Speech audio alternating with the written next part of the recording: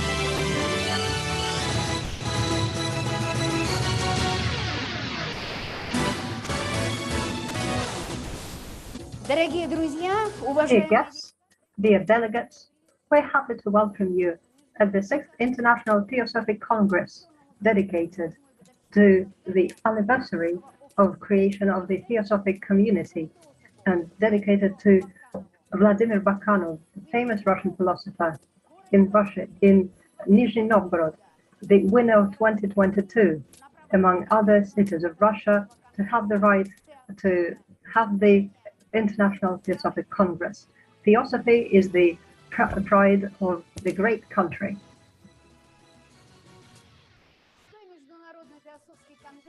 The International Theosophic Congress takes place in the anniversary year, 120 years since the birth of famous people, of Abramov, 70 years anniversary since Kanov birth, 30 years since the foundation of the esoteric Theosophic school named after Blavatsky. We congratulate with the anniversaries of the delegates of the International Congress, and we wish you the fruitful work and to contribute you to form the spiritual values in the society based on the meanings of Theosophy.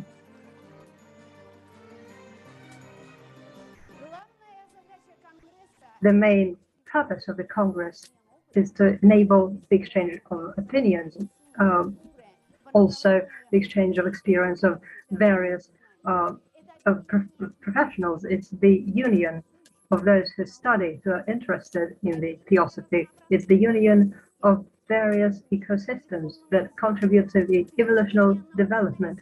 It's the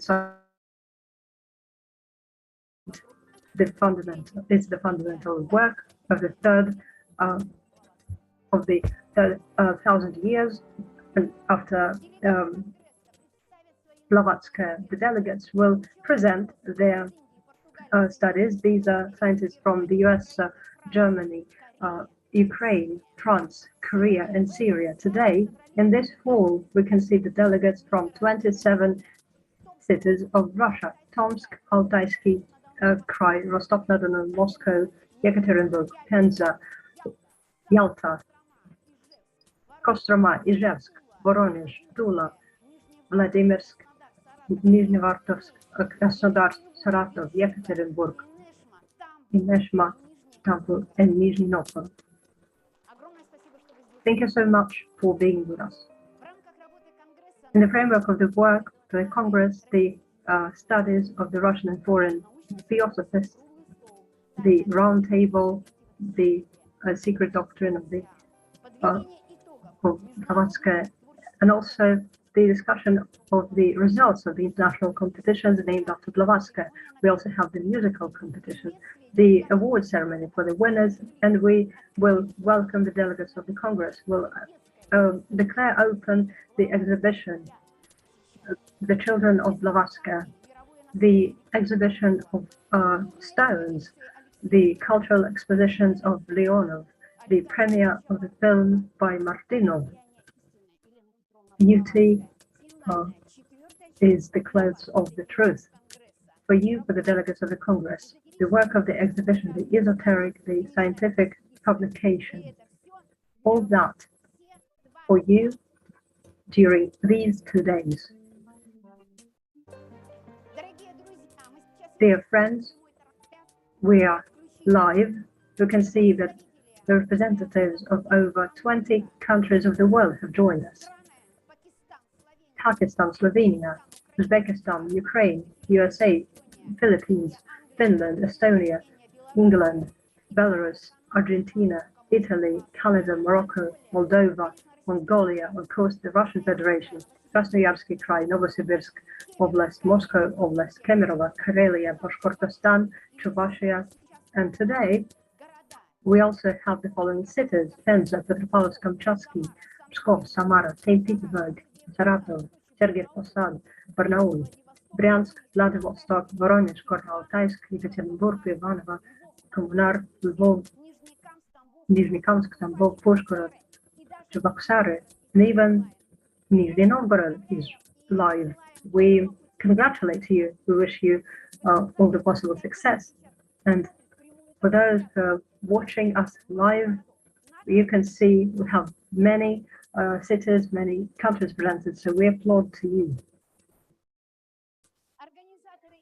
The organizers sincerely hope that the experience of organizing this event will open new possibilities for all the participants of the Congress in their scientific and research work. The development of Theosophy in Russia and in the whole world. We wish all of you the fruitful work and cooperation. Thank you for your joint work and cooperation.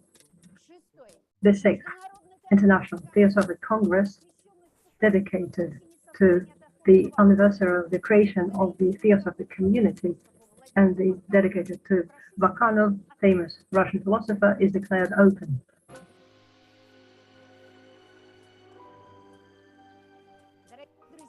Dear friends, this year the Congress was supported by the Department of Education and Culture of Nizhny Novgorod, Duma, and the members of the community chamber. The presentation is for you.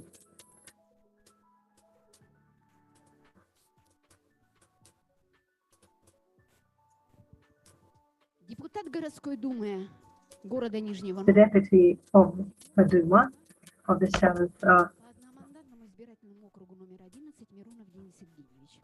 community, Mironov. Dear friends, I'm happy to welcome the participants and organizers of the 6th International Theosophic Congress. For the first time, the Congress will take place in one of the most beautiful cities in Russia, Nizhny Novgorod.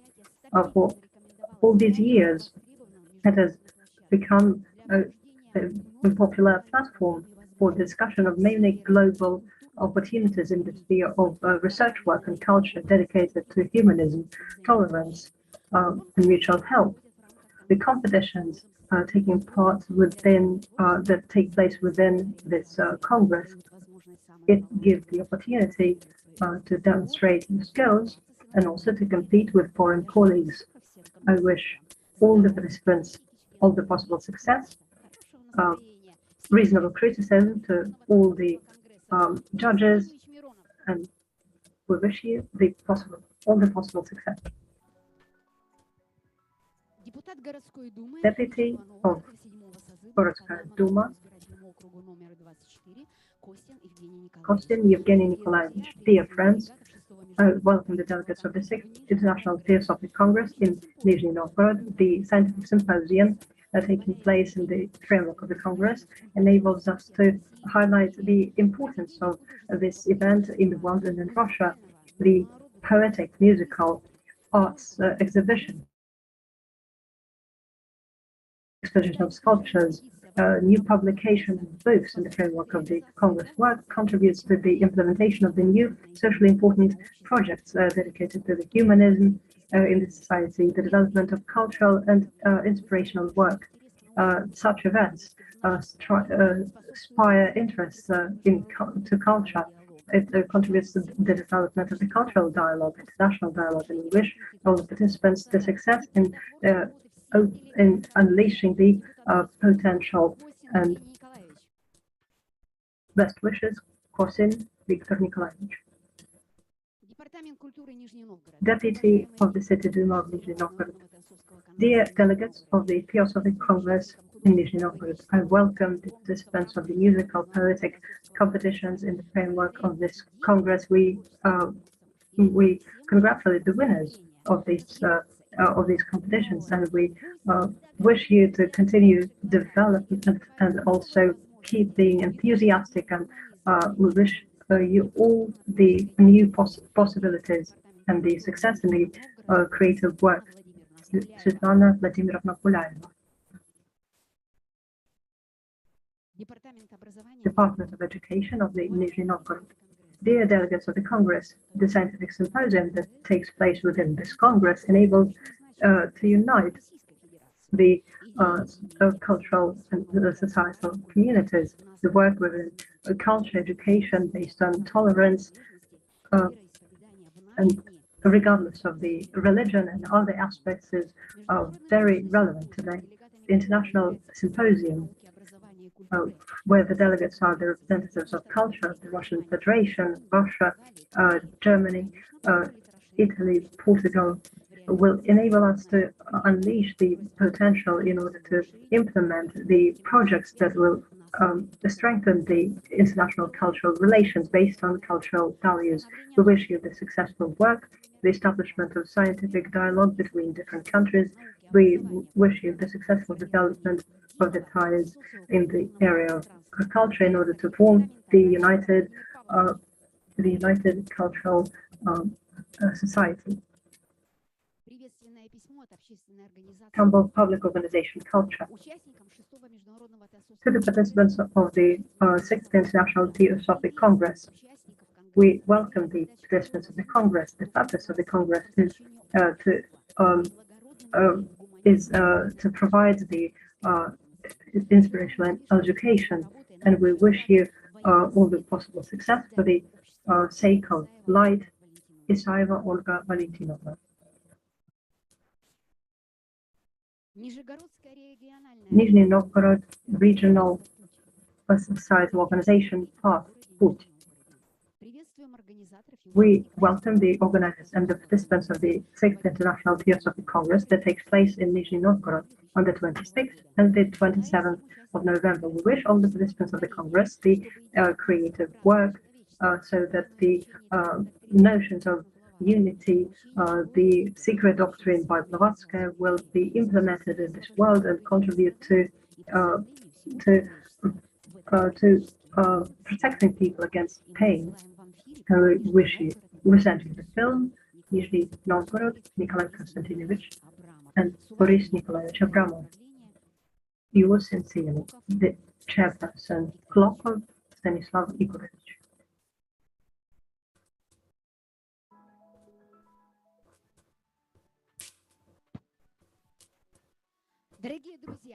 Dear friends, we congratulate everyone who took part in the 6th International Theosophical Congress and has seen the importance of the societal event in the world and in Russia.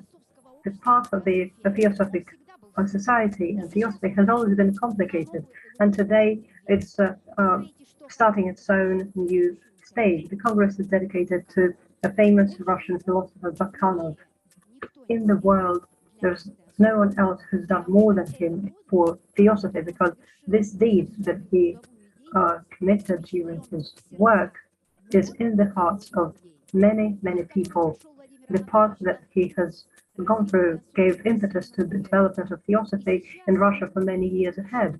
And today, philosophers and scientists in Russia have the opportunity to delegate many of their scientific researches, studies, discoveries, the representation of Theosophy as the necessary change in the conscious mind of people in the world. All that is thanks to Bakhanov, the presentation about him, about the stages of his life for everyone in this hall and for everyone who joined us online.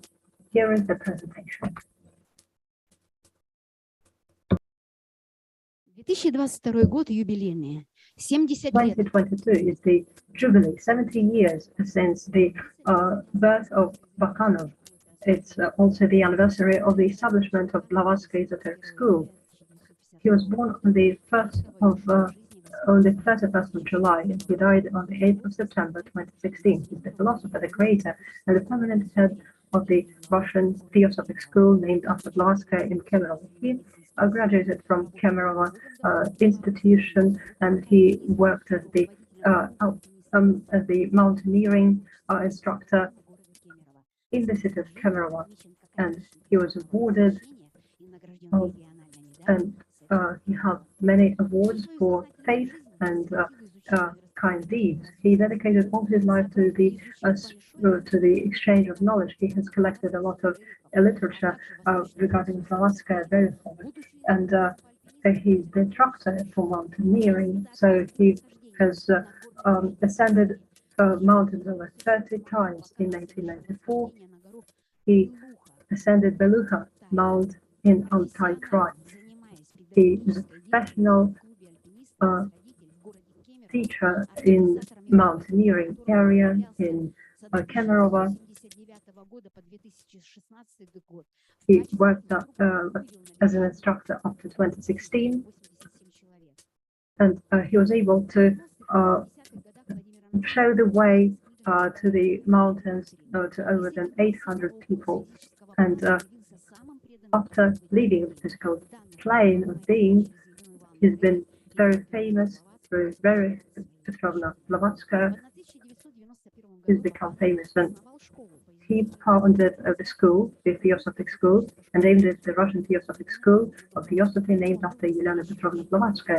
He was the true teacher. He had the mystic consciousness, and he was one of the many who, through analysis, was able to understand the main point of Blavatsky that enabled him not only to develop many theoretical works on Theosophy, but also Kalachakra calendar, which shows the karmic laws. And starting from 1992, he's been taking part in Moscow events, in St. Petersburg events, in Dnepropetrovsk events, and he gives theosophic lectures in many cities of Russia. An esoteric Russian school has been conducting several classes to study the stances of secret doctrine. Representatives of Kemerovo, St. Petersburg, Nizhny Novgorod, Novosibirsk, Krasnoyarsk, Nizhny Omsk, and many other cities of Russia are his students who've gone through his school, and they've become the members of the Theosophic community. Annually, the school published the journal, the magazine, with the publications of Bakhanov, and there's the whole system that discovers.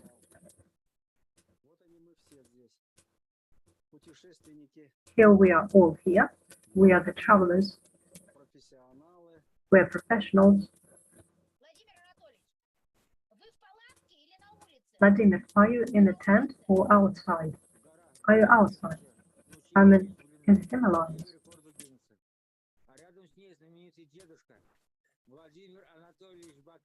Vladimir Anatolievich Bakhanov, our famous grandfather. Miracles happening before our eyes.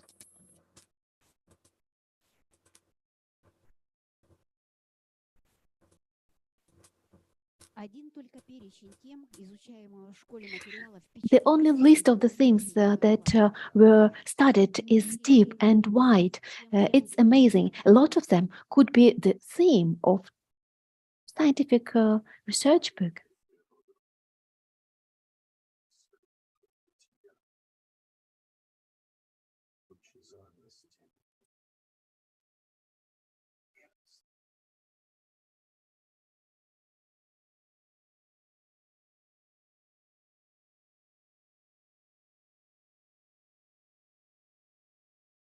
В этом нет никакого сомнения.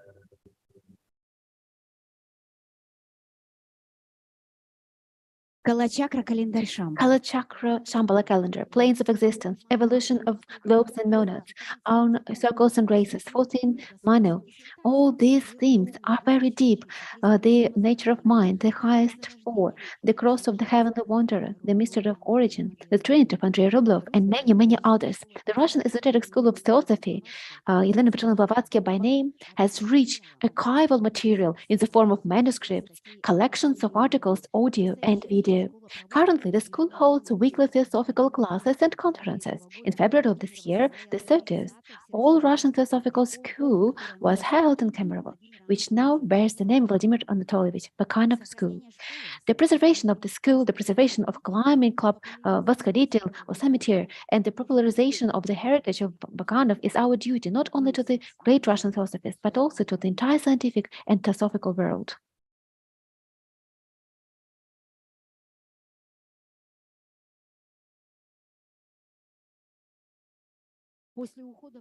After the sad passing of Mr. Bakhanov, Yari continued the development of Theosophy not only in Russia but also in the international level. The third edition of the 2022 issue of the popular scientific journal Theosophical Vector of the International Theosophical Publishing House Albatross, dedicated to Vladimir Anatolyevich Bakhanov, published in English and Russian, and presented at the Congress at the exhibition Book Expedition.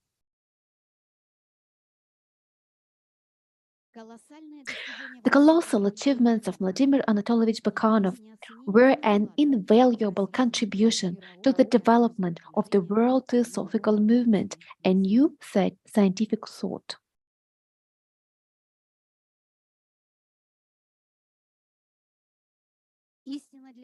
The truth for Theosophy has already been determined, and our task is not the search for truth, but the study of truth, the basis of which is in the secret doctrine. The goal is to form a theosophical worldview. Vladimir Anatolyevich Bakhanov.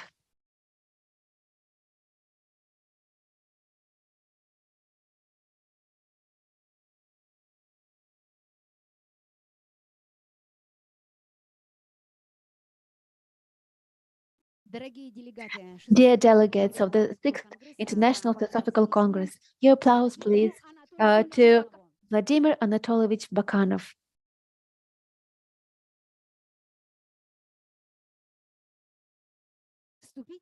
And now the introductory speech is given to the psychologist, the head of the School of Theosophy, a friend and colleague of Bakhanov, Vladimir Vasilyevich Yari. Please welcome.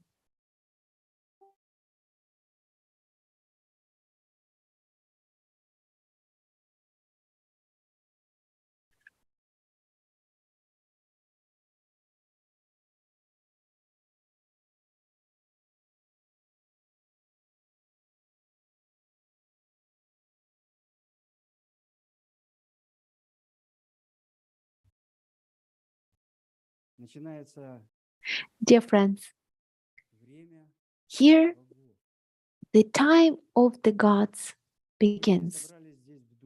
We all gather together here in spirit, and our dedication, devotion to Vladimir Anatolyevich Bakhanov should be held in spirit.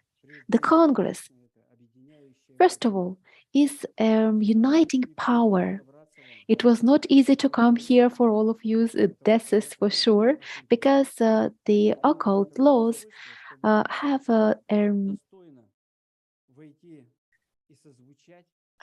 this skill of making you sound together with the highest energies of ideas that were brought to us by the teachers of humanity. And the decent students understood it right and guided these to us. They made the logical connection.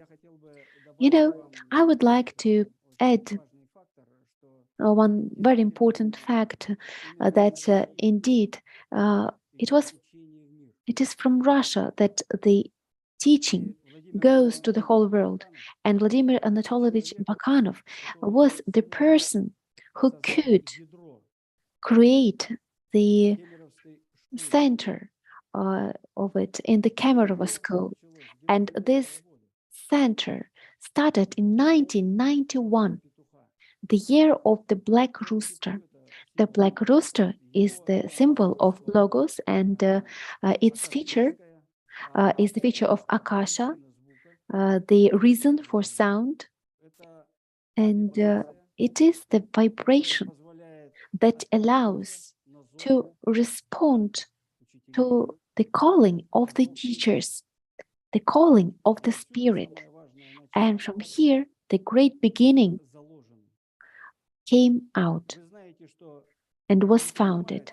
You know that the highest energies, they cannot be perceived by medium average consciousness, but so of course at the peak or at the edge of the needle, it was necessary to go through this very hard matter of hearts that were not awakened. Let us start our Congress with the great sound, which is the voice of silence, something that was pronounced. It is the silence, but whatever will be verbalized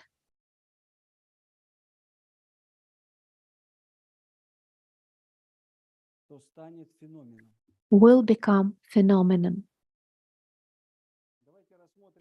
Dear friends, let us consider our today's combination of nidanas according to the thought that was provided to us by Elena Petrovna Blavatsky in the Pearl of the East.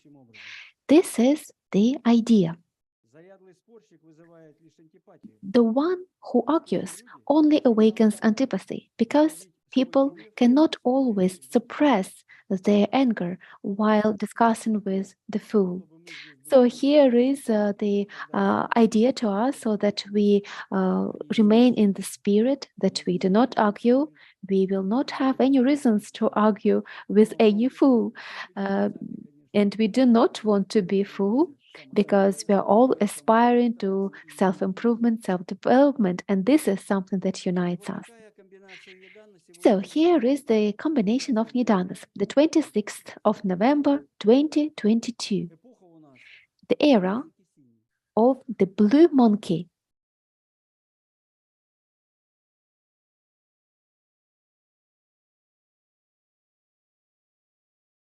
Here.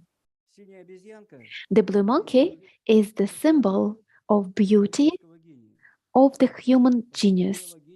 As a matter of fact, the human genius is the thinker, and the thinker should first of all be able to think, to provide a quality thought and clear thought, so that the clear images get created. For this, the era of Aquarius, and I would say the era of the mother of the world is symbolized by this blue monkey. The mother is the symbol of beauty, and the world is self-denial. In this combination should be remembered when the person can be created and the purity of thought, when first of all we follow, we do not leave this world of matter, and this, but we try to transfigure, to transform this world by the power of spirit, by the ability to manifest the world power, which is psychic energy. The psychic energy is the foundation of the thought, because the impetus, the impulse, equals the consequences, the thoughts, and it should be of high quality. This is why we are in the era of Aquarius, but we are also under the constellation of Aquarius. And this constellation, of course, we find it in the Kala Chakra calendar. Here. Here is the constellation of Aquarius, which is first of all makes us want to create a new astral body, the body transfigured by the spirit, by the fiery spirit. So this response to the teacher's calling should start with this spiritual energy, and then we can settle our feelings. And this is creation of the new astral body that will be completely formed, because our astral body is not complete. It is only completed by the lower centers. The higher centers were under the power of the lower centers. The century is the white dragon. The white dragon is the symbol of complete wisdom. The complete wisdom is the consequence of condensation of the ideas, so that this wisdom can be manifested. It means in every one of us, this condensation should occur. So we should imagine the world, we should perceive the world by a freer consciousness. The year of the black tiger himself symbolizes the birth, or this birth in suffering, which is necessary to give the birth to a new person, the spiritual person. The black color is the symbol of akasha, or water, which is the reason for sound, or that element in us, in our spirit, which can respond to the calling. The mouth of the white dog, which symbolizes the personality, the firmness of the personality. Imagine that the whole month we are in this tension when we are trying to affirm the personality on the basis of the great idea of the common welfare. This is where our personality should affirm itself. So that's why it was not easy to get to the Congress, because the personality will resist. It will try to trigger the idea that we should argue, or try to listen another one, try to accept another one as they are. And all this is for the commonwealth welfare. The week of the red goat. The red goat symbolizes the love of the spirit. The red color is the symbol of fire or spirit. So love should come from understanding of the beauty of being, of existence, or that absolute truth. And in this case, the spirit is happy, and a vibration makes it emanate with the warmth of the heart, which is called the love, altruistic, impersonal. The day of the blue goat symbolizes this power of Kriya Shakti, the pure thought. The pure thought is born, first of all, by unconditioned consciousness. When a human being is in this state of impersonal perception of the world, unconditioned, not judgmental, this person is only moved by the new combinations of energy, with the help of which we can create the new world. And this power, Kriya Shakti, is the power that creates our world. First of all, it is created in ourselves by the ability to think purely and impersonally, and then we can emanate this world from us, being in any society. Congratulations to all of you with the beginning of the Congress. I wish you all good luck. Thank you very much. Dear friends, and we start the working session of the Congress and invite our first delegate who opens the Congress, Franzusov Sergei Alexeyevich, PhD in philosophy, the researcher of the Russian Academy of Science, Hebraistic and sinologist of the St. Petersburg State University, Russia, St. Petersburg. Let me tell you a little bit about Sergei Alexeyevich. Alexeyevich graduated from the Leningrad University, the Faculty of Eastern Studies, and he fielded with flying colors and received the qualification of historian of the Arabic countries. He also defended his PhD about the Middle Ages. In the 1990s, he was accepted as a member of the Institute of Eastern Studies and also defended his PhD in history. He is the associate professor, author. He wrote more than 300 articles. He is a professor of the St. Petersburg University, Department of Eastern Studies and African Studies of the National Scientific Institute, the High School of Economy, St. Petersburg. He is a professor of Ethiopian Arabic language. He is a professor of the course of religion, and here is his lecture, Humanistic Component of Elena Petrovna Blavatsky. Agni. Oh, Agri. Thank you very much.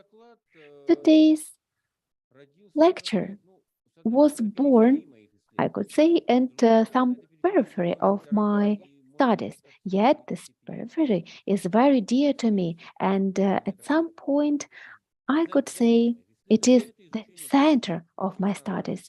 The studies of the works of paleontologist and author Mr. Yefremov. He wrote a lot of books on adventures and scientific research, and I love him since I was a little boy. So, nowadays it is customary to raise the preservation of the traditional heritage of the peoples of our planet on the shield, making goals to protect it from westernization and globalization. We should not forget that some elements of such heritage, for example, patriarchal slavery, did not deserve to be preserved in any way. When getting acquainted with Hindu civilization, along with its very attractive, fascinating sides, such disgusting customs as sati in modern times were revealed to the eyes of Europeans. English sati obsolete. So, quite doubtful. When the sati was revealed to Yefremov from the works of that were published in USSR, and he wrote about the gardens of Kashmir in the third part of the Triumph of the Tiger of this work. One of his main heroes, the Indian artist Dairam Ramamurthy, who survived a serious spiritual and moral crisis, is addressed by his teacher, history professor Yogi Vitarkananda. Our sati. So, from in the ancient legends, glorify the love of women who committed suicide on the side of their husband, few so brave, fanatical love to their beloved one. They could not perceive the life without their husbands. Only just like that, Dairam, there were no other feelings there. And during the Muslim conquest of India, after thousands of Hurrians committed suicide by throwing themselves into the flares or burning besieged cities, as not get in the winter. That became custom. And it expanded from the Brahmins to Sudras, and in order to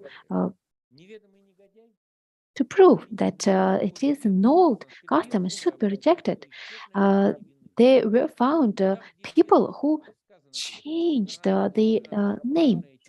When the Vedas was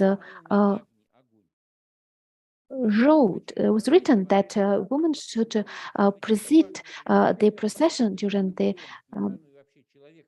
farewell to their husbands, it was changed to Agni, the fire, and Yefremov wrote a lot about it. It is obvious that Yefremov, who was fond of India, but had never been there and was not an indologist, learned a lot about the change of Agra to Agni from some third, but from where exactly? Quite unexpectedly, it turned out that it was the only major work of Helena Petrovna Blavatsky, written originally in Russian, from the caves and wilds of Hindustan. But before we turn to the truth, let's try to find out when the future of the author of Razorblade could have met them. Of course, this is how she was in the end of the 19th century.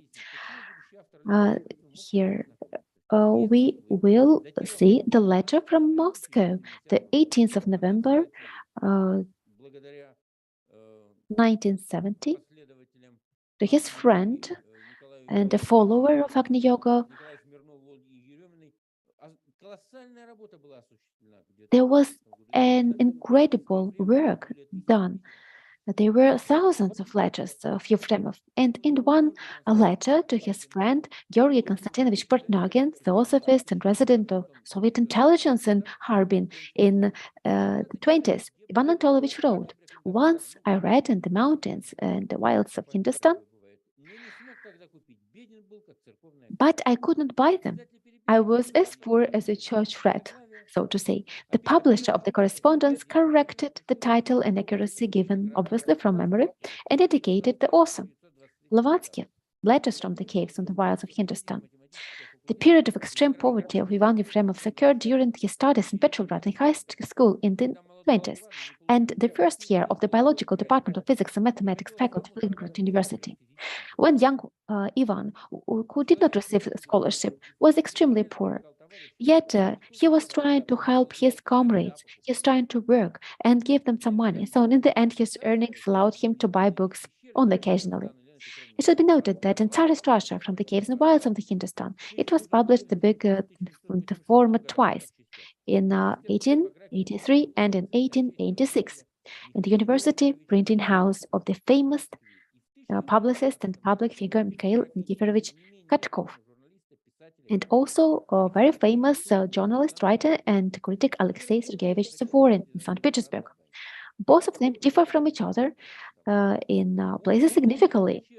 However, in the section related to sati, the second of them, the one of 1912,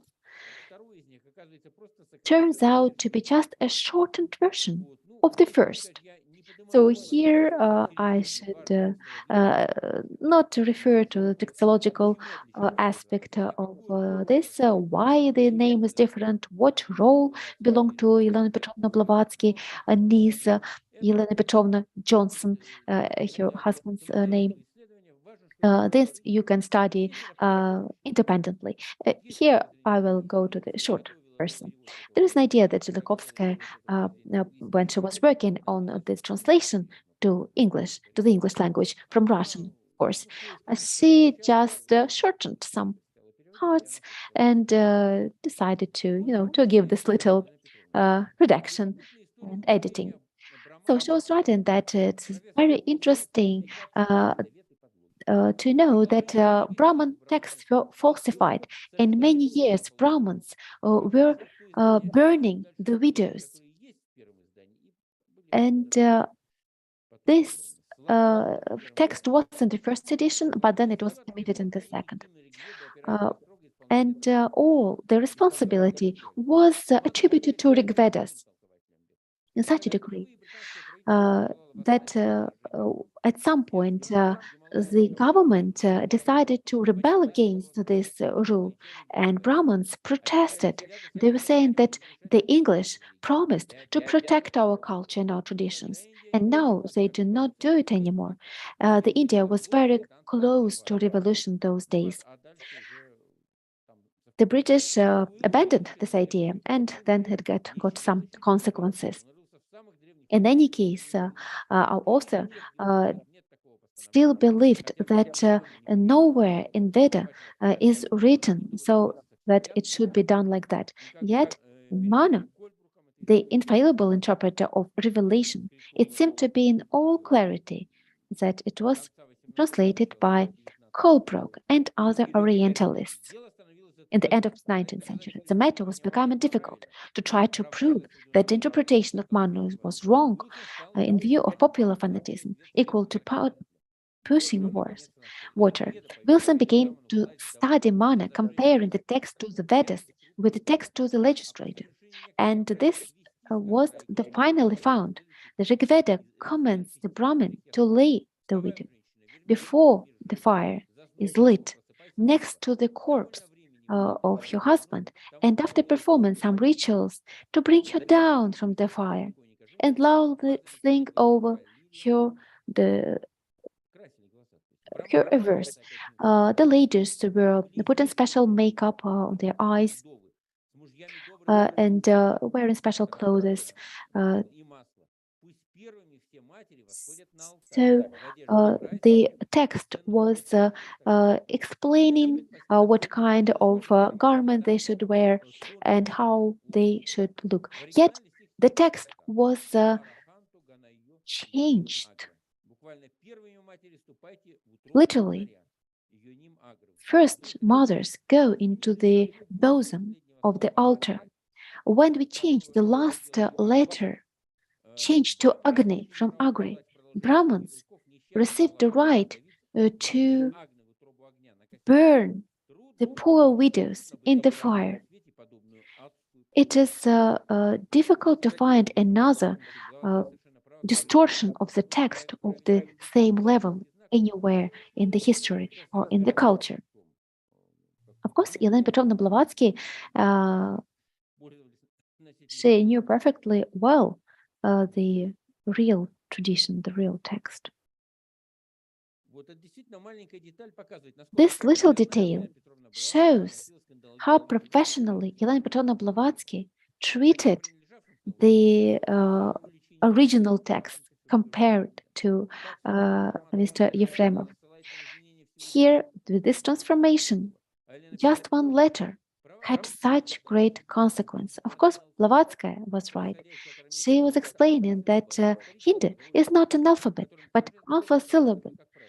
And the combinations of vowels and consonants should be considered. It's not only about letters, but also about symbols. And all this should be understood before we proceed with deeper studies. The rigid scientific research, scientific approach with the references is quite clear. We should not just refer with the pages, etc., because editions may be different, but we should study the complete work thoroughly. And any educated person should and could have this edition. It was quite popular because it had 2 editions and was published twice. Elena Blavatsky worked with the Oxford University professor Gorazzi Helmut Wolf and German and English philologist Max Müller. They are scientific and even very, very deep. From the point of view of the contemporary bibliography, these references look quite short, without precise pages. Yet they are very important when we are talking about the traditions of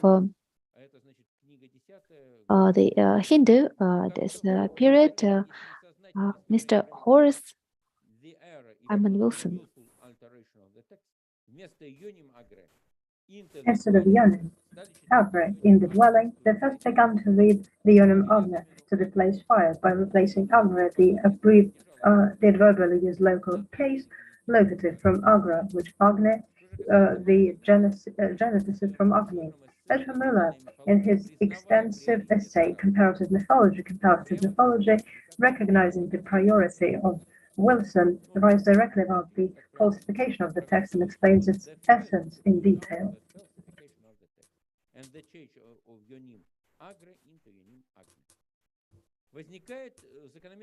A natural question arises: is this textual correction by Wilson and his conclusions about it outdated? It turns out that it is not so. In any case, the reading of Yonim Agri in Rig Veda 18.7 remains generally accepted. However, its interpretation causes certain difficulties and turns out to be rather related to the return of women to the performance of marital duties after the expiration of the mourning period. Let the women ascend first to the marital bed. Let the wives ascend first to the womb. Let the wives first go to the womb. This small textual excursion clearly shows how the literary heritage of Blavatsky and even its rather prized form of childhood essays continued to have a very beneficial influence even after her death, introducing those who were lucky enough to get to know him to the customs and traditions of the peoples of India and neighboring countries' regions. Thank you.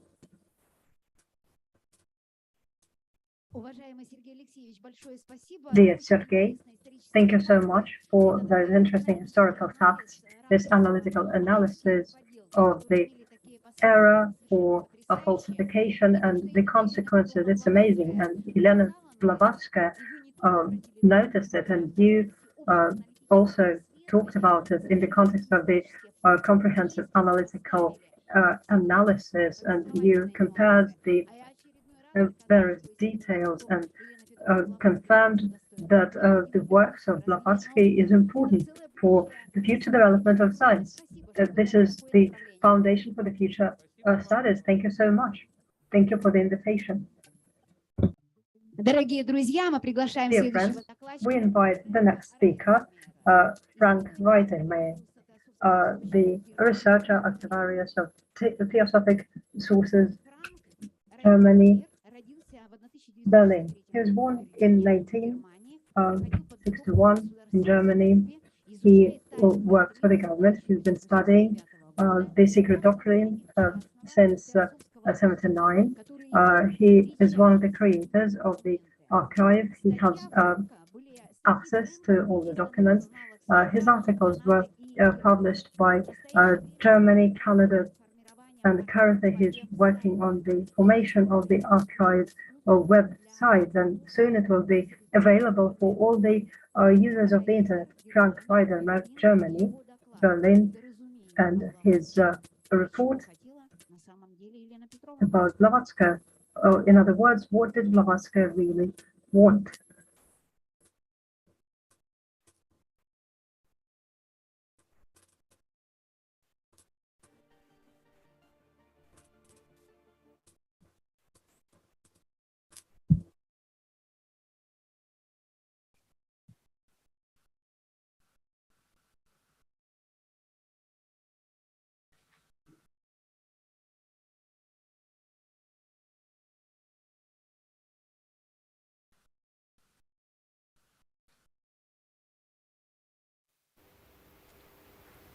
Dobry den, sehr geehrte Damen und Herren, liebe Delegierte des Kongresses, liebe Wahrheitssucher, liebe Theosophen.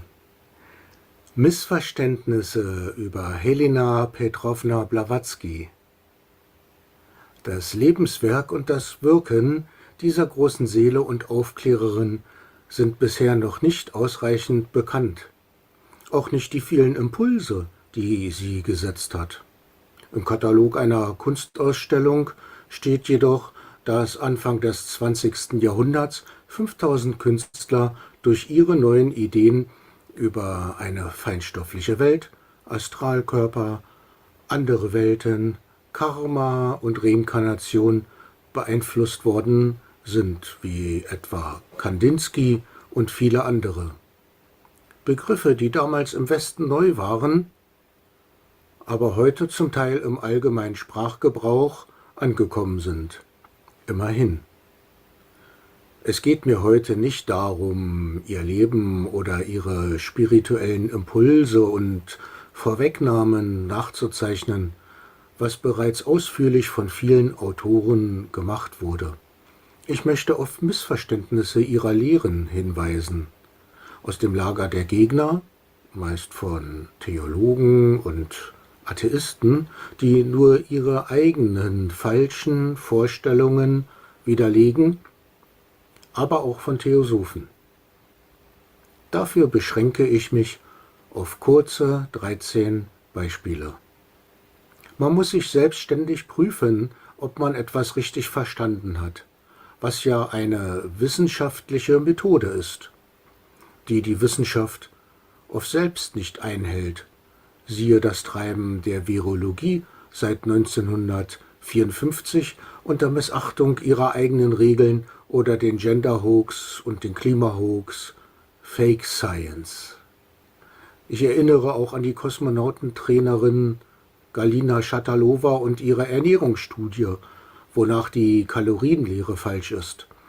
Sie stellte fest, dass ihre Arbeit wohl von keiner westlichen Universität akzeptiert worden wäre. Weil es mir um das Lehrinhaltliche geht, spreche ich nachfolgend immer von HPB, wie Vor- und Nachname in der englischen Schreibweise abgekürzt lauten.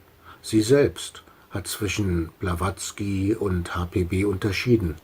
Mit HPB meint sie ihre Rolle als Verkünderin der Weisheitslehre. Ihr erstes Buch, Eises anwählt, 1877, lüftet den Schleier von Mutter Natur nur ein klein wenig. Im Wesentlichen wird die Lehre hier noch nicht dargestellt, vielmehr zunächst ihre Negation, was die uralte Weisheit nicht ist.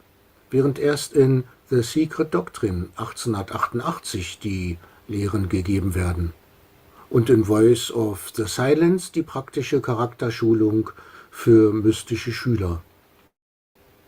Erstens, Kritiker behaupten, Reinkarnation oder die siebenfältige Konstitution habe sie 1877 noch nicht gekannt. Richtig ist, dass hier noch die bekannte dreiteilige Konstitution genannt wird. Reinkarnation wird sehr wohl behandelt, wie ein Blick in das Stichwortverzeichnis verrät. Allerdings vor allem in der Negation der falschen Vorstellungen eines Allan Kardec über die sofortige Wiederverkörperung der Seele ohne Aufenthalt in höheren Welten. Einen Kritiker, der einen Bestseller schrieb, fragte ich bei einem Treffen einmal, ob er nicht wenigstens das Stichwortverzeichnis prüfen könne. Er antwortete verblüffend ehrlich, dass er gar kein Buch von HPB besitze und auch nichts von ihr gelesen hat, sondern nur das, was andere über sie geschrieben haben. Der eine schreibt vom anderen ab, aber keiner prüft, ob es stimmt. Zweitens. Weiter wird HPB vorgehalten, dass ihre Bücher voll mit vielen Zitaten sind, ein Sammelsurium. Sie hatte wohl nichts Eigenes? Liest man ihre Bücher selbst und glaubt nicht, was andere schreiben, stellt man fest, dass sie die Zitate nur zur Beweisführung heranzieht und danach kommentiert. Ihre Kommentare dazu sind der rote Faden, der die Weisheitslehre ausmacht. Hätte sie nur diese gebracht, ohne die Glaubhaftmachung durch Zitate von Gelehrten, hätte man wiederum ihr vorgehalten, sie habe keine reale Grundlage und alles erfunden. Ich habe 2 Regale voll mit Anti-Blavatsky-Pamphleten. Ich habe darin fast nichts gefunden, was entweder stimmt oder was nicht von HPB selbst eingeräumt worden ist. Unfehlbar ist sie trotzdem nicht. Oft haben sich auch Fehler durch Dritte eingeschlichen, durch Korrekturleser oder durch Lesefehler ihres Schriftsetzers. Ihre Schwester Vera bestätigt, dass sie ein schärferer Kritiker war als ihre Kritiker, die sich offenbar nicht vorstellen können, dass HPB mehr wusste, als sie schrieb. Ihre ersten Schüler, darunter William Quanjudge, Oberst Olcott und andere, bezeugten jedoch, dass sie ihnen privat schon 1875 lehrte, was erst 1888 in Buchform erschien, wie die Lehre von der Reinkarnation. Und sie hatte eine andere Denkweise. Sie wollte nicht missionieren oder indoktrinieren, sondern zur Selbsterkenntnis des Göttlichen im Menschen verhelfen. Als Wegweiser. Ein Wegweiser weist den Weg, aber gehen muss man selbst. Der Wegweiser geht nicht für uns. Darum lehrt sie auch keine stellvertretende Erlösung und auch kein stellvertretendes Denken. Eine okkulte Regel besagt, dass nur so viel mitgeteilt wird, wie es angenommen und verstanden wird. Wer anklopft, dem wird aufgetan. Drittens. Dürfen Theosophen denken? Manche glauben, Denken sei schwarze Magie. Man müsse nichts weiter tun, als regelmäßig alle Sitzungen besuchen, das beobachteten die Meister und schenkten für das brave Absitzen als Belohnung die Erleuchtung. Mehr Missverständnis geht kaum. In einem Mahatma-Brief an Dr. Franz Hartmann steht, dass sie keine Kindermädchen seien, dass sie Mitstreiter brauchen, also keine passiven Gläubigen. Und HPB differenziert. Danach soll das Denken das Pferd sein, nicht der Reiter. Das heißt, das Denkprinzip wird als notwendiges Werkzeug angesehen. Es muss die Seele wiedererweckt werden, Atman Buddhi Manas, die das Denken in die richtigen Bahnen lenkt. Schafft man das Denkprinzip ab, wird man ein Idiot und findet nicht mehr nach Hause.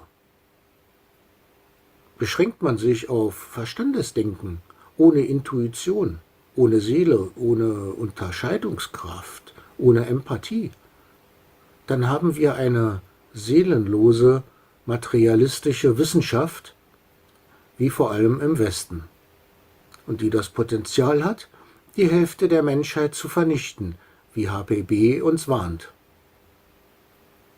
Frage an Radio Erivan: Kann man ohne Denken zur Erleuchtung kommen? Antwort: Im Prinzip ja. Man muss aber nicht erst in den Keller gehen, wenn man auf den Dachboden nach oben will. Viertens. Die Definition des Persönlichkeitsprinzips ist bis heute nicht präzise genug ausgearbeitet worden.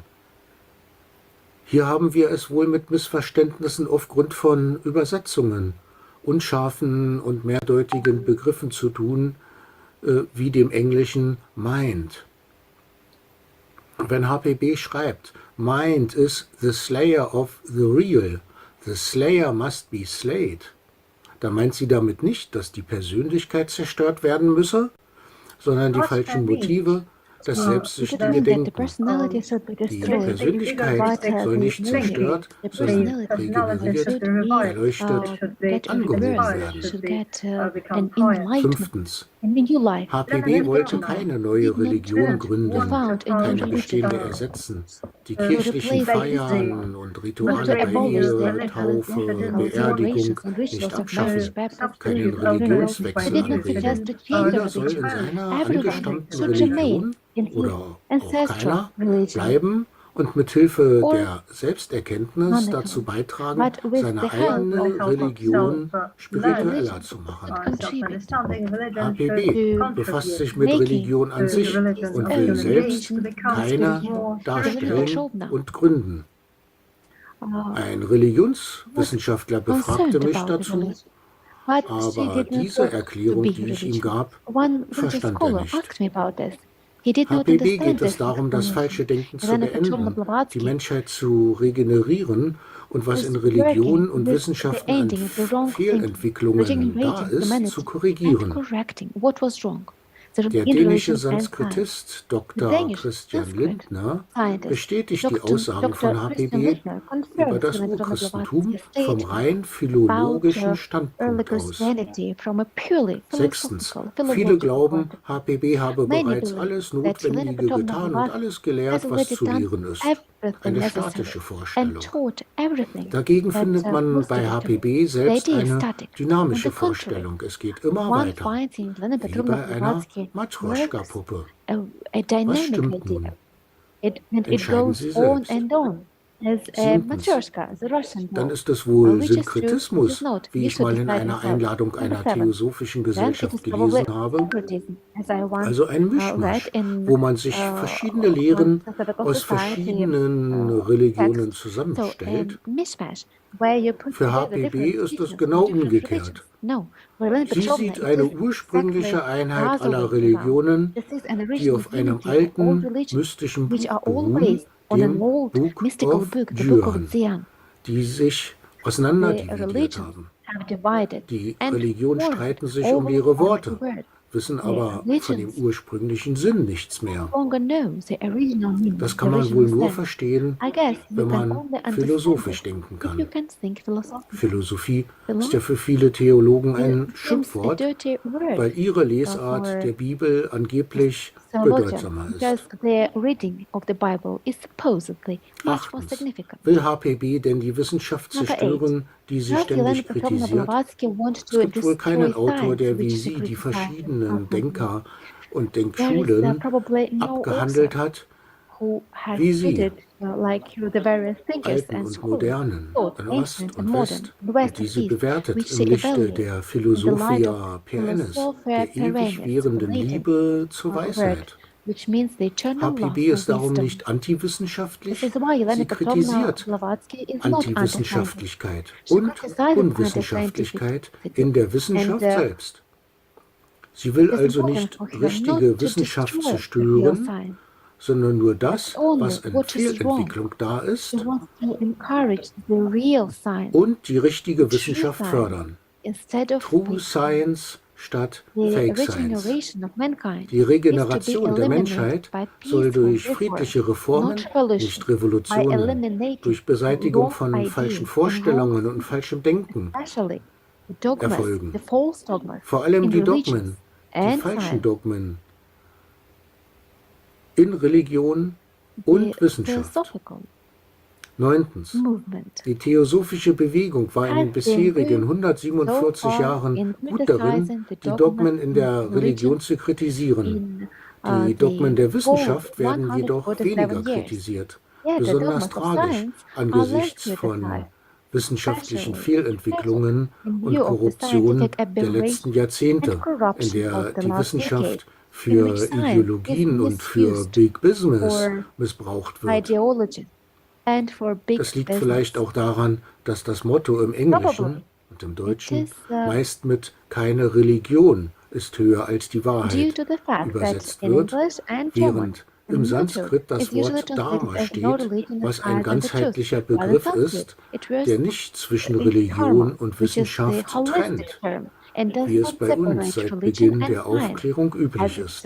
has been in our country Wenn since die the beginning Dogmen of the von Enlightenment. Dharma angegriffen If the gehören, dogmas of dann dharma sind damit alle are attacked, Wissensgebiete then all gemeint fields of knowledge are meant und nicht by nach and westlicher not to be Lebensart separated entweder according to the oder Western zu way of trennen. thinking, In diesem either or. falschen entweder In oder this Denken wrong statt sowohl either als or auch, thinking, ganzheitlich, instead of deduktiv statt induktiv, both as well, platonisch statt holistic, aristotelisch, deductive im instead of Zen-Buddhismus inductive, als Koan Platonic bekannt, instead of liegt der Aristotelian, Grund für das häufige known in Missverständnis, Zen dass Buddhism viele as Interessenten koan, glauben, es lies gehe the nur reason um for the Religion frequent oder die misunderstanding Theosophie that sei many sogar selbst eine people Art believe von Religion, that it is nur only ohne Altar about und religion, Weihrauch. or that Theosophy Sie is kommen given the dann kind of in truth das nächste itself, only Missverständnis, without in der altar westlichen and Wissenschaft a priori then das to Heil get zu into the next suchen, misunderstanding das man of nicht mehr looking hinterfragen for müsse. salvation a priori in Western science,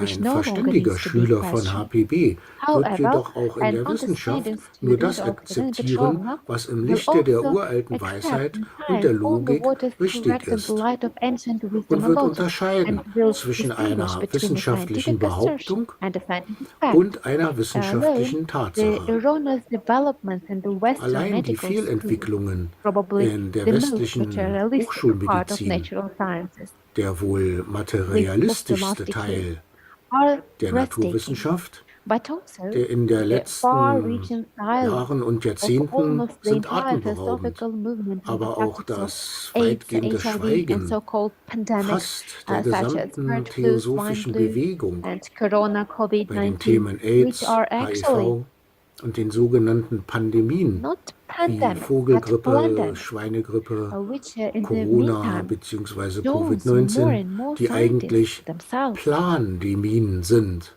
was inzwischen auch immer mehr Wissenschaftlern selbst Infinite dämmert. suffering has been brought Unendliches by Leid the haben die falschen misconceptions that Vorstellungen material gebracht, particles flying through the dass air materielle Teilchen, affect die one durch and die cause Luft disease. fliegen, einen Always befallen one and the same, und Krankheiten and never auslösen. another.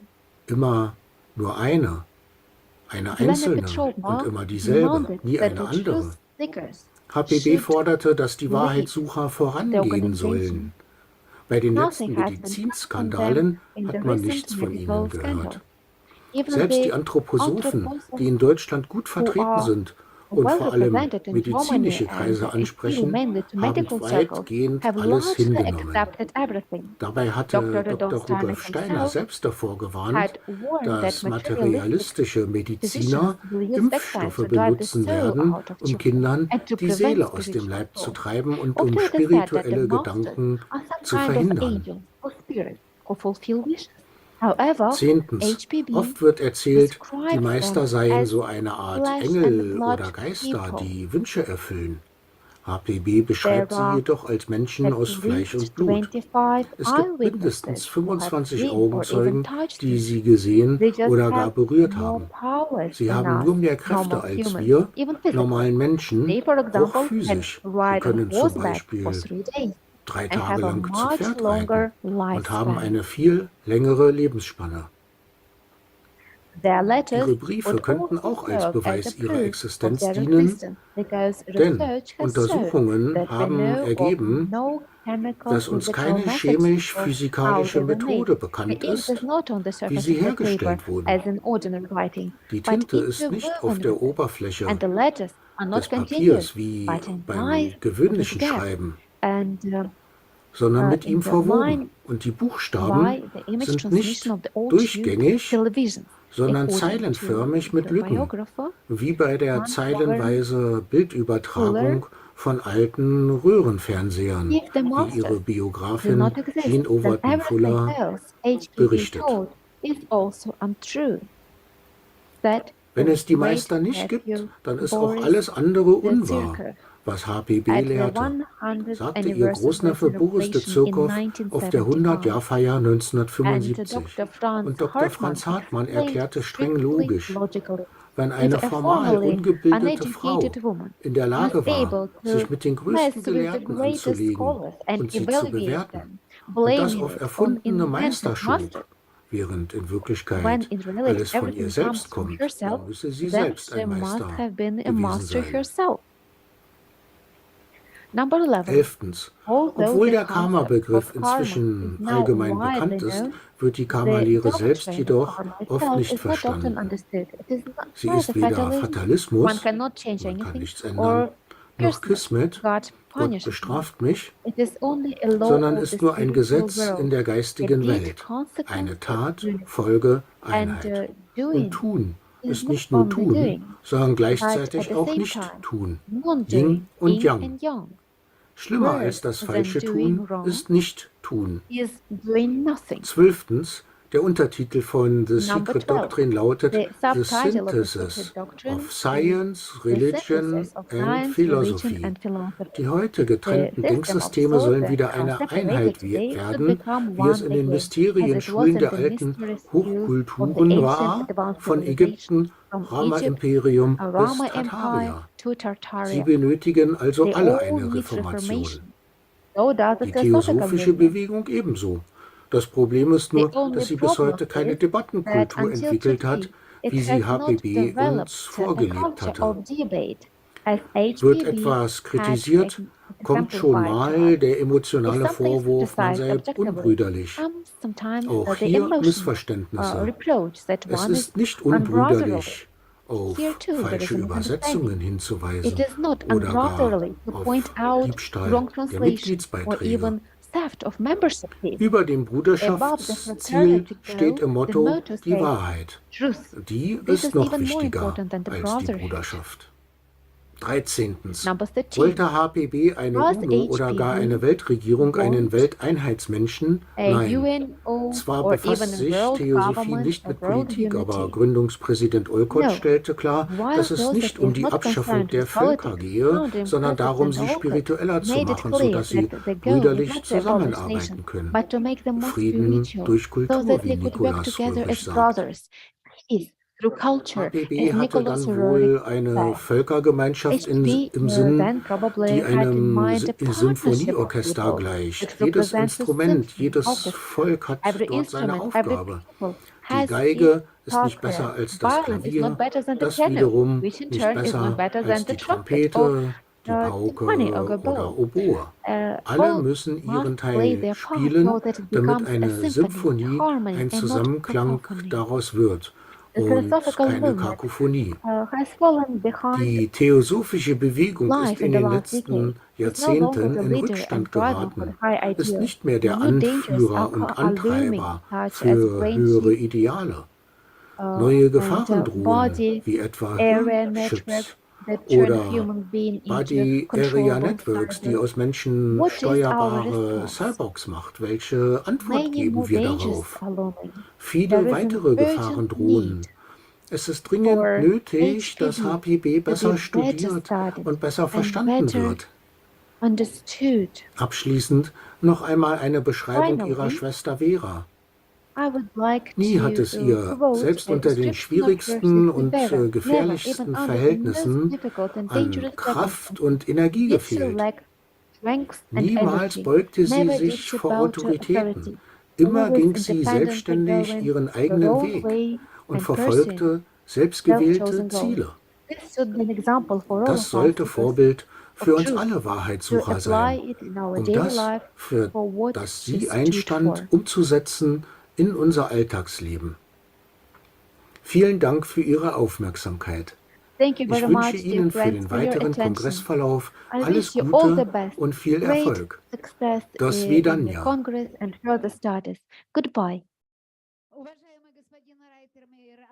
Dear Mr. Reitimer, thank you very much for your wonderful lecture. 13 points of misunderstandings that surround Ivan Petrovna Blavatsky. I like the number 13. The facts, examples were so exact and so interesting.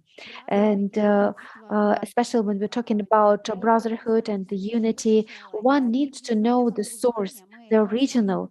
And when we know the source, we can clear our own consciousness without distorting and falsification. I think in Russia, Theosophy has been following the way of not proving anything to anybody that HPB is the original source. We are not proving it. We are not falling for it.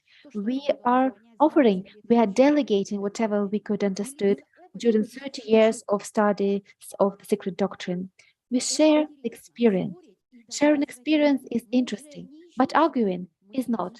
We are not looking for truth. We are studying it, and the basis for it are given in the secret doctrine. As it was said, it can be explained by the motto, let the one who disagrees prove the contrary. By developing our potential, by our inner work, we blow the dust from the great spaces.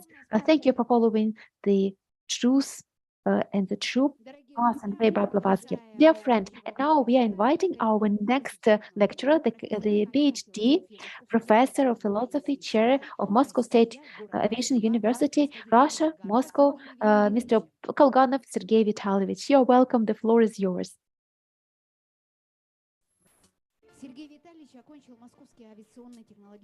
Sergei graduated from the Technological Institute named after Tsiolkovsky, and he is specialist for aviation engines. He had a PhD in the Moscow University named after Lomonosov at the methodology and sciences. He defended the dissertation on philosophy as the conception of unity and he also reads lectures, philosophy of the Oriental studies. He's the author of many publications, the philosophical anthropology. He's a member of the Russian Philosophical Society. He works in the Moscow Philosophical Institution. He gives lectures to bachelor, master degree students, and PhD students. Russia, Moscow, and his new speech. Dear participants, in my speech on the ideology of new conservatism on non-heterogenesis, I'm going to talk about the new element of the human history. Now more than ever, it is necessary to have a strategic vision of the future. At the same time, it seems important to make a return to the past in the form of a kind of new conservatism. Here, by conservatism, we mean a return to spiritual and moral values, to the priority of the spiritual over the material, to the culture of inner life, to its cult, we can say. In our attempts to create the worldview of the man of the future, we need to start from the basic principles of its formation. We need to build a hierarchy of fundamental ideas, like Platon used to do. It's the ideology, to which the best aspirations of mankind are revolutionary directed. Here we have tremendous achievements in the field of philosophy. First of all, in the philosophy of unity, based on the ideas of goodness, beauty, and truth. In Russian Cosmism, with its ideas of human liberation from the narrow space-time framework of existence, and the development of new worlds and sources of energy.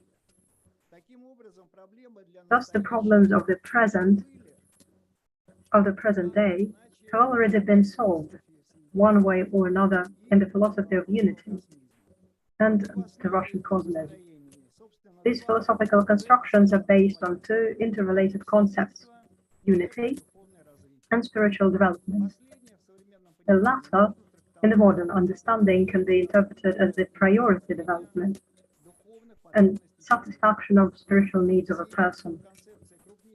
The unity in the concept of the greatest Russian philosopher of the 19th century, Vladimir Sergeyevich Solovyov, is expressed in several aspects. In terms of anthropological aspect, through the unity of truth, goodness, and beauty as the landmarks of human life, here the unity in the external world surrounding a person, in the area accessible to his five senses, in his absolute beauty.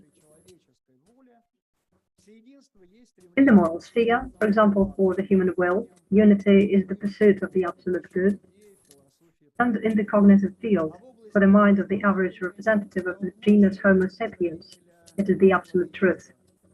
If we consider the epistemological aspect of unity,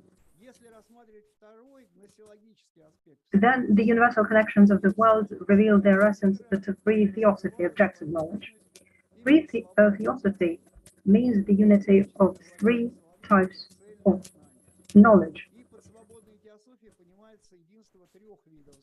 It's the empirical science, rational philosophy, and also mystical religion.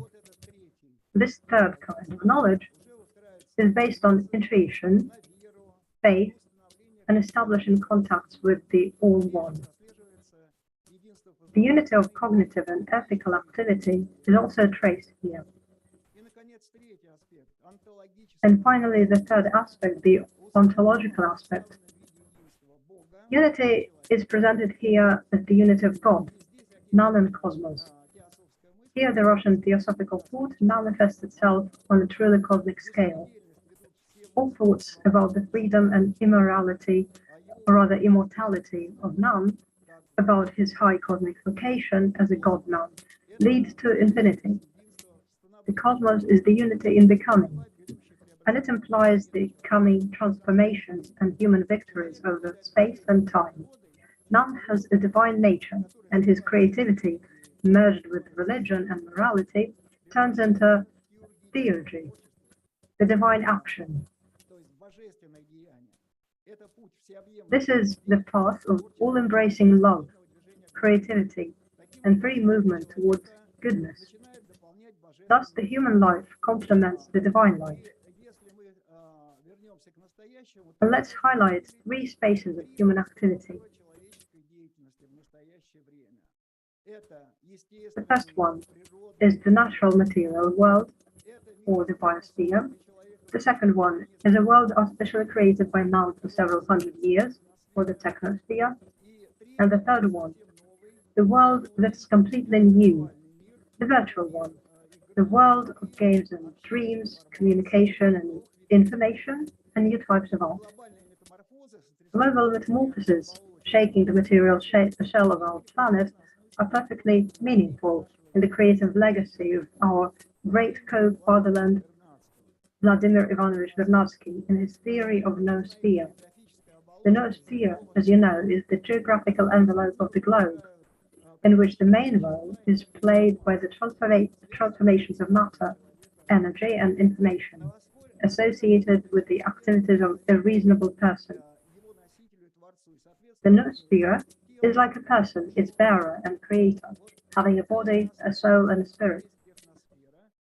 The body is a technosphere that unites all means and processing energy and matter, transport and communications. And the main purpose of noosphere technology is not their transformation of nature, and moreover, not its conquest, but the transformation of the technosphere, bringing it into life with a requirement to preserve the stability of the biosphere and the needs of people. Moreover, not only physiological, but high spiritual needs associated with work and creativity. The soul is a sociosphere that includes the totality of relations between people and social structures. And it's obvious that the main crisis of this day is not a completely reasonable approach to solving environmental, economic, and political problems of our time. And finally, the pearl, the spirit is the ideosphere, the sphere of ideal products of human activity, such as mythology, art, science, and religion.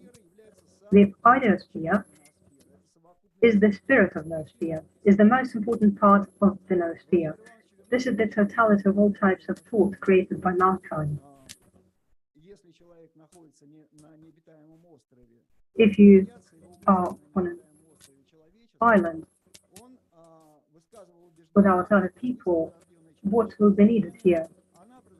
So already in his youth, Vernadsky develops a conviction that the thought generated by human co-knowledge continues to exist outside his body.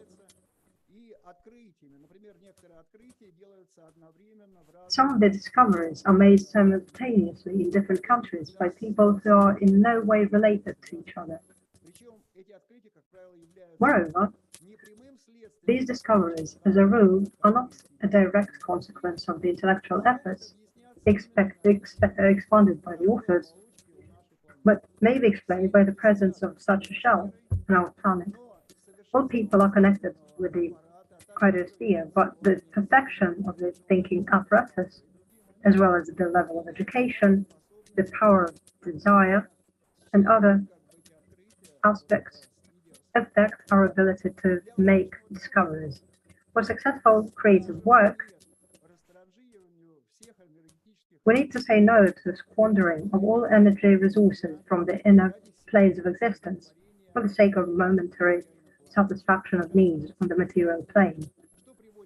This leads to the energy bankruptcy of a person with subsequent deterioration of his health, depression, and the desire for pseudo-replenishment of energy with the use of narcotic drugs. We shouldn't waste our huge spiritual potential for the sake of external goals. And there have been many people who try to accumulate this spiritual knowledge. Hence, the special responsibility of a person for the state of nature and for his own thoughts. This approach corresponds to the general trend of development of everything from the lowest to the highest, and opposes the modern new ecological worldview, according to which a person should take his place in the biosphere, along with other representatives of flora and fauna, and limit the population growth of the planet Earth. The population growth is a natural process of evolution of the material system, striving for an ever higher level of organization. To reverse this process, giving way to the development of the plant and animal world, is the idea for those who do not keep up with the evolution.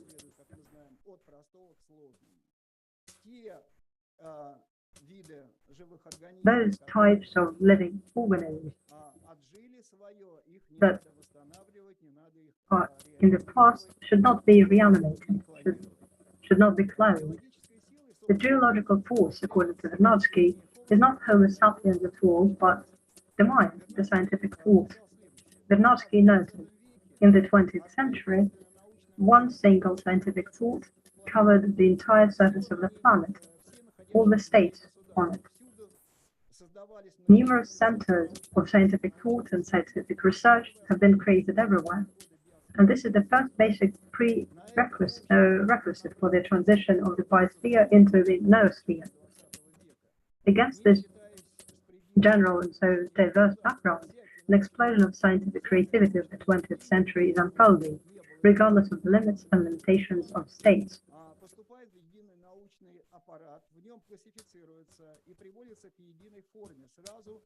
Every scientific fact, every scientific observation, wherever and by whomever they are made, enter into a single scientific apparatus and are classified in it and brought to a single form.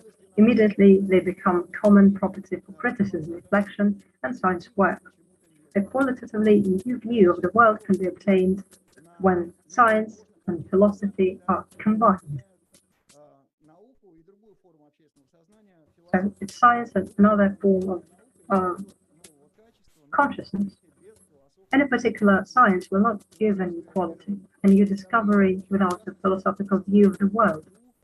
A philosophical worldview, in general and in particular, creates the environment in which scientific thought takes place and develops.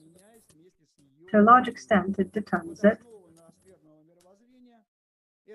and the basis of the Gnostic worldview is the harmonious relationship of scientific knowledge, philosophy, and religion. As Blavatsky said, the unified understanding, holistic understanding of the world is possible if the development of a fruitful and responsible attitude to it takes place. Before our eyes, the biosphere is changing dramatically, and there can be hardly an option that the restructuring of it by scientific thought, manifested in this way through organized human labor, is not an accidental phenomenon depending on the will of man, but is a spontaneous natural process, the roots of which lie deep and were prepared by an evolutionary process, the duration of which is estimated in hundreds of millions of years. It is a quotation by Blavatsky. Here we can see a hint of the accelerating evolutionary process leading to the decompression of the Earth's firmament.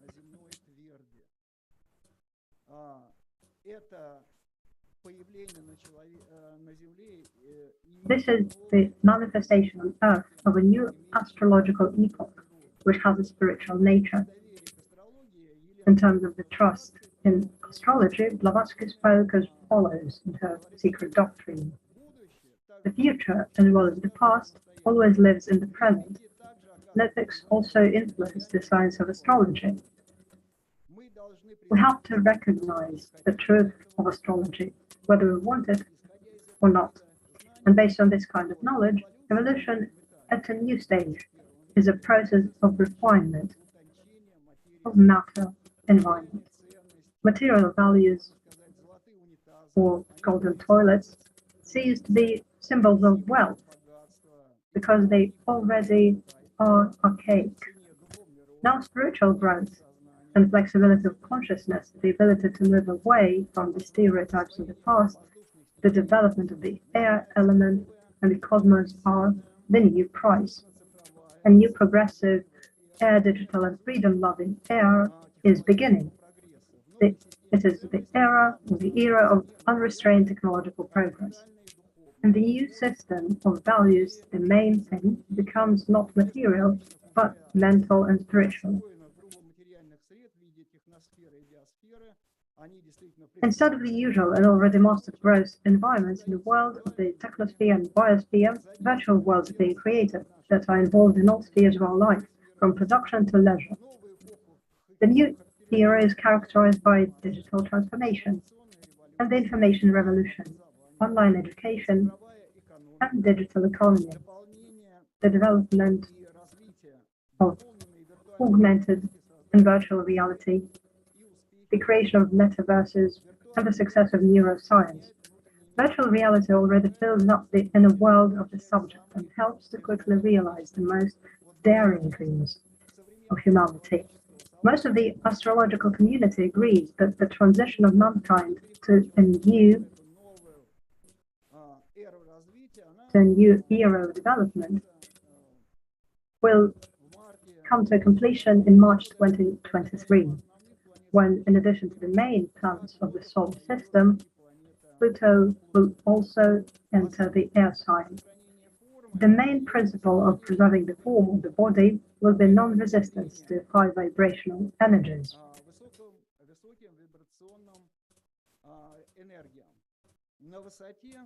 At the height and respected in society, highly respected in society, will be the person who serves the interests of all, who contributes to the modernization of space. As a result of creating a new virtual reality, we get the opportunity to quickly implement the plan and its self-materialization.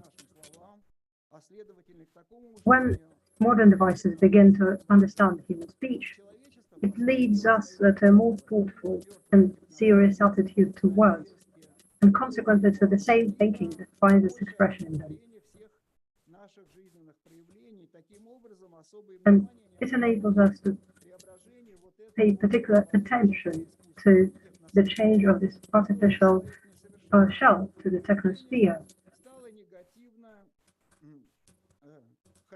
It's the transformation of the technosphere, which has a negative effect on the previous stage in the development of human beings. Any developed technology is no different from magic. It's one of the Clarke's laws. In the 60s, in the 20th century, this phrase was first said. And today we use the things that may seem magical. In our pockets, there is still an unfinished, incomplete, but a magic wand in the form of a smartphone. Its current capabilities and functions are enough to order food, clothes, housing, transport, and much more. And we're only a step away from the moment when we'll be able to control new powerful productive forces, not with magic spells, but with a kind word. It's worth noting that already today, it is necessary to abandon traditional technologies in favor of the widespread introduction of nature-like technologies that spiritualize and revive the modern dead technosphere. Not the transformation of a person into a being inaccessible to spiritual development, but his spiritual development and the introduction of nature-like technologies to revive the dead technosphere is the main part of development. And finally, in conclusion, past life forms are becoming just a prehistory of humanity. Blavatsky writes about this. He says, "It seems to me that the construction of the noosphere that has begun with human thought and labor changes the whole situation of its history and doesn't enable us to simply compare the past with the present, as was permissible before. The basis of the noosphere worldview is the harmonious relationship of scientific knowledge, philosophy, and religion. Only with such a correlation is a holistic understanding of the world possible." At the same time, Blavatsky noted that humanity is living in a deep crisis of religious consciousness and is probably on the verge of a new religious creativity. The old religious concepts should be deepened and rebuilt.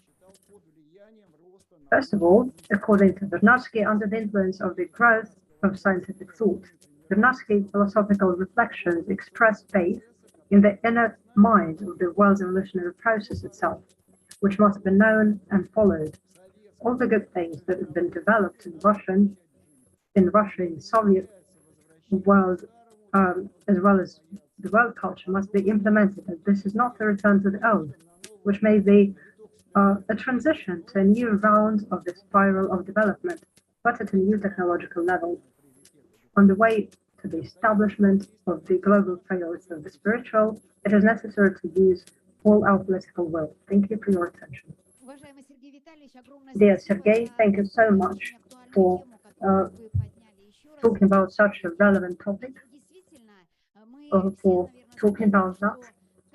We all were able to notice that in the philosophy in Russia we have a lot of interesting works is the philosophy of unity based on the ideas of beauty, of truth, and this belief into internal consciousness is important. Blavatsky says that this is the universal consciousness. And I'd like to point out once again, you said in your report that it is the continuous importance of Russian philosophy. This gives us the concepts for spiritual development. You ran away from the mic and I wanted to ask you a question, but we will be able to discuss it online. And you said that the science has already overcome the crisis. And we have a different direction in which we're moving. I have a question. You represent science. You're at the roots of the Russian philosophy right now. Not only in Russia, but in many other countries of the world. And my question to you is, how do you personally see this exit of the aggressive line that brings separation in the world? And what is the way out of the situation? Are we on the right path? When we try to use the scientific foundation mostly. Just a couple of words, what do you think about that? Well, I think the priority should be given to science because the development of science has enabled the humanity to face such challenges as the change of the human nature we're talking about. Gorkovsky wrote about it. These global challenges are due to the appearance of new technology, modern technologies, and these are new capabilities for human beings. World religions pose a question. Do we need the religious and philosophical thought? We need it to give the right direction for the development of the modern science. Thank you so much. Let's give a round of applause to Mr. Kolganov. Yesterday, we had correspondents, we had reporters from Nizhny Novgorod newspaper, and we were able to touch upon this subject. And in the end of our discussion, we came to a conclusion. If all religious confessions, if all religions in the world were able to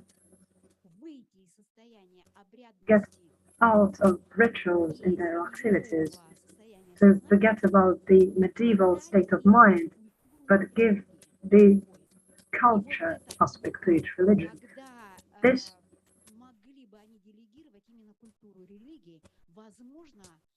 would probably become the new part of the science. Thank you so much.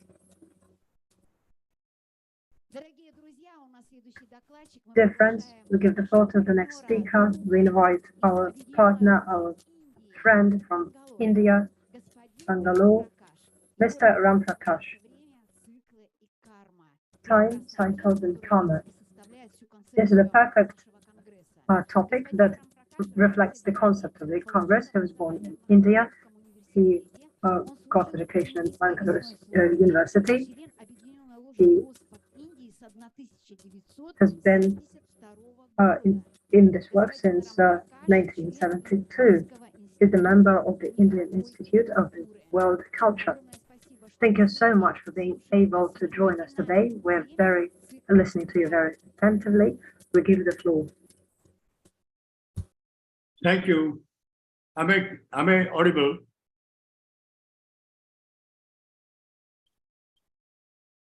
Am I heard? Да, все хорошо. Продолжаем, пожалуйста. Yes, we can hear you. Yes, everybody hear you. Thank you. Good morning, friends. A slight correction. I am a student of Theosophy and have been associate of the United Lodge of Theosophists in Bangalore. So it gives me great pleasure in participating in this wonderful seminar to mark the 147th anniversary of the Theosophical movement. The subject I'm going to speak on is time, cycle, and karma.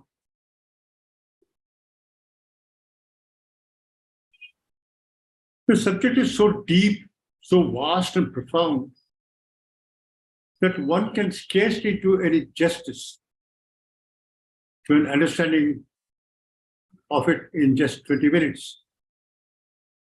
In the short time, we can barely touch upon some essential ideas from a theosophical perspective.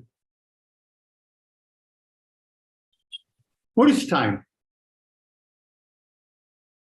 Let's consider the idea of time from Western perspective.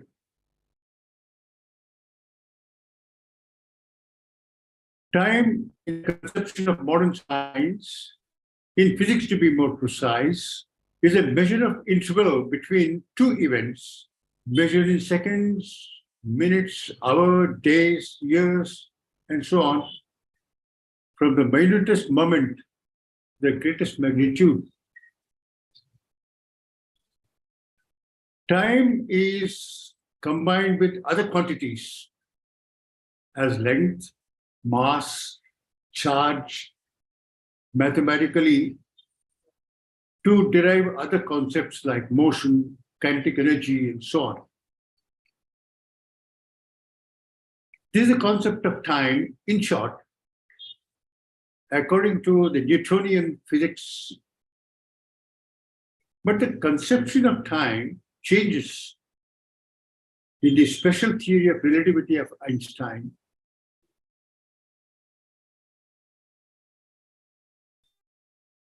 According to the special theory of relativity, time does not flow in a standard rhythm of a clock, but it is relative to the observer and speed with which the clock is traveling. To an independent observer, a clock moving at great speed will be ticking at a slower pace than the one which is stationary.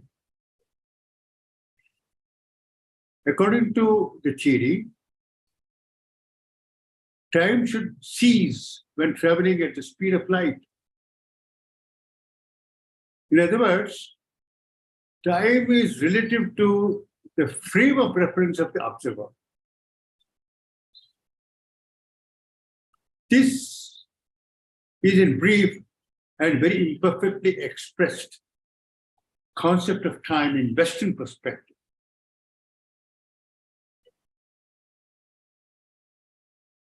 Let's consider the conception of time from the Eastern or Theosophical perspective. Theosophy is archaic Eastern occultism. According to this ancient wisdom, time is no quantity or existence apart from mind or consciousness. The very important thing I repeat, time is no quantity or existence apart from mind or consciousness.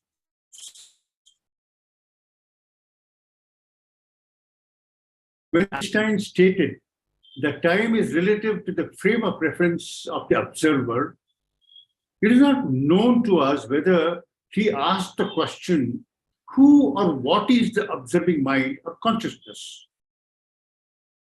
If he had asked this question and proceeded to investigate the mystery of mind or the mystery of consciousness, the observer, he probably would have been drawn into Eastern psychology and metaphysics. His conception of reality would have radically changed. Science comes close to metaphysics in a search for truth, in a search for reality, but she shrinks back from the borderland where physics ends and metaphysics begins, and refuses to cross over into the vast realms of nominal cause. Let's consider for a while time according to Theosophy. The idea and sensation of time is a phenomenon of mind. Where there is no mind, there is no time. This is pretty clear from the verse 1 of stanza 3 of Cosmogenesis. Esoteric philosophy divides boundless duration into unconditioned, eternal, universal time called Kala in Sanskrit, and conditioned time called Khandakala, meaning divisible cycles of time. Duration is that aspect of absolute unknown, and is a nomenon of limitless time, Kala. The other divisible and measurable time cycles, is phenomenal, coming to existence with the emergence of Mahat, the third logos.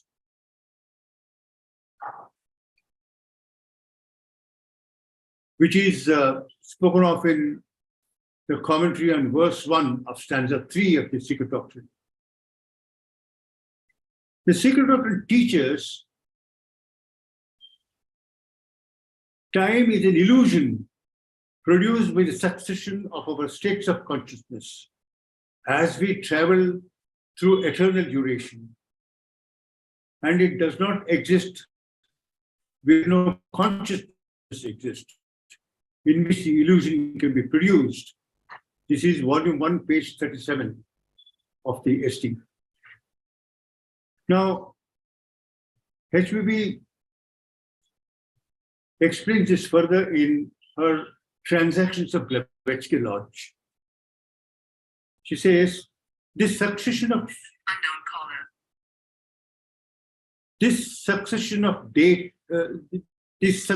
states of consciousness which produce a sense of time is explained by HBB to be the phenomena of our lower manas, that is our brain mind.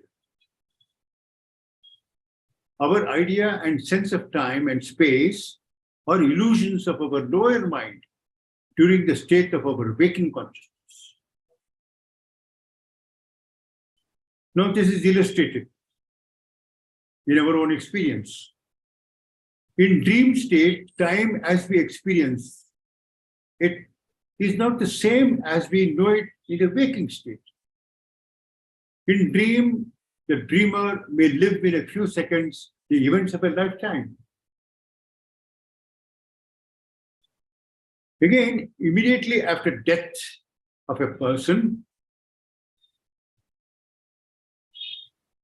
the experiences of his lifetime are gone through in a few minutes by the mind consciousness or the lower ego in the august presence of the divine ego. This is attested to by people who have survived a death by drowning or have had other near-death experiences. In other words, the sense of time and space are hallucinations of the lower mind, and in the apprehension and perception of immortal higher manas, there is neither space nor time. This is stated in the Transactions of Blavatsky Lodge. Now let's consider for a while the law of cycles and karma. The second fundamental proposition of the Secret Doctrine states that the law of cycles is a universal law. It postulates that universes appear and disappear in regular succession like the tidal ebb and flow. Cycles operate everywhere and in every realm, like breathing in and breathing out, sleeping and waking, life and death, systole and diastole of the heart, and so on and so forth. The law of cycles is closely connected with karma. Karma is action and reaction, the moral law of cause and effect. We think and act in every moment. We think and act every moment of our waking life and produce thereby consequences which come back to us as effects, which we experience as pain and pleasure. Thus, we produce cycles individually and collectively by our actions. Reincarnation is the effect produced by karma or action performed for selfish ends by us.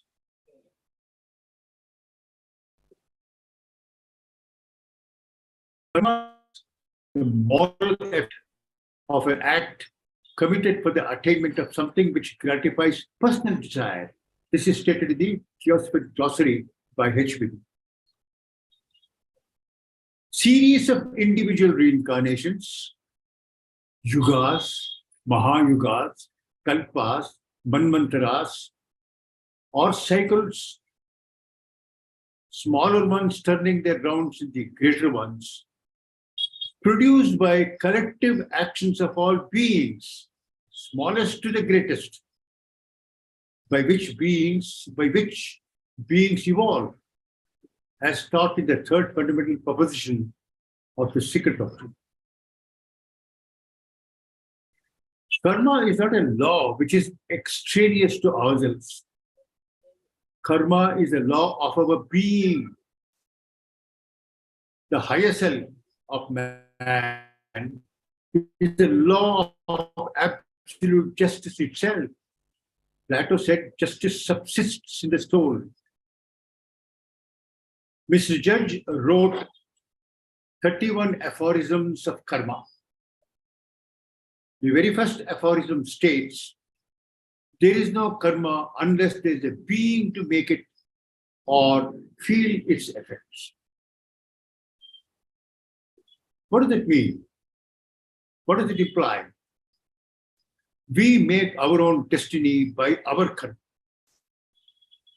If karma binds us to the results of our action, good and bad, we can, by a knowledge of the working of the law, learn to so think and act in unison with the harmony of the universal order and the great purpose of life, that we can become liberated from the involuntary cycles of birth and death and attain immortality in spirit, divinity. A widespread knowledge and understanding of the working of the twin law of karma and reincarnation will make mankind responsible and transform our world into an abode of peace, a garden of the gods. And let's remember, karma, cycles, and reincarnation are inextricably interwoven. We cannot separate one from the other. It is this law of all laws. It is in this law that is found solution to every mystery of nature and every riddle of life. I will end this presentation by quoting a part of HBB's third message to American Theosophists. Quote, we are outwardly creatures of a day, within we are eternal. Learn then well this doctrine of karma and reincarnation, and teach, practice, and promulgate that system of life and thought which alone can save the coming races. Unquote. Thank you, friends. Thank you.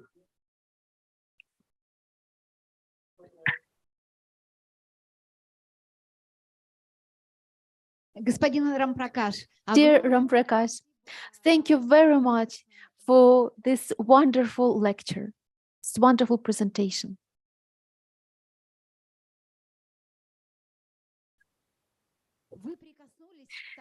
You have touched upon a global topic, a very deep one, which of course requires a special attention and special approach. You managed to give the main concept of three parts: time, cycles, and karma. And this is wonderful and such an analytical, professional, deep insight and deep work that defined several important conceptual methods as we see it, which requires a particular study and development of this particularly complicated material. Thank you very much for your insightful presentation. Thank you very much.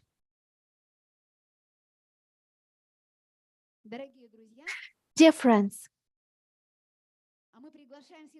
and now we are inviting our next presenter, next delegate, Volnev Ilya Nikolaevich, candidate of technical sciences, associate professor, director of the Center for Technological Support of Education of Moscow Polytechnic University, Moscow, Russia. Ilya Nikolaevich was born in Moscow, graduated from the Bauman Moscow State Technological University.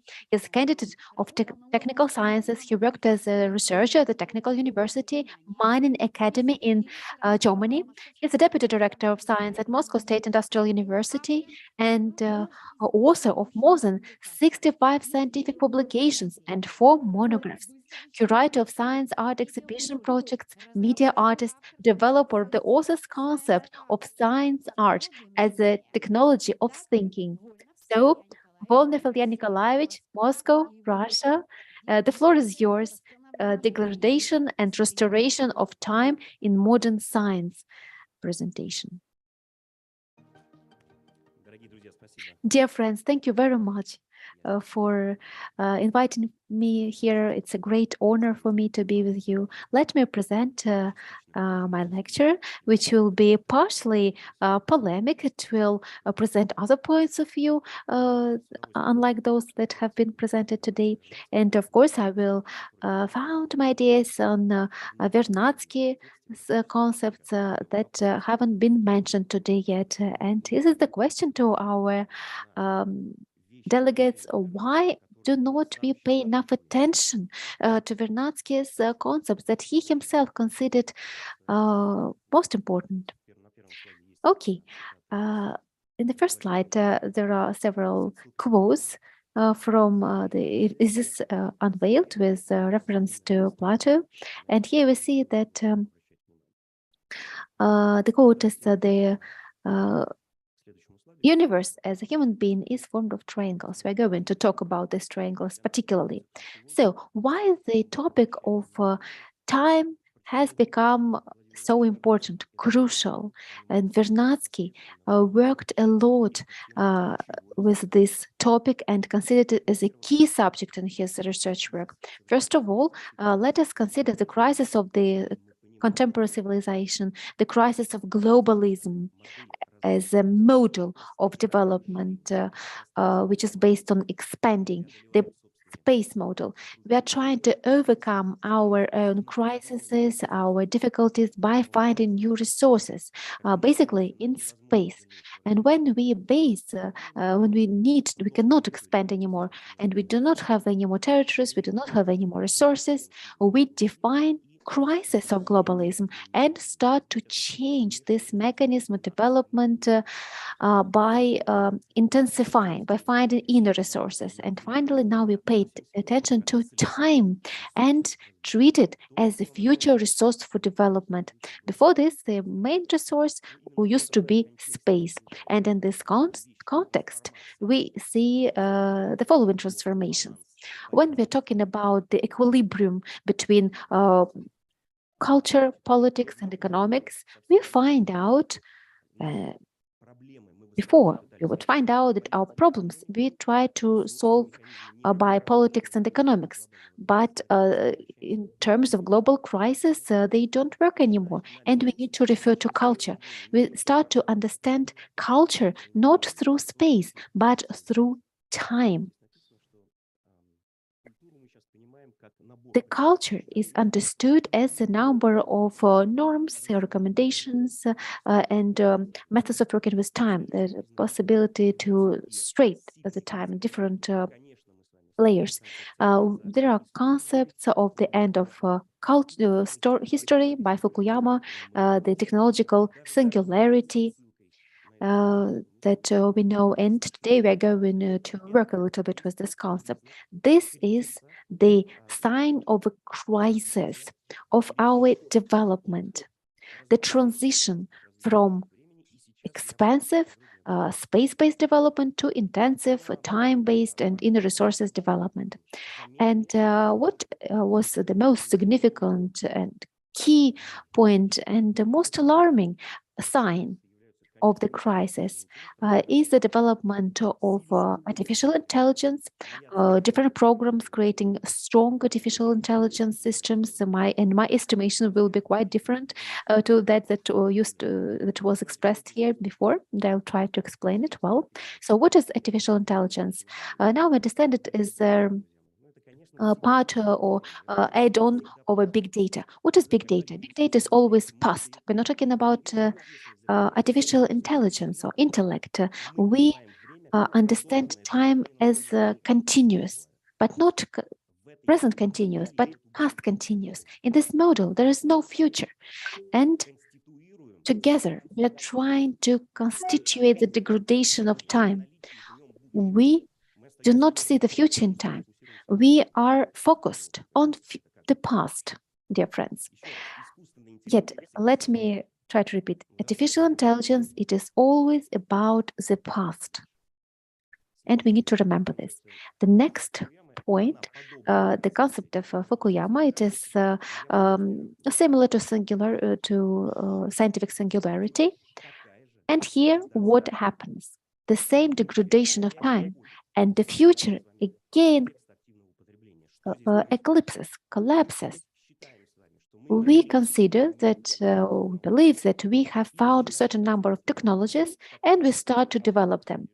We introduce them in an autocatalyptical mood, and we go to the vertical progress mode. Those spheres that we've mentioned today, they start to develop, to get, let's say, swollen and involve more and more space. But in different the sense space, what does it mean? It means that together we do not have the future with the possibility to change the scenario of our development, because we become the hostages of the decisions made previously. In this model, the future is the continuous present, again, degradation of time. And the further we go through this scenario, the further we follow this path, the less possibility to change and leave this path we have. We are hostages of history, the hostages of earlier made decisions. The future is not there.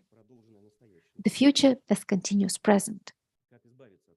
So how can we leave this vicious circle? It is not possible. If we are talking about our consciousness as intellect, there is no way out. The way out can be only one.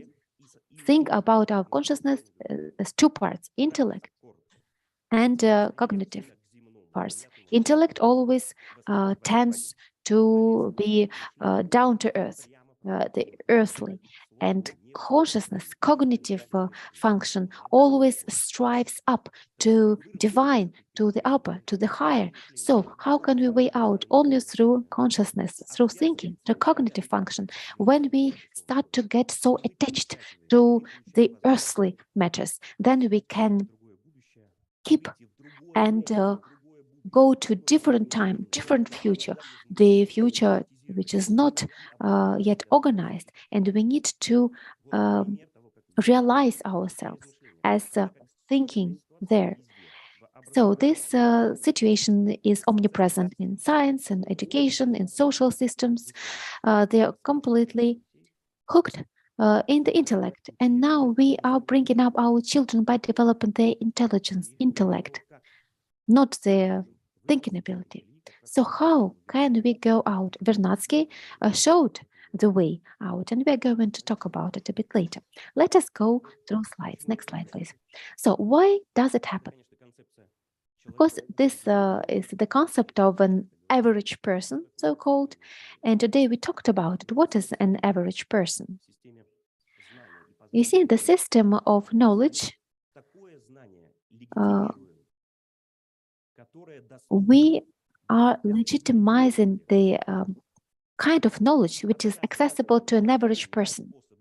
And we reject the knowledge which is not accessible for an average person. It is quite obvious. And here we understand that all geniuses cannot fit it into the system. It is not possible there. Okay, so let's move forward. The next very important aspect, the science do not differentiate the great and the small or little knowledge. But this differentiation was made by geniuses, which are not included in the average person concept. And here we see several quotes by Princess Bacon. A little philosophy inclines man's mind to atheism, but depth in philosophy brings us man's minds about to religion. Another genius, Heisenberg, the first gulp from the glass of natural sciences will turn you into an atheist. Yet, there is a God at the bottom of this glass. Very interesting. Here also we can have a concept based at the consequence of knowledge. And I believe, because I know Mikhailo Lomonosov and Vernadsky's concept of scientific faith.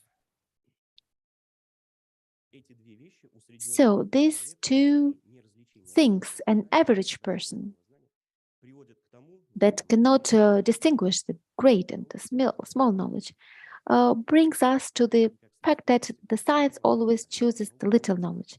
And as a consequence, we are always in neglection. We deny everything. And we come to limitations. We see that the contemporary science put the limitations everywhere. The horizon of planning, the statistics, etc.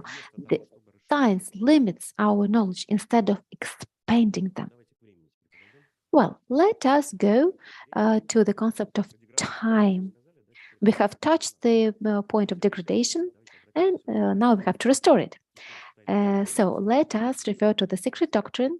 Today we heard about two aspects of the time, and in the Eastern or Asian tradition, time, Greek tradition, with Kronos, Saturn, and at some aspect, Kronos is the god of unlimited cycles. So the first aspect, Kronos, which means limitless or static length of time without beginning, without the end, and outside any space or definitions. It is not possible to think about it with our consciousness. Let's refer to the Greek mythology. So here we find out Kronos, who mutilates his dad, Uranus. And by this, part is taken from the whole.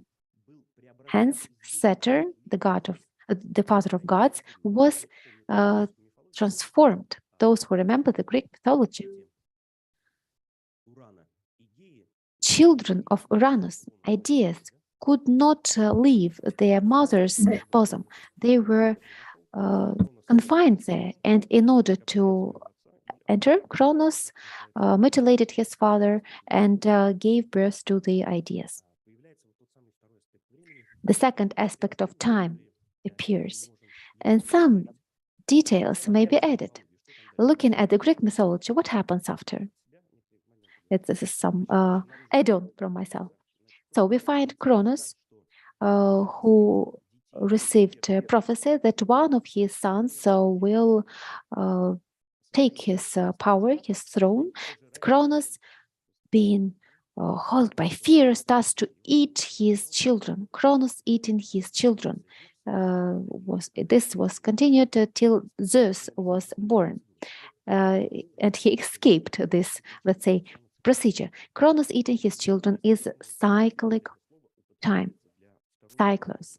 Sometimes it is referred to the second aspect of time.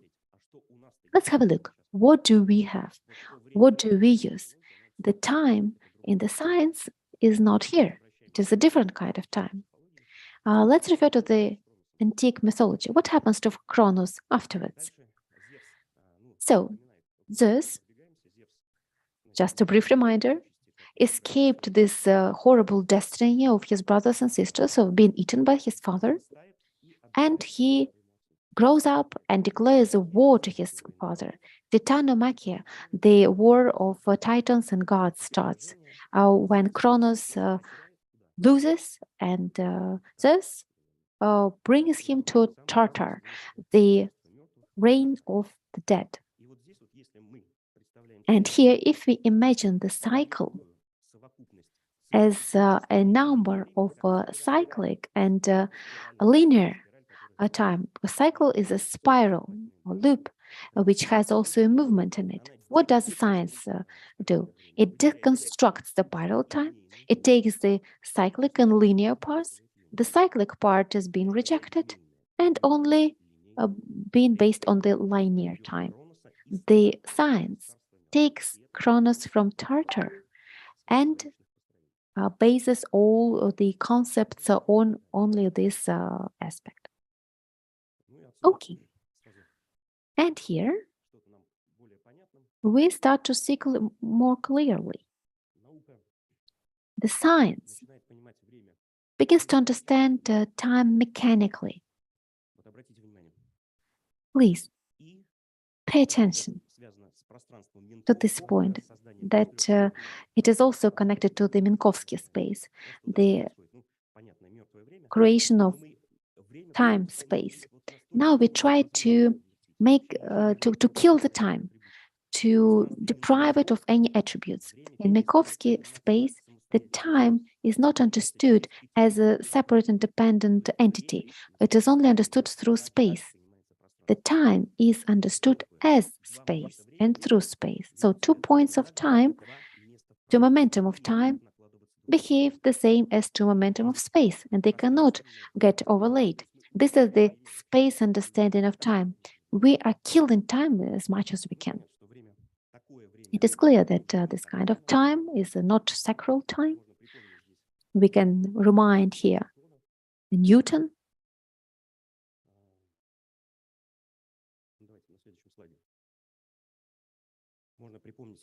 And on the next slide, we can remember Newton and what happened when Newton introduced absolute time and space. There was an alternative model of time and space by Descartes that we didn't choose. We picked Newton time. Why?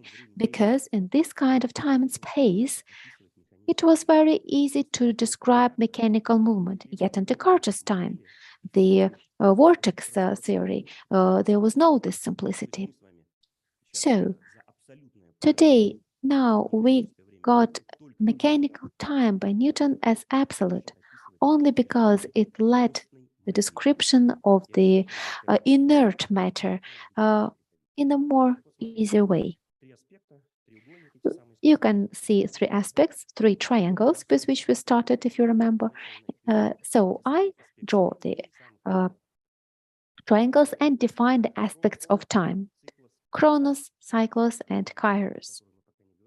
Another aspect of time that we haven't mentioned yet, that we find in Greek mythology, let's call it the time of the gods. It's the time when we feel the eternity, that we cannot express. It is unexpressible feeling of eternity. There is no past or future. It is an absolute time of eternity.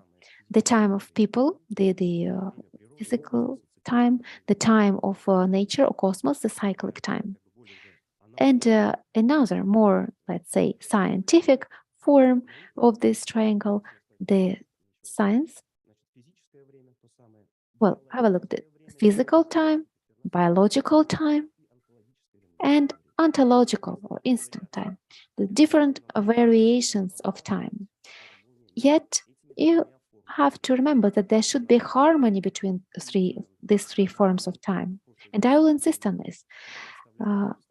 Last year, I was presenting my lecture here, and I said that the symmetry of the triangle may be the criterion for choice of the image of the future. The symmetry shows or points to the vital and natural, or not vital and artificial. When the triangle is not symmetrical, it should be rejected. It cannot survive, and it should not let go in the future. So here we have three forms of time. And we are talking more about Vernadsky. I'm going to introduce more Vernadsky points. So the inert matter lives in Tartar, the chronos. It's dead, mechanical, meteorological, physical time, the dead time of mechanical movement. It is linear, homogeneous, unidirectional, and infinite. Then Vernadsky introduces the notion of the living matter and creates the idea of a living substance. It is a key different point. It is principally different time. It's biological time, time of nature and space. It is time of recurrent events, has a conditional beginning and end. It is heterogeneous. Also, Vernadsky introduced another term as instant time, which we could compare to Kairos, time of the gods. It is not linear. It is continuous, discrete, finite, and immeasurable. This is the time of scripture, spiritual, eschatological time, teleological time, existential time. Let's continue. So here, once again, going back to that triangle and choosing the image of the future. Now we are at the point of bifurcation, as mathematicians call it. It is a global crisis, and in our life with 2-3 generations, we see that different cycles of different time scales overlapped. The changing of technological models, and we saw it during our life. All possible crises got together. It means that reality challenges us to change. It helps us through this kind of events to go to new kind of future. So you see the strong thesis that is different to the previous scenarios. The scenarios of the future where we see the deformation or degradation of the triangle balances. It is not natural and should be stopped. How it can be joined to the future? Strong artificial intelligence, metahumanism, metaverse type Mark Zuckerberg. What happens there? We take the dead mechanical time and expands to all spheres of human activity. The digital person, dead time. A digitized person, someone who lives in the depth of time. Let's move on. Another point I'd like to make here.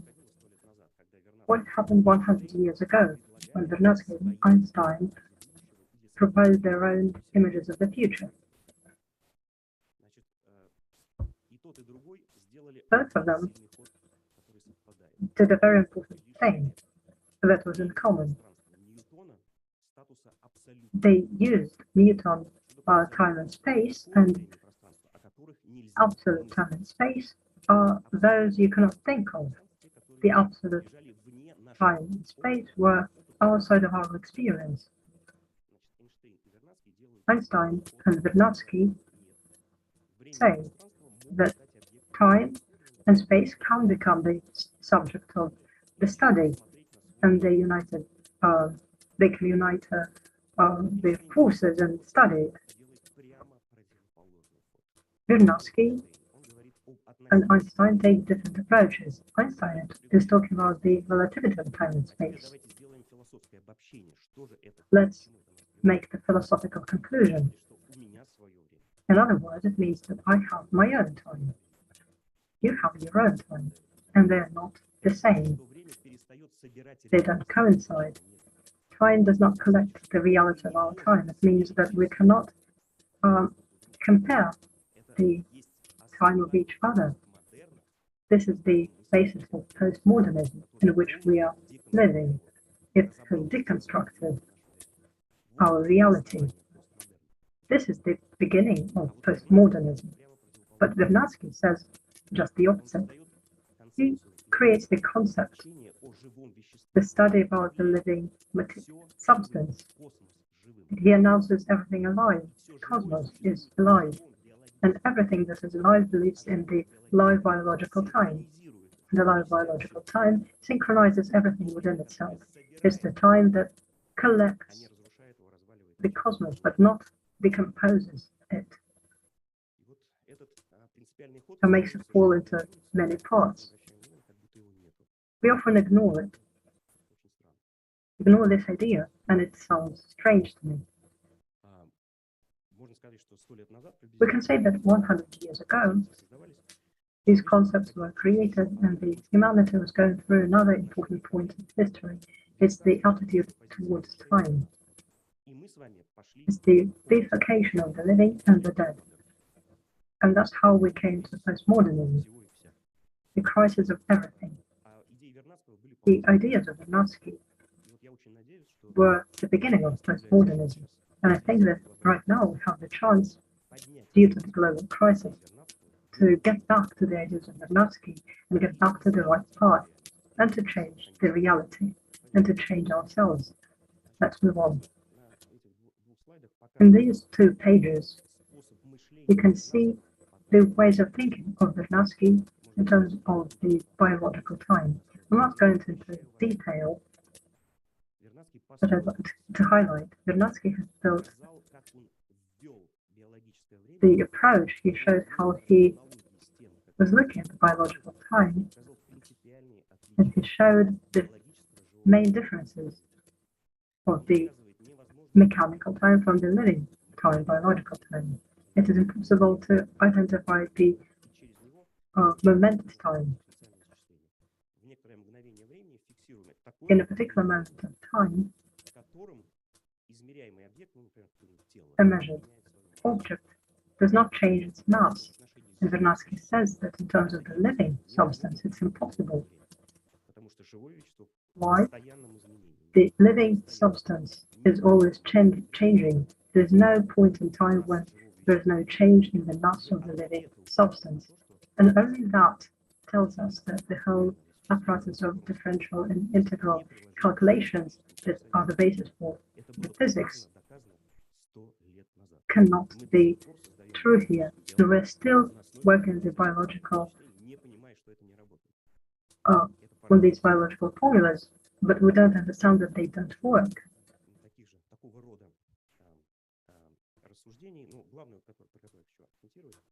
Also, I'd like to highlight that Vernadsky says the biological time is born within the living material, the living substance. It's not something external in terms of the living substance. The movement of the living substance as multiplication depends on the time that is created by the living substance. The living substance reproduces itself. It reproduces the time, the space, its multiplication. This is the main point. We are the living substance, and we produce, we generate this living time. And we often talk about noosphere, but we rarely talk about the concept of living substance. And the next step that Vernadsky took, he talked about the contemporary times, the momentous time. These times are born within our mind. The momentous time is born within our mind. And this is the scientific basis to the phrase that the time is the result of the work of the mind.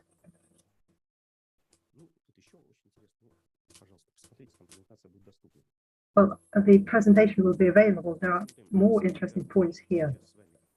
Let's see, in terms of the development of the civilization, what state are we in? We are in an artificial state. And I'm not talking about all levels of being. Let's use the following terms. It's the physical layer of our existence, the vital layer, and the mental layer. Each of them exist in their own times. Physical, it's the mechanical time. Vital is the biological time by Blavatsky, and the mental is the momentous time, or the kairos, the Greek kairos. Where are we going to with this digital transformation? The physical, the dead time, is becoming the absolute. Through that, we are describing the vital and the mental time, but this description is impossible. We are destroying our vital, our mental nature when we are trying to describe ourselves through the physical, the mechanical time. The harmonious human being is the one who can harmoniously unite all these three times through the symmetrical triangle we talked about recently. We're not denying the mechanical time, but it should exist in certain limitations. It shouldn't spread to the areas where it shouldn't be. So let's move on. Unfortunately, we are moving towards the meta universe. We're creating the artificial intelligence. And it seems like we cannot change anything. So brachist crone curve, that is what we can see here. What is it? We're moving towards a particular target, objective. But in order to get there faster, we need to dive under the horizon. We're developing the meta-universe, the technosphere, by artificial intelligence. We are diving under the horizon by doing so. It's something that is not normal. We can either fall or we can just achieve the target faster. So let's talk about these scenarios. We should either stop them or we should use them to speed the movement up. What shall we do? We have this question today, voiced earlier. I believe we should focus on the practices, our practices of the institutionalized organizations that have their own times of existence. First of all, it's art. And that's why we can see pictures of art here. Artists live in their own time. They don't live in the mechanical types of time. They live in two different times. And when we're talking about art, when we're giving more weight to it in the contemporary life, it's important. The philosophy of art was reduced to philosophy of science and philosophy of history. Post-positivism tried to destroy philosophy by doing that. And also, in terms of art, there have been many attempts to create the philosophy of art. Art is being destroyed. So we need to revive art to resume its high level of importance, its status. We need to resume the to give the high status to the artist back. We can see the degradation of art. There is no kairos there. There is no cyclical time there. We need to add more art, and through art, we can build these triangles back. We can fix them.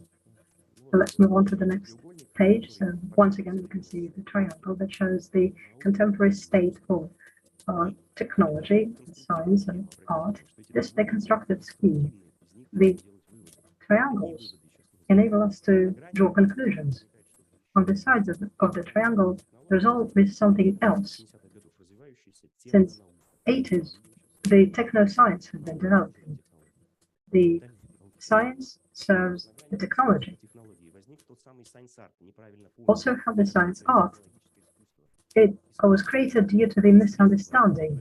Art is means of expression, and they use technology for that. It sounds really strange, but what is on the other side? There's nothing on the border of art and science. So we need finally to come up with something. That's the gap that we need to fill in with something. We need to feel this attraction between art and science. Science should become art. We have all the necessary foundations there. Non-beautiful planes cannot fly. The leading constructor, engineer, should be brave to implement his ideas. Non-beautiful science, unbeautiful science won't work. So we need to fly. We need beautiful wings. And I'd like to read you the quote. The truth is not given to a person as a consistent deduction from a certain amount of scientific reasoning. It comes from an extra-logical way. Truth is not taught. It is experienced by the whole being, with the whole soul, with all the torment of personal life. And it's very sad when we can see there was a report by when corporations, the American organization, the ideologists or the main events that are happening around us. The digital scenario of transformation leads to catastrophe, and they understand it. And they are offering different scenarios of development. And for them, it's no politics. But we haven't started looking at those ideas yet. Blavatsky has prepared everything for us. He has created everything for us. We don't need to create anything else, anything new. So that is what I'd like to end my report with. Mr. Volinov, thank you very much. We thank you for the ideas you've expressed and for the work you've conducted. This analysis, this study tells us about the responsibility, the technological singularity concept, the technological development concept is becoming uncontrollable, and intellectual boost, the burst that you mentioned, it will be reflected faster, it will be manifested faster. But if we look at a human being, not as a consciousness, but ways of development of consciousness, and Agni Yoga takes the thinking ability of human beings. It's the combination of heart and brain. It's the intellect that gets back to the heart energy. We hope that these pieces of knowledge will continue being in demand and will be studied seriously, fundamentally by science, and then, only then, we'll achieve this beauty. Thank you so much for this intellectual beauty of the material you presented about this space and time. And we'll continue this dialogue at our scientific symposium, at the round tables that are dedicated to this topic. Thank you so much. Mr. Volinov, the city of Moscow. Now we invite the next speaker, the Doctor of Philosophy, South Korea. Seoul. Was born in South Korea in 1957. In 1981, he graduated from the university in Seoul in South Korea, Bachelor of Sciences. He moved on to the US, got the PhD, and now his Master of Sciences thanks to the research in cosmology and astronomy. In August in 1989, he got the special level. In 1991, he started his professional career as a professor in the Korean Technological and Educational University, and he continues teaching in this university. He's been doing that for over 30 years. The research is primarily related to physics, the relativity theory. The interest towards the philosophy is related to cosmological points of view in Buddhism and Christianity. The scientific interests cover physical plasma, astronomy, and astrophysics. Mr. Onhan Kwan, the first author of 60 scientific publications that were published by international magazines, and over 10 books were written by him as a co-author. Let's welcome our precious guest from South Korea, from Seoul, and his report about the second stance of the secret doctrine. We give the floor. Hello, friends. My name is Una Hwang. Today, my research title is Review of the Second Stanza of a Secret Doctrine. Actually, secret means the symbolic. So the Himalayan document has a lot of symbols. HPB used this Himalayan documents. So the secret doctrine has a lot of symbolic words. Next screen, please.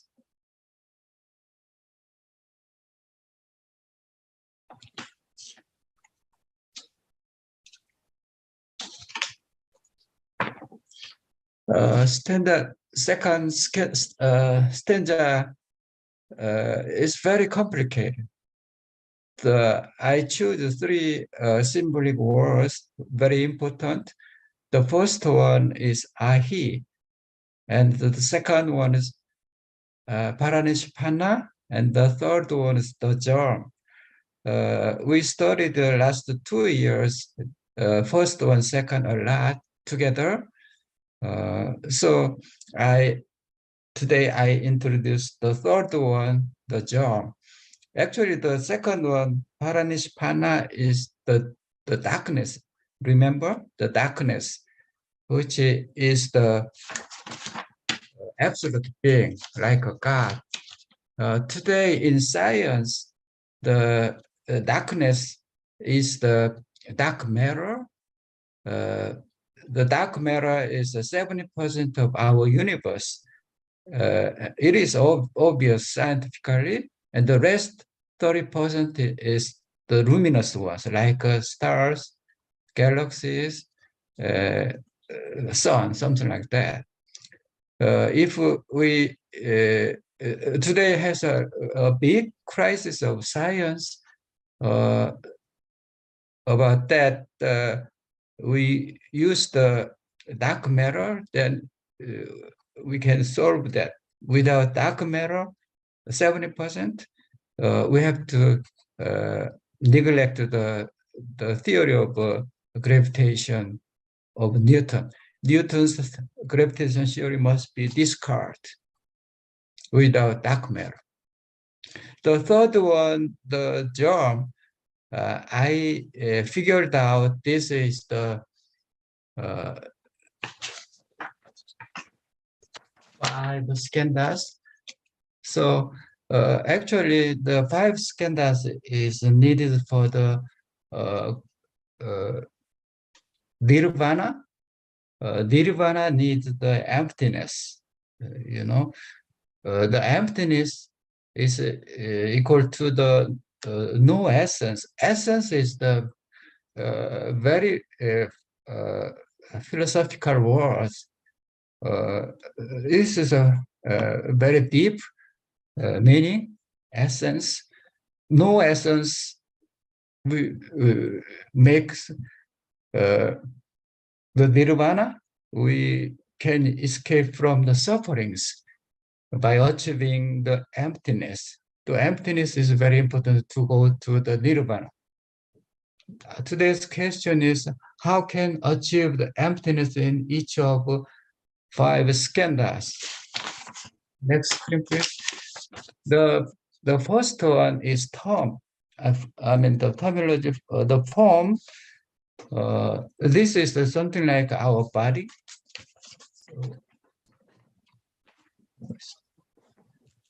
Battery.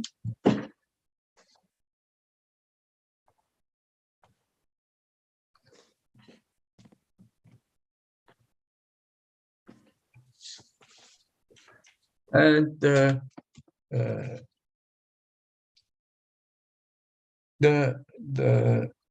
yeah, I'm sorry, the battery was done, so I continued that. The transient protein combinations, there is nothing essential, no essential, as you know, because it's changeable by growing and dying. So there is no essence. Keep in mind, no essence. It makes the nirvana. Actually, next one, please.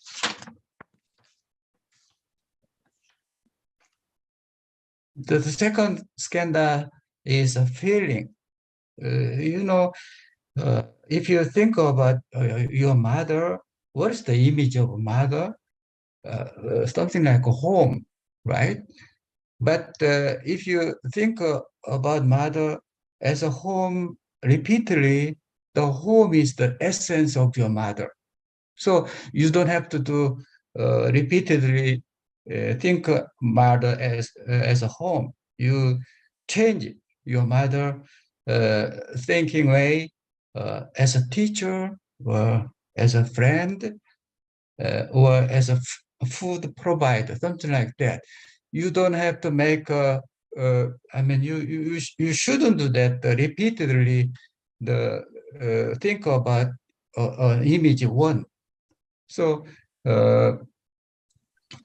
this is a very important way of thinking to escape from the essence. For example, another example, spring.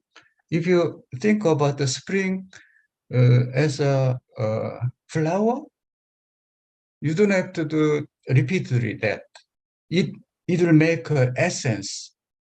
You have to escape from the essence. So sometimes think about the spring as a breathing or as a blooming, something like that. You should change that. This is the paramita. Remember paramita? Paramita means you change, crossing over to other thing always. It makes no essence. This is important. And how about the death?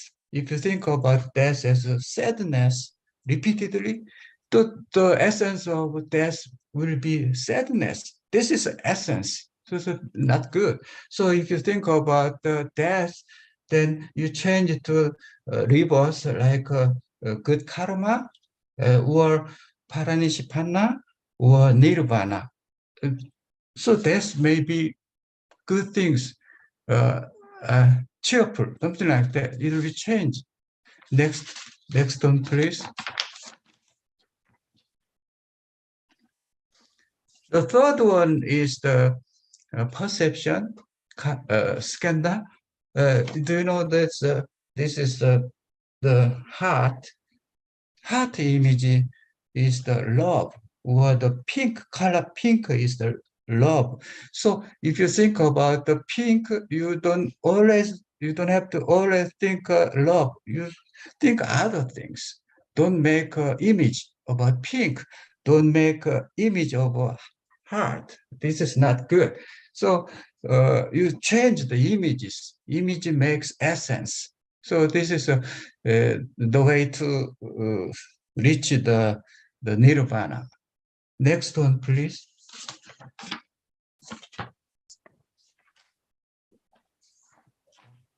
Sorry. Next one is the mental formation. It makes goodness or good or bad. You don't have to divide good or bad. It's your opinion. Your opinion. So your personal opinion makes the stereotypes. It makes a prejudice. It makes an essence. So you don't do that. That's a requirement for the nirvana. This is the developed. This was developed by the Kodama Siddhartha about 2,500 years ago. This is not my word. This is not my opinion. This is done by Kodama Siddhartha 2,500 years ago to get to Nirvana or the paradise. So the next page, please. Consciousness also the same way. If you think about your father, just to change it, the image change it every time.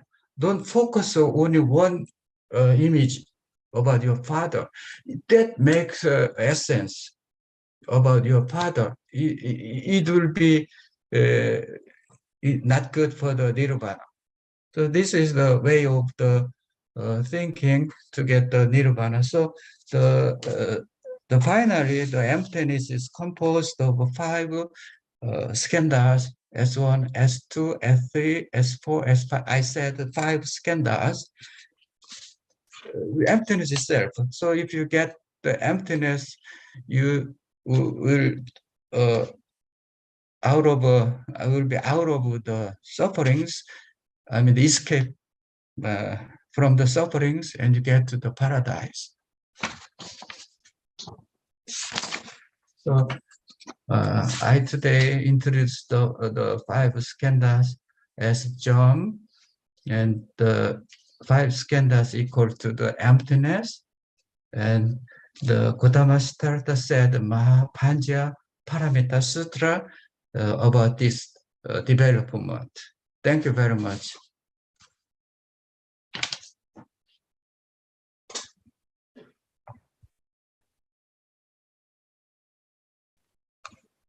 Господин Хванг, огромное спасибо. Mr. Huang, thank you so much.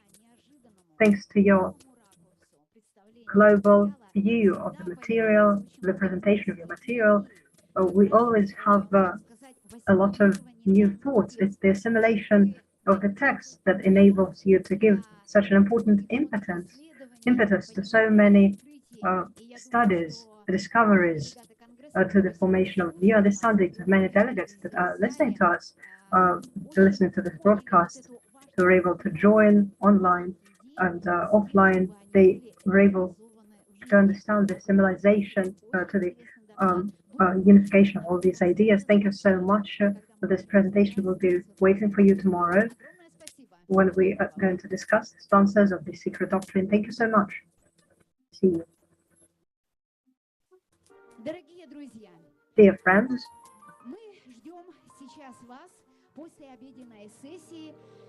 we will return after lunch for the Congress.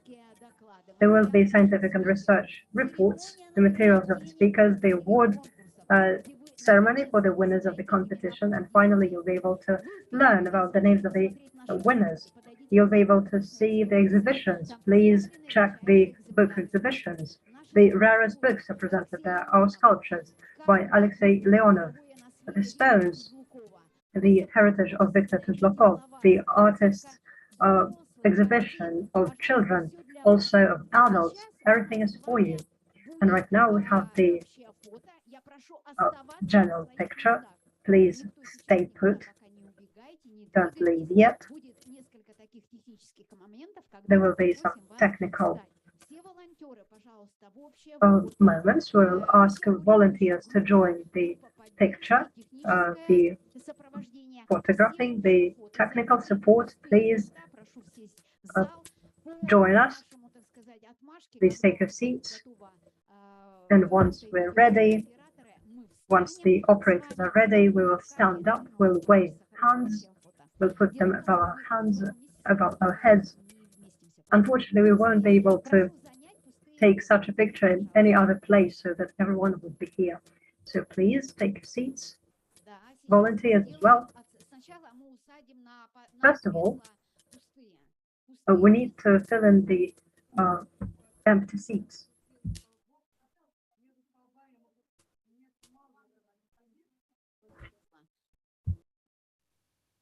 Colleagues, delegates, please pay some more attention. Please take your seats.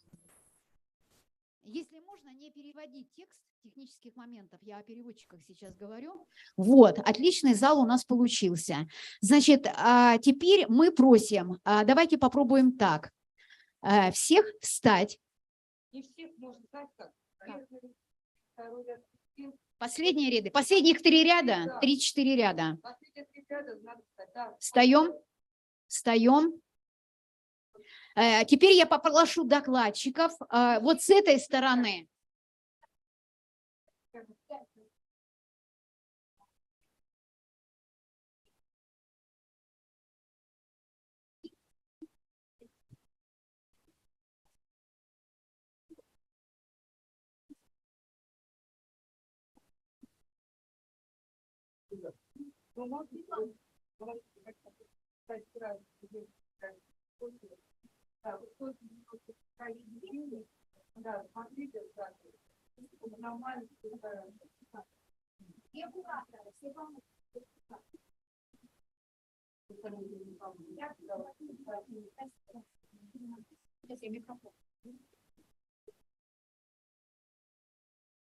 Объявление просто последнее. Пожалуйста, не забывайте оставить свой отзыв о ходе Конгресса. Книга отзывов на рецепции. И, пожалуйста, не опаздывайте. Послеобеденное время начала сессии 3 часа. У нас совсем немного времени. Угу. Спасибо большое.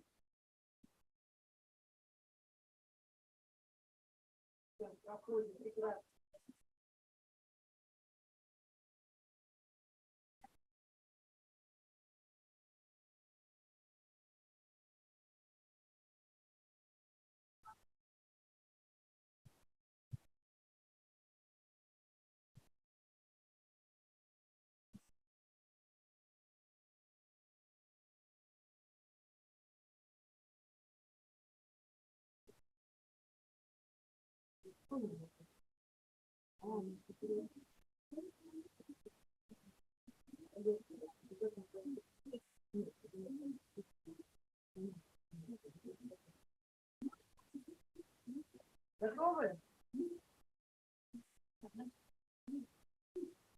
Да. Вот там пустое место. Вот там пустое место. Туда, вот еще туда. Димка, можно туда стать? Да, встану туда. Да, я туда встану. Поднимем ножки вверх. Я плохо знаю, Евгений, это вы или нет, за девушкой стоите? Вас не видно. Девушка, которая, да, чуть-чуть, стоп, остановилась, вот там, вас не видно. Еще раз, посмотрите всех тех, кто стоит за кем-то, встаньте между рядами, чтобы вы меня видели, чтобы я видела ваши лица. Поехали, ручки вверх. Ой, красота неимоверна, но теперь только улыбок не хватает. Вас видно, те, которые сидят, да, вот здесь? Вот тут ряд, которые сидят. Да, здесь, да. Все, сейчас я там. Ласкаем стараться, приходим в гараж, и здесь, да.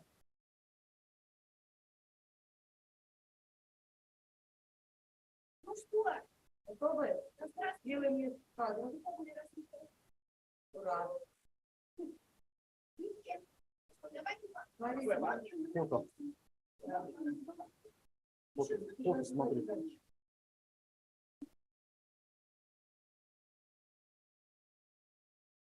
Все хорошо, нормально, практически все нужны. Прям высоко кладем. Давайте так. Сейчас вот получится.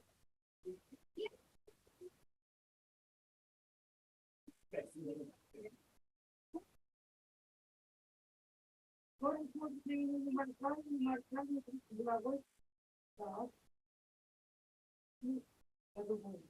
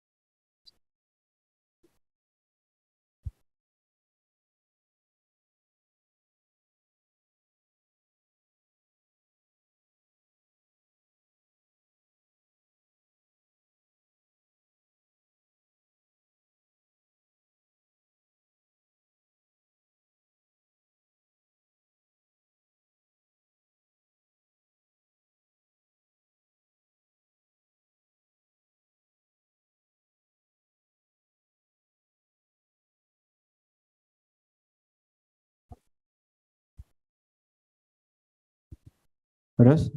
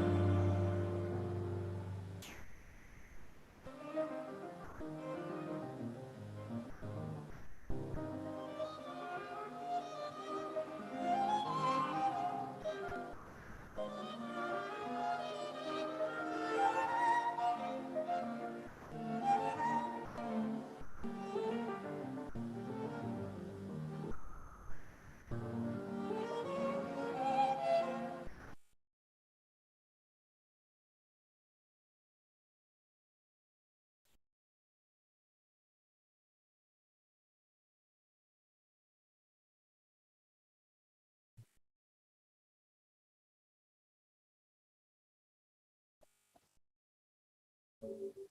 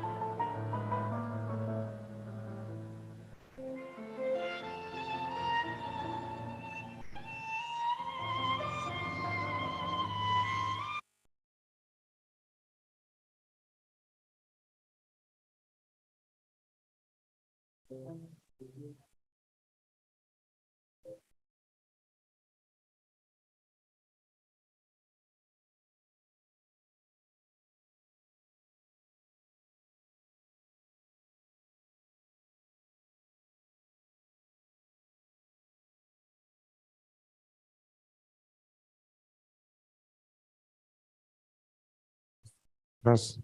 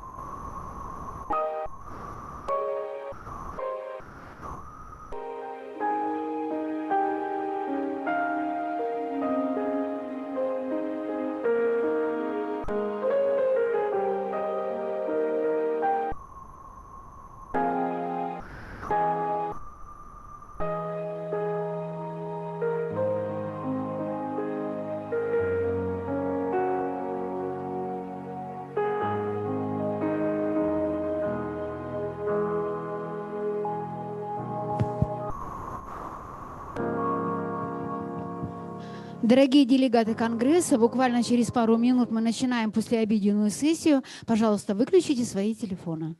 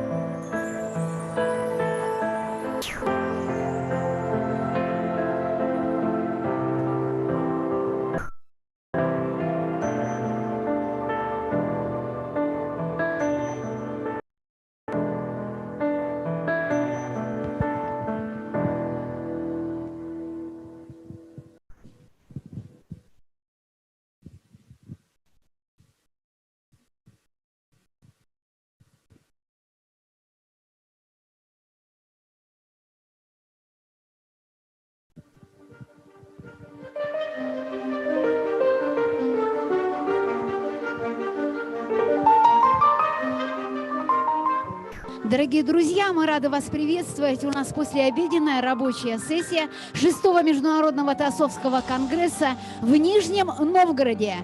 У нас очень много поздравлений сейчас в прямом эфире. Огромное спасибо, что нас смотрят так много участников. И эти аплодисменты зала... We're so happy to see so many participants here. So all these applauds, ovations are for you. Dear participants, dear speakers, your reports have already received good feedback on all internet platforms. Thank you so much for studying so relevant topics. Thank you from all the speakers, from all the representatives of audiences.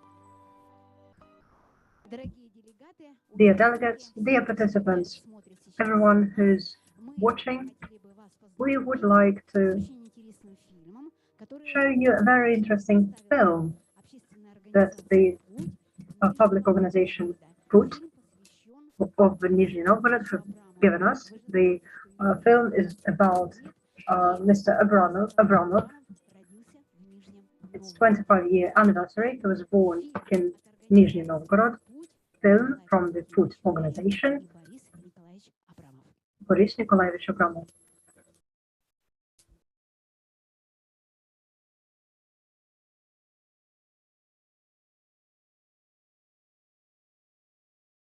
Году Владимирским князем Георгием Всеволодовичем, внуком князя Юрия Долгорукова. King Georgy Всеволодович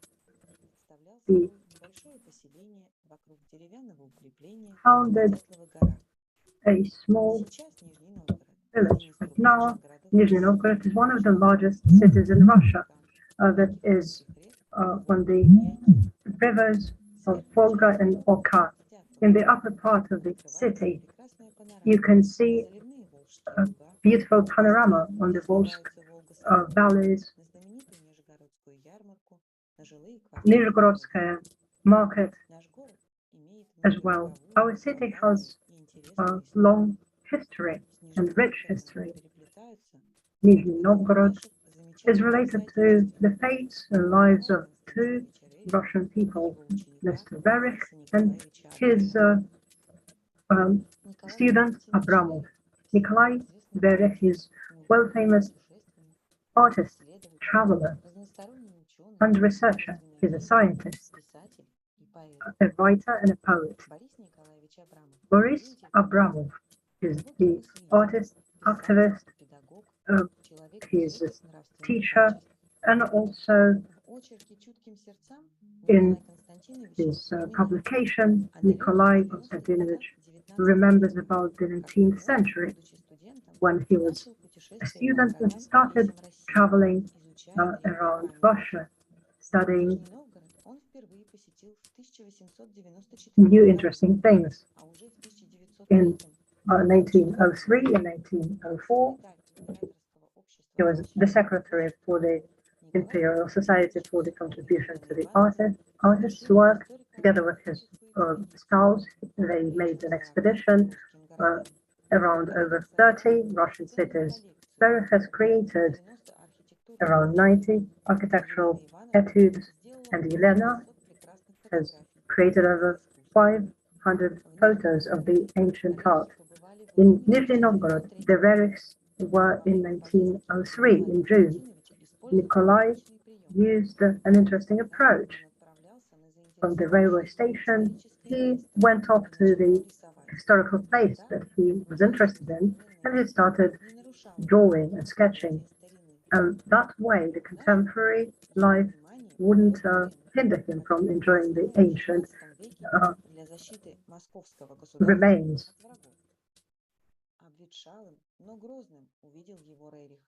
Verich saw the city as very ancient, and he wrote and he drew 4 etudes of the Kremlin. In this picture, we can see the wall that leads us from the forefront to the background of the picture to the towers that you can see on the hill.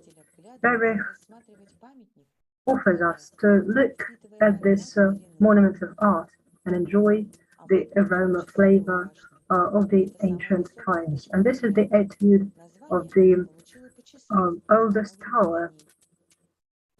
There is a clock there, and the clock is of military purpose. Each strike would give a particular sound. Georgiev Tower is named after Georgy Vsevolodovich, the founder of Nizhny Novgorod. It is located on a very high hill, so there are some additional constructions to make it more stable, and it looks really monumental. The White Tower received its name in the 19th century. It is white because of the white color of the stones. It used to be of the servicing purpose. In Nizhny Novgorod on the 2nd of August 1887, Abramov was born.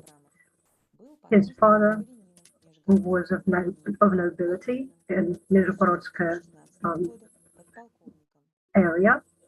He was of military origin, and his mother came from the military family. According to the records of Nizhny Novgorod of 1891, the family lived on the street Malaya Krasnaya 7. Right now it's Odessa Street.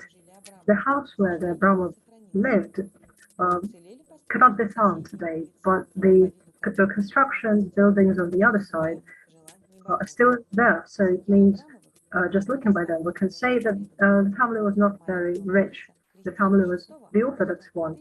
On the 6th of August, it was christened in this church, which is not far away from the place they lived.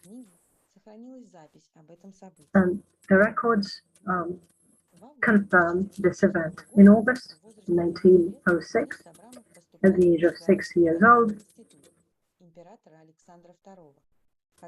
he goes to the institute, which is the classical gymnasium. Right now in this building, we can find the Nizhny Novgorod scientific library named after Lenin. The institute is considered one of the best of those times. It was the pension one. The nobility, the owners would take care of the budget, of the aesthetic, scientific preparation of the students, and the life of the inhabitants was very interesting.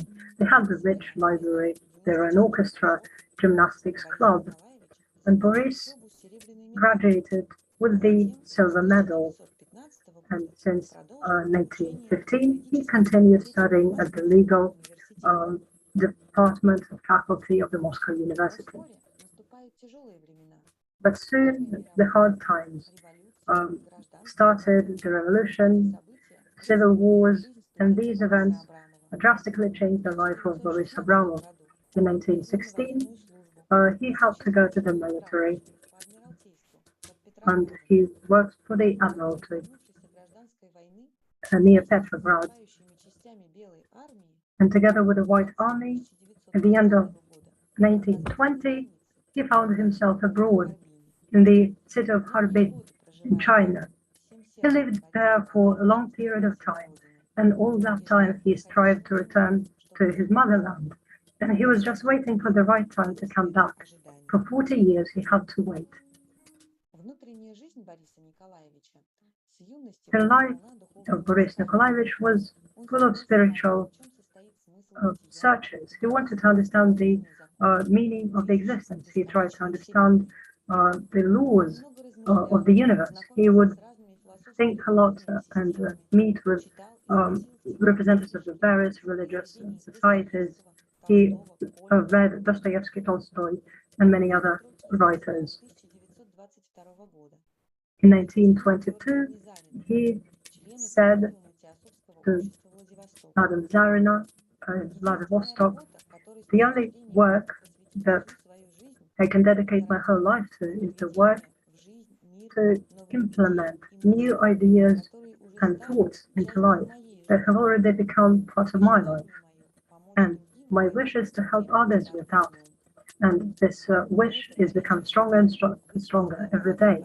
And this desire, expressed by him in his youth, started to become reality in his life step by step. In 1929, this year became important for his personal life. On the 27th of January, he married Nina Ivanovna. Mutual love with time turned into gentle taking care of each other and mutual understanding. They went through life together, they had common interests and strive for the light and for the better. His wife had a great character, and together with his son in 1934, Verich came to Harbin, and citizens of Russia knew well the works of art of Verich, and they knew about his work regarding the conservation of artworks, pieces of art. And that's how the club of like-minded people was created, and Abramova was among them. And he was the guru, the spiritual teacher for them. That's how they met. Since then, the new age of life of Boris Nikolaevich started. Nikolai taught him the ethics, the principles of cooperation and serving the common good, and systematic work on yourself. The ethics brought by Verich is the unique idea in the world culture. It talks about the unique laws of life and the cosmic prospects of the evolution of humanity. After the Verichs left Harbin, they could be connected by correspondence, starting from 1940 and till his last days. He would continue taking notes, and this work demanded his spiritual knowledge and also his dedicated work. In 1959, Boris, together with his wife, returned to his motherland, and they moved to Tula region, and there they lived till his death on the 5th of September 1972. Boris wasn't acknowledged or wasn't famous during his life, but only a couple of years after his death, thanks to his followers and his friends, his rich heritage became known to everyone. The natural gifts and talents of Abramov was expressed in his knowledge of English, French, Chinese, and Japanese. 16 musical pieces for voice and accompaniment were written by him. His music is very spiritual, melodical, and beautiful. His poems enable us to forget about the everyday existence. They talk about love, and also he would paint in watercolors. And in Novosibirsk, in the museum, we can find his beautiful landscapes that are of deep symbolism and spiritualism. Abramov is also the author of several stories that tell us about the laws of the universe that open to those who strive towards knowledge. But the main work of Boris Nikolaevich is over 50 works of his notes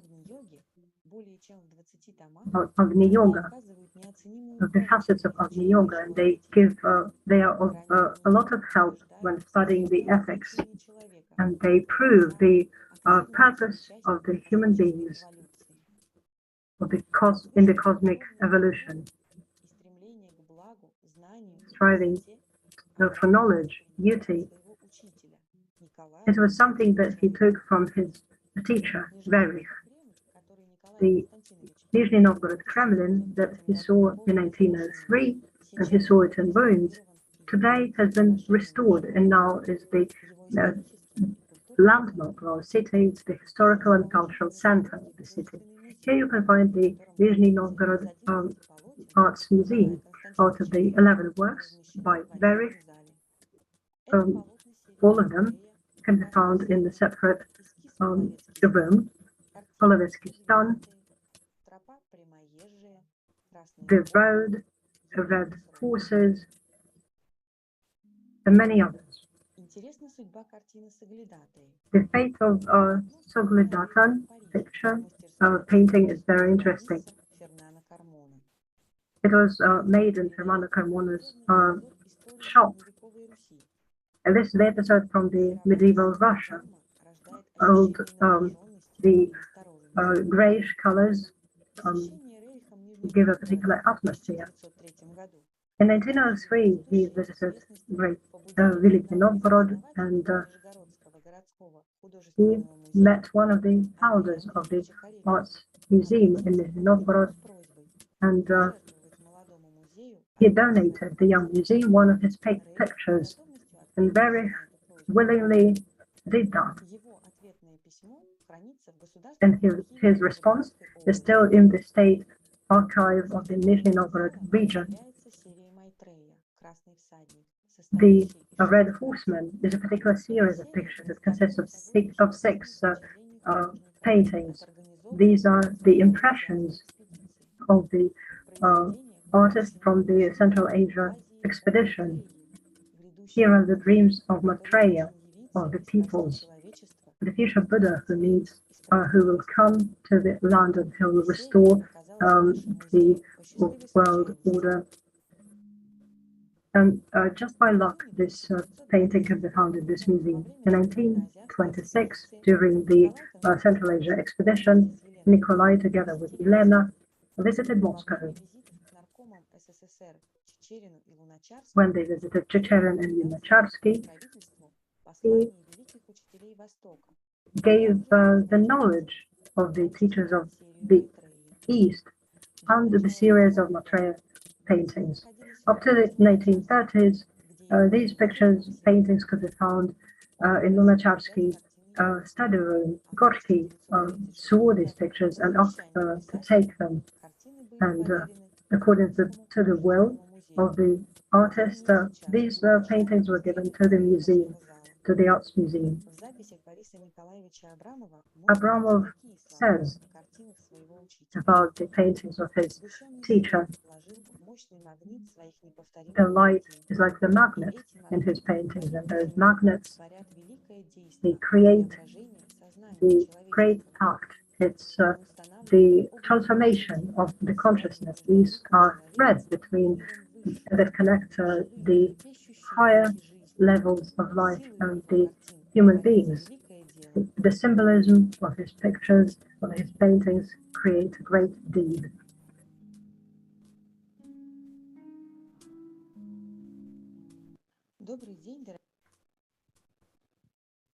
Огромное спасибо. Thank you so much. Дорогие друзья, Dear friends, очень рада, что we в таком историческом городе very happy that in this historical city with these spiritual traditions, we are holding the 6th International Theosophic Congress. Thank you so much for this great film.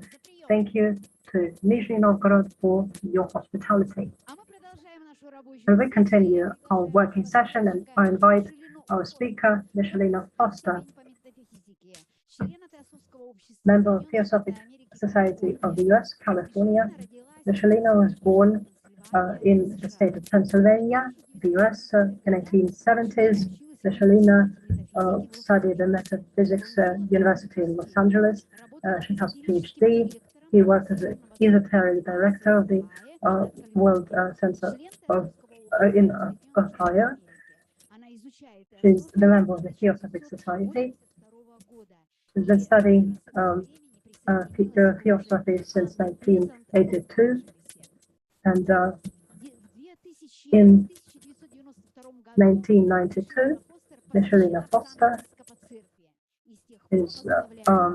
has received the status in the church. She works in the So I went at the church in Nevada. She's the author of 19 books about metaphysics, spirituality, and one of her most recent publications is about the traveling to Nepal.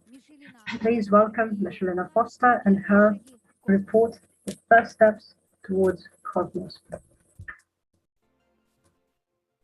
Thank you very much. Thank you. At the center of the universe dwells the Great Spirit, and that center is really everywhere. It is within each of us. This is a statement made by an American Indian chief, Black Elk. The Bhagavad Gita states God is seated in the hearts of all.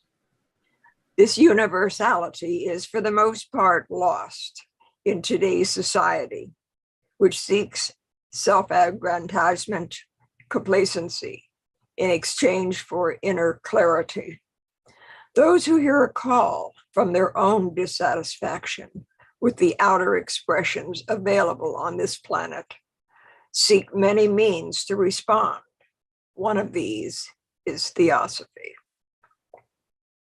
When our heart is first piqued and our interest is first piqued concerning a study, we as humans usually go all out to learn all that we can as quickly as we can about it.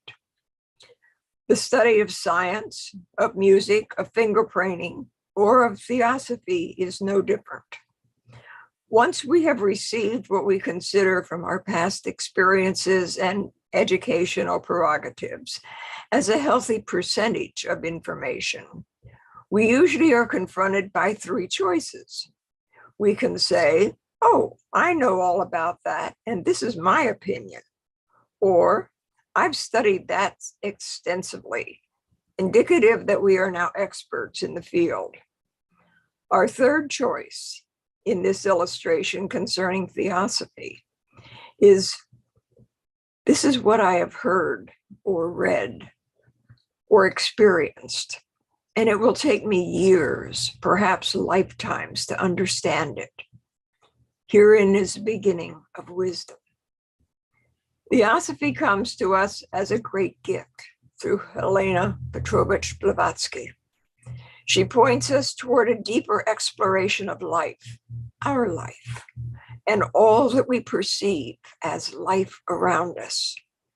She was chosen because of her talents, her attributes, and her precious perseverance during her lifetime.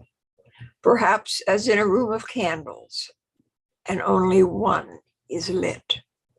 Only one can illuminate and fits the bill. This flame was accepting of and acceptable to the great teachers for this particular time, this planet, and region of this solar system. We each have our limitations, and so do they. Theirs, however, are far beyond our comprehension of limitation and are most unworthy of this dissertation. Around us lies our galaxy of matter and energy, only a tiny portion of which can we perceive. The fraction of light which we can observe is extremely minor in the immeasurable scale of illumination within the cosmos. The tiny proportion of sound and vibration which our ears and technology can interpret is minuscule within the cosmic frequencies. Our physical plane has a great many limitations, which the bliss of ignorance hides from our earthbound senses. It would seem quite logical then that the great teachers can only use qualities, attributes, and teaching tools for humanity, which are within the limited scope of this earthbound species, with their perceivable sensations of frequencies, not to mention the childlike mentality of mankind for comprehension. The teachers employ these teaching tools in an order to demonstrate to us. These expressions of potentialities are found only within this conglomeration of substance, our plane of existence, which we call our planet, solar system, and galaxy. We cannot reach out into the cosmos we see around us and understand results from causes which we have no knowledge. Frequencies, which are as sounds to a deaf man, or light manipulations of shadow and colors to a blind man.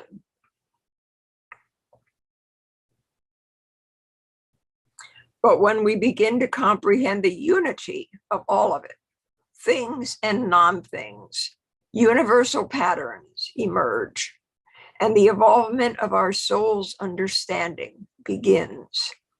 It is here at this crux that we find our theosophical textbook for study. We contemplate the stanzas of Dasein and perhaps consider the modern nebular theory, which hypothesizes the idea that a spinning cloud of dust, composed mostly of light elements, called a nebula, flattened into a protoplanetary disk and became a solar system consisting of a star with orbiting planets. We find HPB describing it as a romance and quotes a commentary 8 in stanza 3 concerning light, or the cold flame, the mother, chaos, and is a cold fire, a cool radiance, colorless, formless, devoid of every quality. The stanza goes on to state that motion is the one eternal is and contains potentiality of every quality in the manvantaric worlds. We consider the cosmic string theory, fission and fusion of the atom, quantum physics, astrology, astronomy, geometry, chemistry, light, feelings, and desires. These all have their masks and blinds of science and philosophy.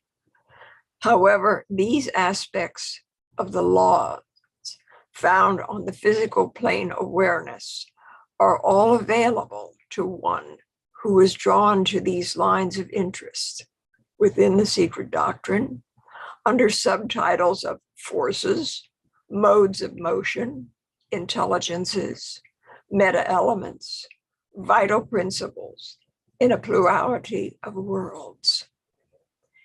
HPB suggests the quote, "How little can be argued respecting the necessary conditions of intelligent, organized existence from the standard of a corporeal existence found upon earth. Intelligence is, from its nature, as universal and as uniform as the laws of the universe." Taken from World Life or Comparative Geology, page 498. We read, think, ponder, and attempt to digest all these meanings and the ramifications of these ideas presented in today's arena within the dual nature of our cognizing brain and limited three-dimensional appearance, 4 if we count time. We inculcate all of this, which we are aware of, to the secret doctrine, Isis Unveiled, and other of HPB's wonder-producing works. And this is as it should be. We contemplate and compare these ideas and thoughts of the cosmos, the galaxies around us and within us, the timelessness of infinitude flowing through our three-dimensional plane of unfolding events, the essences of life found on our small planet in this section of the Milky Way, and the entities of manifestation from the great center of oneness, the nothingness of motion, which results in our planet, nature, population, cities, and solar system. So many vast interpretations and delineations have been presented by this formidable Russian woman of the 18th century. We ponder over these, and then, using our brain, we compare them to the abstract theories and scientific discoveries found in the Hadron Collider in CERN, the scientific organizations worldwide, the NASA Space Center, the Centers for Human Learning, and the biological labs for our improvement of mankind, as well as his downfall. And after all our mental gymnastics, our struggle, sweat, experimentations, explorations, and strain toward that which we call the mastery of our universe, the great ones smile. For the child of humanity is beginning to take form within the contextual field and gardens of the original Eden. We begin to see our place in this one work, this purposeful projection of life, of light, and of balance. We are not the creators of our world. We are the actors on the great stage of life expressing itself. What costumes do we wear? What lines do we recite? This is yet to be learned by the students of today, you. For the ramifications of this train of thought, take one step, step by step, deeper into the infinite mind. Here we find regions far beyond those which we would call human. As the rounds of Earth proceed, perhaps we are just now again exploring our playpen and looking out beyond its bars into the true living room of another greater universe. We don't do this alone. We are never alone, for we are all connected on planes of consciousness yet to be experienced. All dwell within the one. Our garments of thought are always changing in relationship to life itself. Change and the remodeling of essence is a constant. All things are always made anew, and yet Akasha always remembers and records the past, leaving nothing behind. The universe, which we can perceive at the present time, is as sunrise and sunset, cause and effect. The light allows the shadows of darkness penetration to color the sky. The darkness allows the light to illuminate the spatial crevices among the ever-moving clouds of being. Both are illusions. However, the result is our life, of which we here today celebrate, but will never understand the cause. Theosophy this day is displaying new worlds to our understanding, new worlds of comprehension to explore, new worlds of which we will become, yet already are, and have ever been completed. The past is reflected all around us. This past is the computer screen before our eyes, the tree outside our window, the chair in which we sit. But the future, our true being, is always within the heart and stands before the countenance of that which ever is. My dear friends, we have yet to scratch the surface of Theosophy. At times, it is like the rattle to the infant humanity. It gets our attention to focus, learn, study, question, seek, and follow. Are we better? Study. Is it not a fully grown, expressed, and capable adult, an asset to the universes around him or her? Is not life more enjoyable and abundant in the sharing and intercommunication found among the peoples of the earth, and who knows where else? There is a poem from the Psalm Book of Infinity which states, There are many shades, my friend, your eyes just cannot see. Dimensions in life and death, phases of eternity. Many sounds your ears will never hear, words that your lips cannot say. Present in future time, which passed on a bygone day. Later love, later love. Don't say some other lifetime.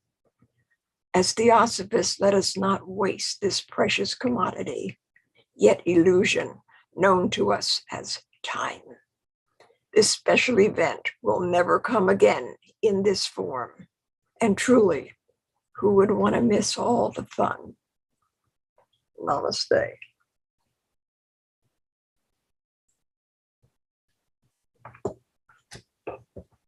Аплодисменты всего зала. A round of applause from the whole hall.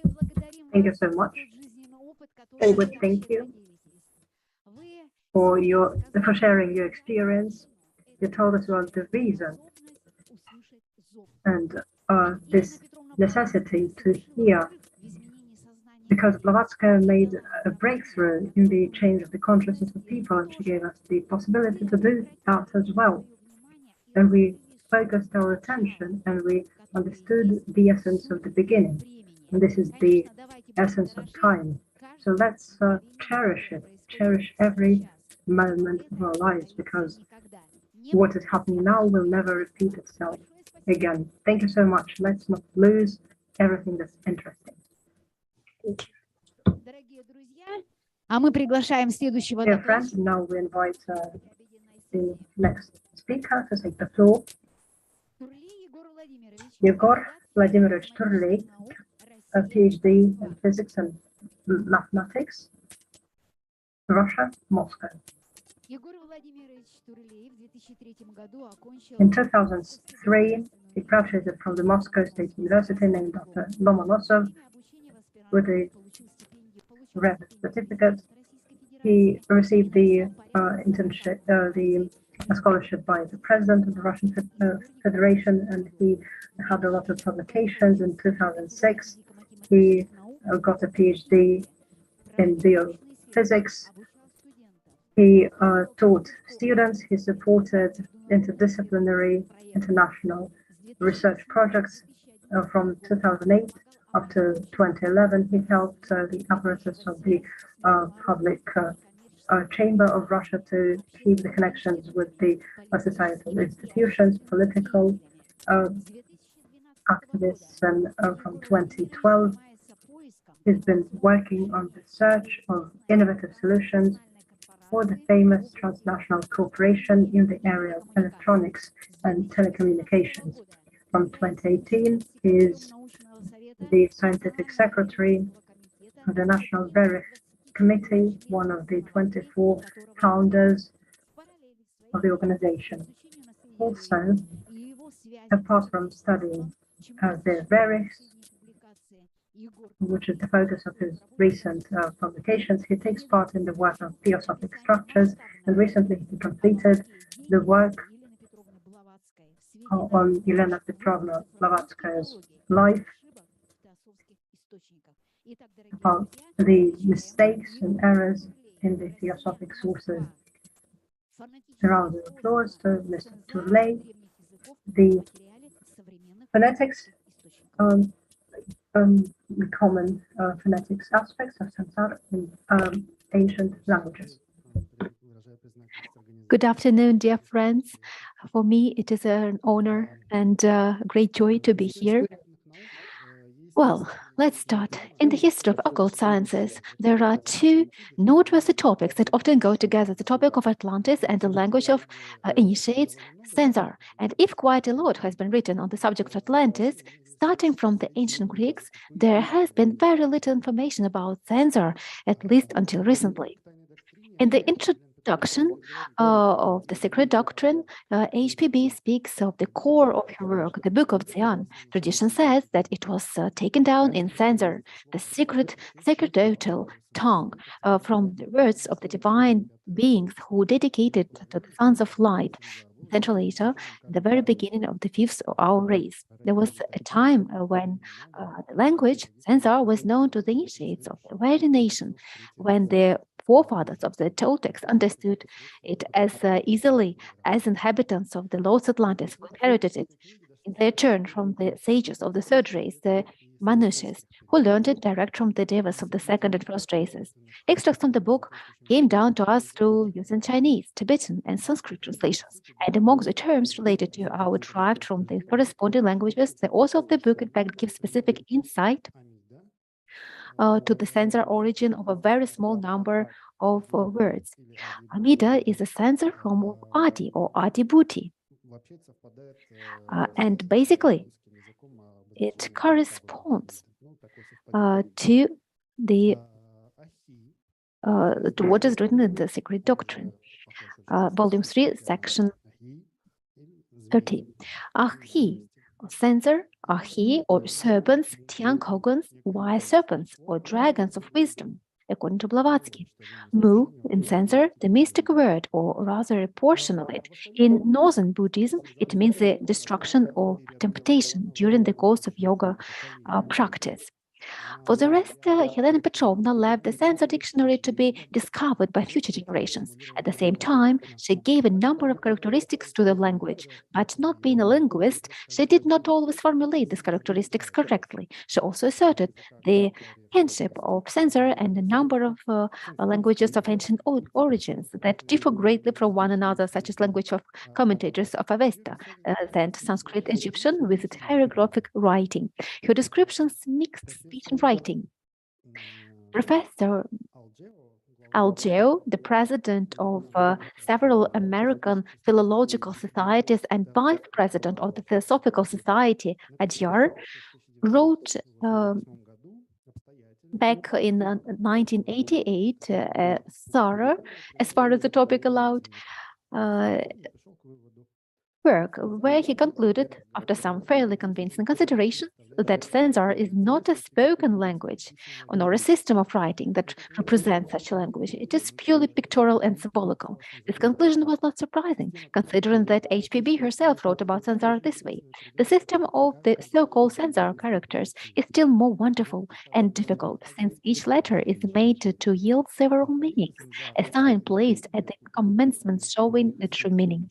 The censor in Sanskrit alphabets and other occult languages, besides other potencies, have a number of color and distinct syllables for every letter. So had also the Mosaic Hebrew.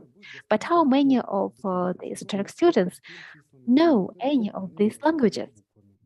When the time comes, therefore, it must suffice to teach the students the numbers and colors attached to the Latin letters only.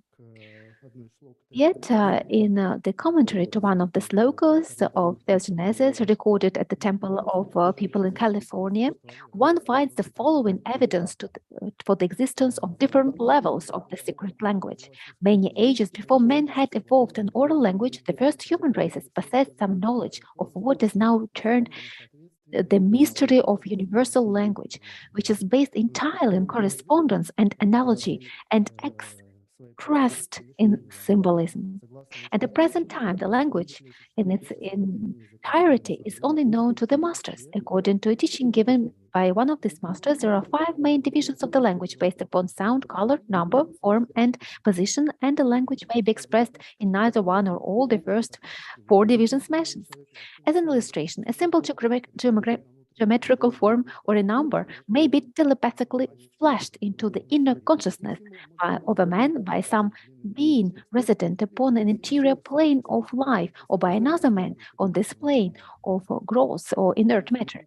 Such a symbol would express much more than could be expressed in a long paragraph in writing or by many spoken words. Both parties were familiar with what mentioned of communication. A certain sound, color, number, form perceived by the psychic sense of vision or hearing have its correspondence to counterparts of the monastic, astral, or physical planes. Anyhow, in 2010, a complete English edition of the translations of Blavatsky Lodge meetings was published for the first time. After reading it, famous theosophical linguist Rage decided that finally we can be sure that Blavatsky used the phonetic form of censor and not pictographic.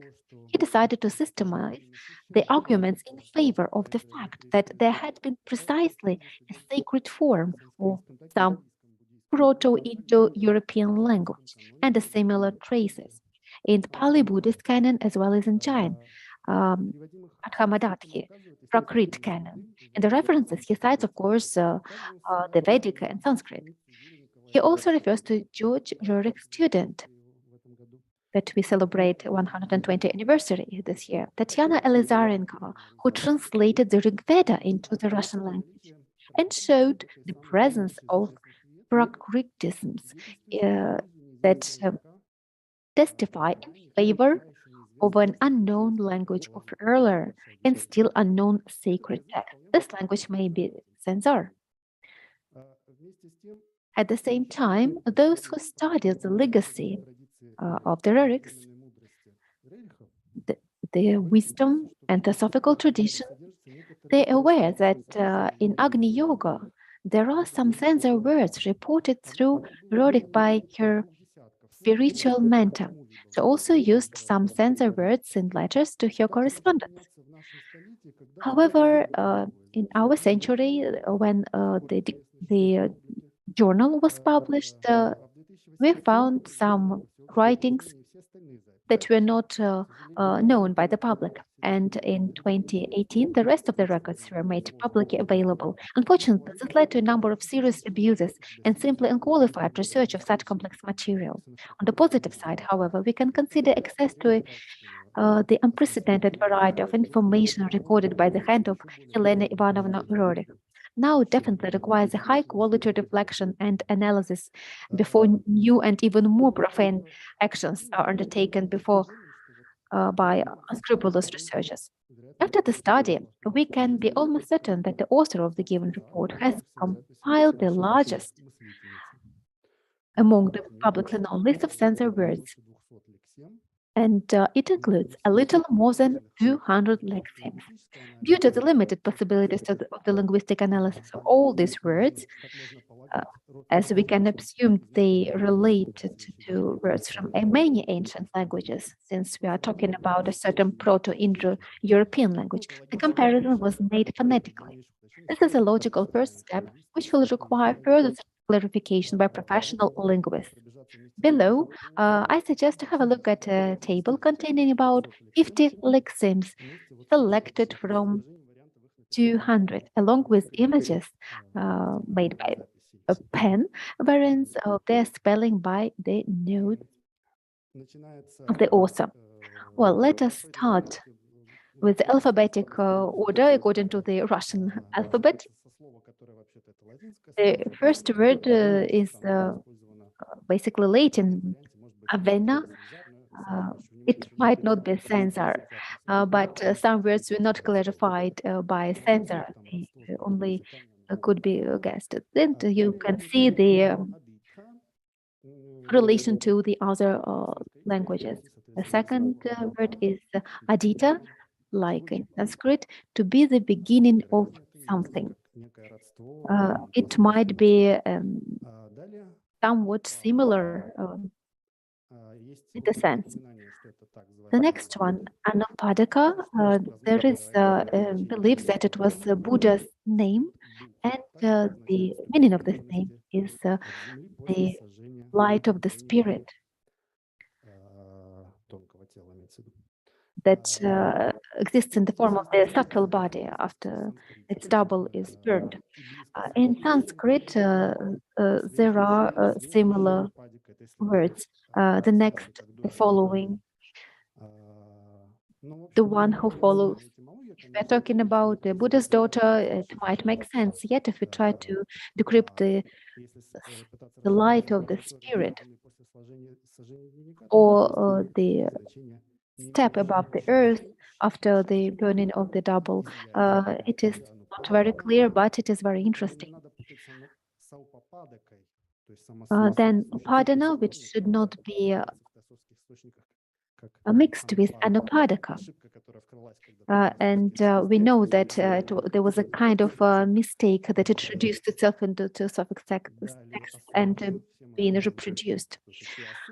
Then Assurina, we know Assyrians in the ancient Veda period. Let's continue.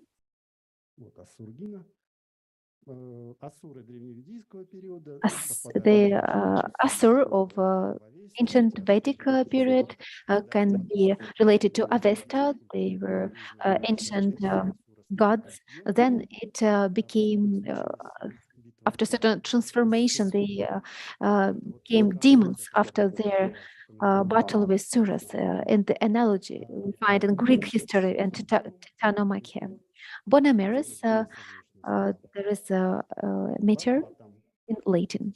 Parvatam, wilderness. There might be something close to a barbarian. Also, we can find this word in many languages with a similar meaning. Vergona, even in the Slavic languages, we have something similar. It might be enemy. Deo halon, the ether for respiration. We can imagine that Deo, like in Deodar or God, so it might be some kind of a divine breathing. Japa Menzon, the calligraphy or the writing might be different, which means to recite the prayer. Mezon might mean a means or tomb or something. Jara, in Sanskrit, there is a meaning for the old age. In peril, it was directly, we could see this Latin roots, irritation, venom, deposited on the walls of nerve ducts. Yoga Paragana I found in ancient languages, Kannada, a Dravidian language. There might be some explanation, and Elena Petrovna wrote to her sister that she was translating the voice of the silence from Telugu. It is one of the Dravidian, South Dravidian languages. There might be the roots of this language for this word. So, Kalaija, in ancient Greek, color means red, and gear in European languages, we can follow the word guide to guide somebody somewhere. Catalisa, falling into immobility. Caesar, holder, may be Esra Khan also has the same origins. Curatoria, the power of perseverance. Suffering with patience. Kryot, from a root cloud. Lamata, teacher of life. It might come from Tibetan. The highest. Langacharya, verbal teaching. Long language, and charya means teacher or teaching. Lituism, the Greek origins, strong, persistent. Maxini, the highest, it's quite clear. Manical, growth of consciousness that might relate to manners. Mikera, here I thought that it might be close to Mikerin, the ancient pharaoh. It might be some kind of title. Messina might relate to mission. Nati Primati, line the formula for invoking psychic energy. We can look at the Italian language and see the origins there. Ovalis, assimilation, Orisvati, Egyptian mystery, light bearing. It was mentioned that in Egypt they used the word Swati, and maybe they added Ori, going up, stand. Otatara. It was written that it used to be the name for the flower of Tara in Sanskrit. It might be mentioned in the ancient dictionaries.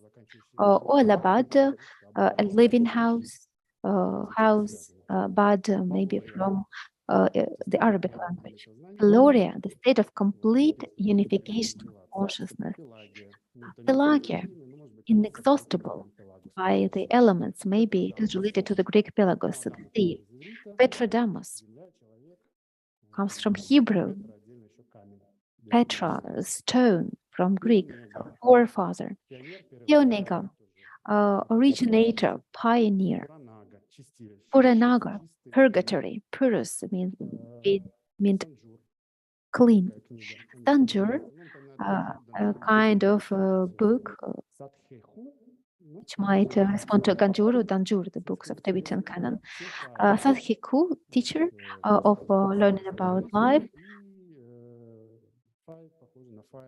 Or Sin Fei, connecting the elements, Sin and Fei, like fire. Speramos comes from Latin, sperare, hope. Ultimo fratergap, the last one friendly to the brotherhood. Very interesting. Utaraka, the one who found. There is Uttara Tantra in Ayurvedic canon. The one who does, the one who completes. Ferilocum, a place to hear interplanetary sound. Here we think about the planes of existence, about location. Ferilocus, a ferry might be the route for transition. And locus, location again. Menizunk means purple, fortress. Kaneku, leadership. Chrysonomos, the cure for cancer, comes from Greek. Ereket, latent, misconception, estimajo, latent, dignity.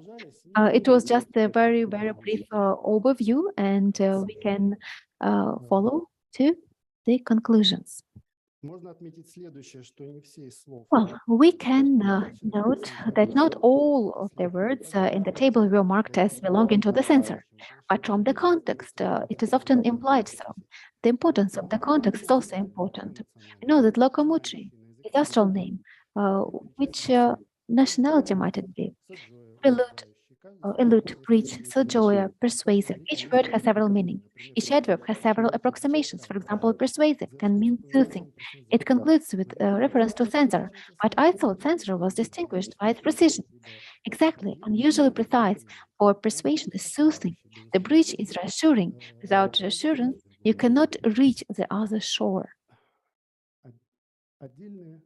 A separate factor is the accuracy of perception in recording the text. It varied in time and space. For example, in December 1926, it is promised to tell later what Dinamura is. And the only thing that was eventually found in the text was similar word Dinamuru in January 1929. On October 20, 1928, Helena Ivanovna Rerik writes that the barrier net is Dragina. The following she writes Dragina. In one place, the cure for cancer is called Chrysomonas, in another Chrysomonas.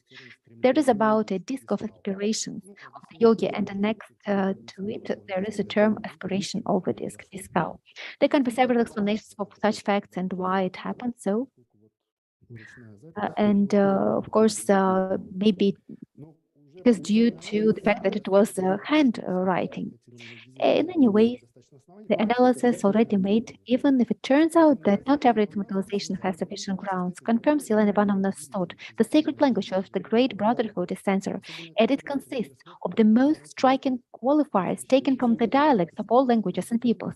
It is especially evident, for example, adaptations from Latin.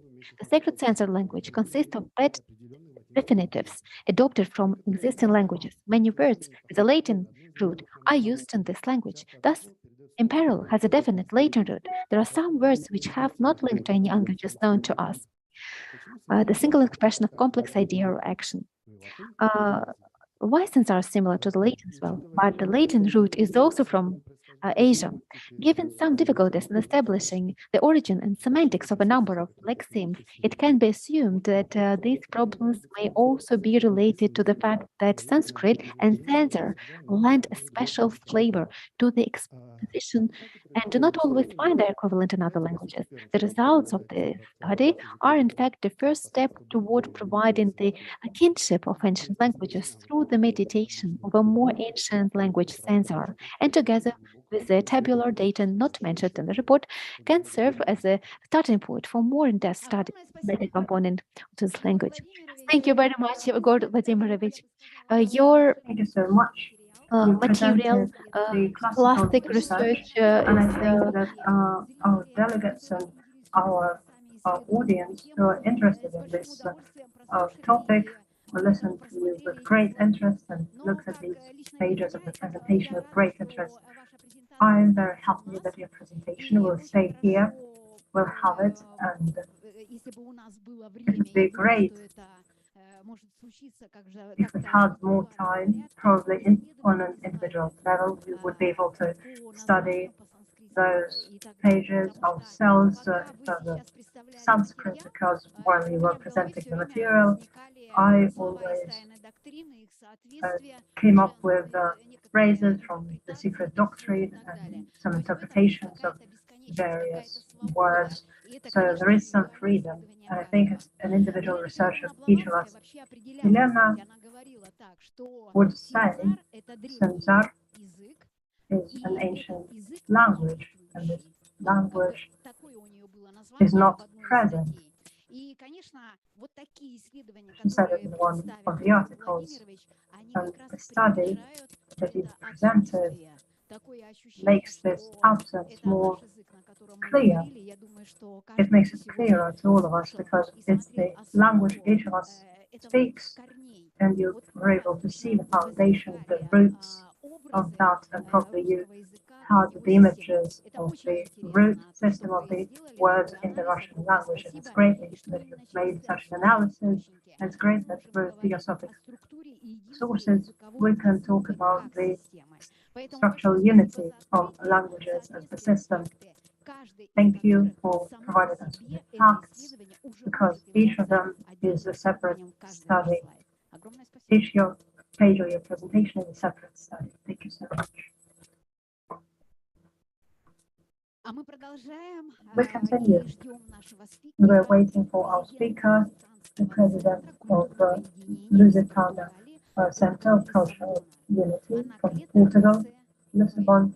Anacleto José Manuel was born in Lisbon, in Portugal, works as a legal specialist at the university. He's been studying Theosophy since 1979, the editor of the Theosophy journal, and also the president of the Cultural Center.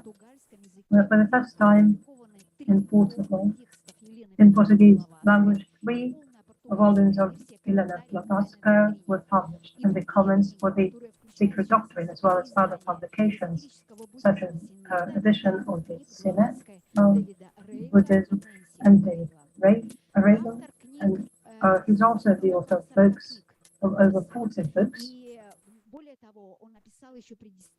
and he also wrote the excerpt to the Portuguese edition, and he's the author of the exhibition dedicated to Blavatsky in May 2018, and still is an active participant in organizing such exhibitions. Also the organizer of several congresses, author of hundreds of esoteric Theosophy articles.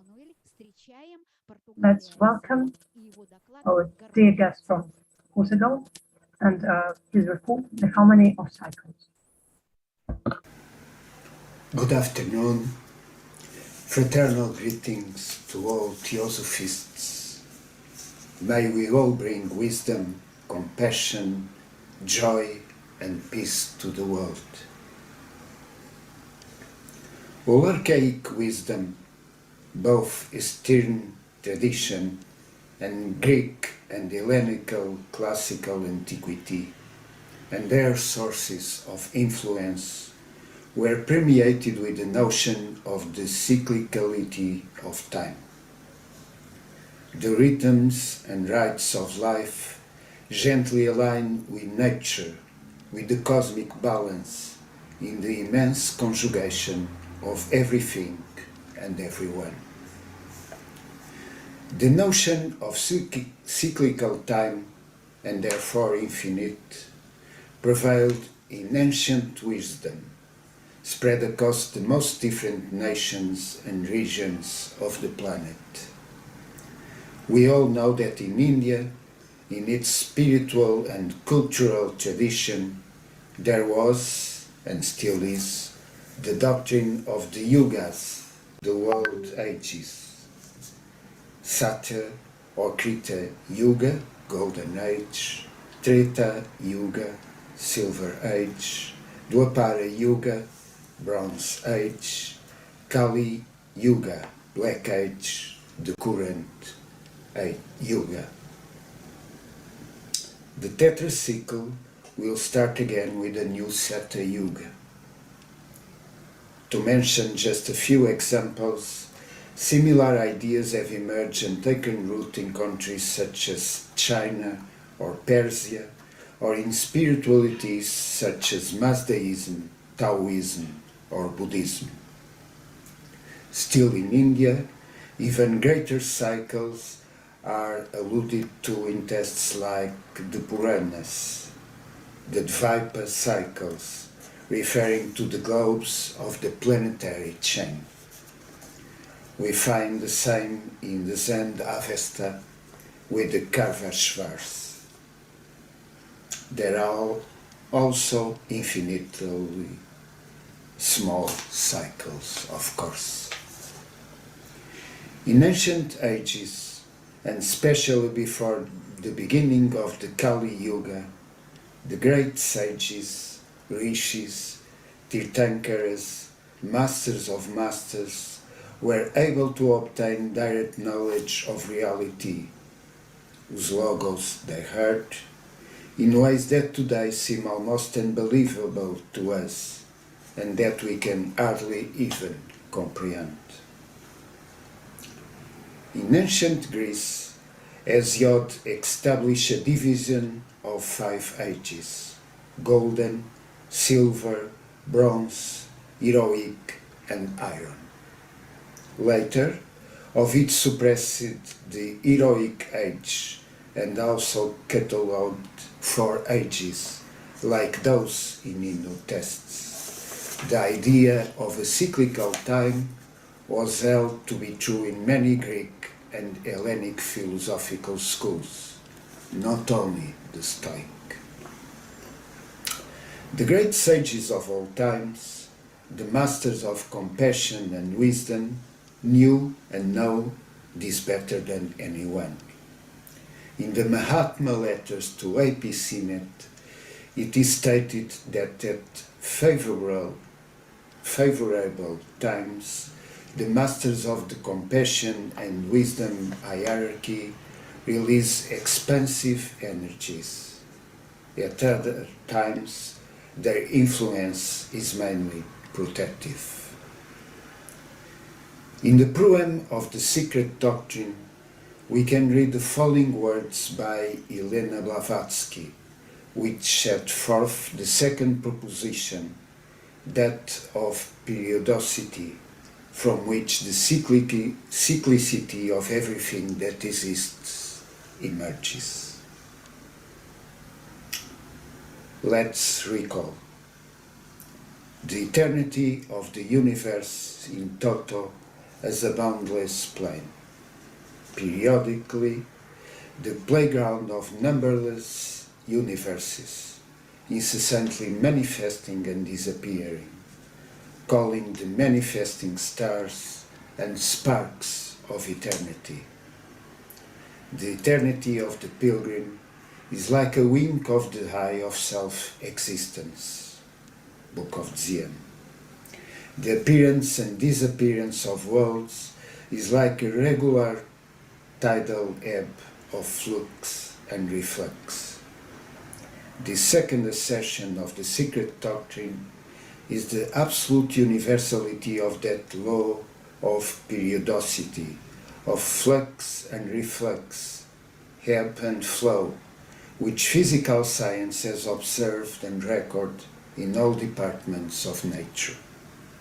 An alternation such as that of day and night, life and death, sleeping and waking, is a fact so common, so perfectly universal and without exception, that it is easy to comprehend that in it we see one of the absolutely fundamental laws of the universe. More recently, however, the idea of linear time, not cyclical time, has been imposed on the world with its corollaries of alleged progress, unlimited production and work. In most immediate sense, this is a Western construction, but it is also being observed in many Eastern countries. This has led to a breakdown of natural rhythms, to the disruption of nature, and to a channeling of more and more effort and emphasis into professional work. Has become exhausting, has drained all human energies, which all must sum up to this. In the case of many people who have even had privileged access to culture, all the importance is put on doing things, on professional success and exteriorization to the detriment of the inner life. And yet, regardless of philosophies, spiritualities and religions, the cyclicality of existence is easily observed in nature and in ourselves. Failure to notice this shows the extent to which we have allowed ourselves to become entangled in artificiality, in unreality. Our heart cycles between expansion and contraction.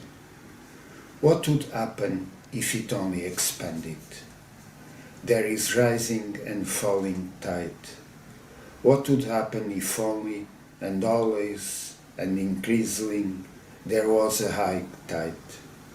Our breathing flow has expiration and inspiration.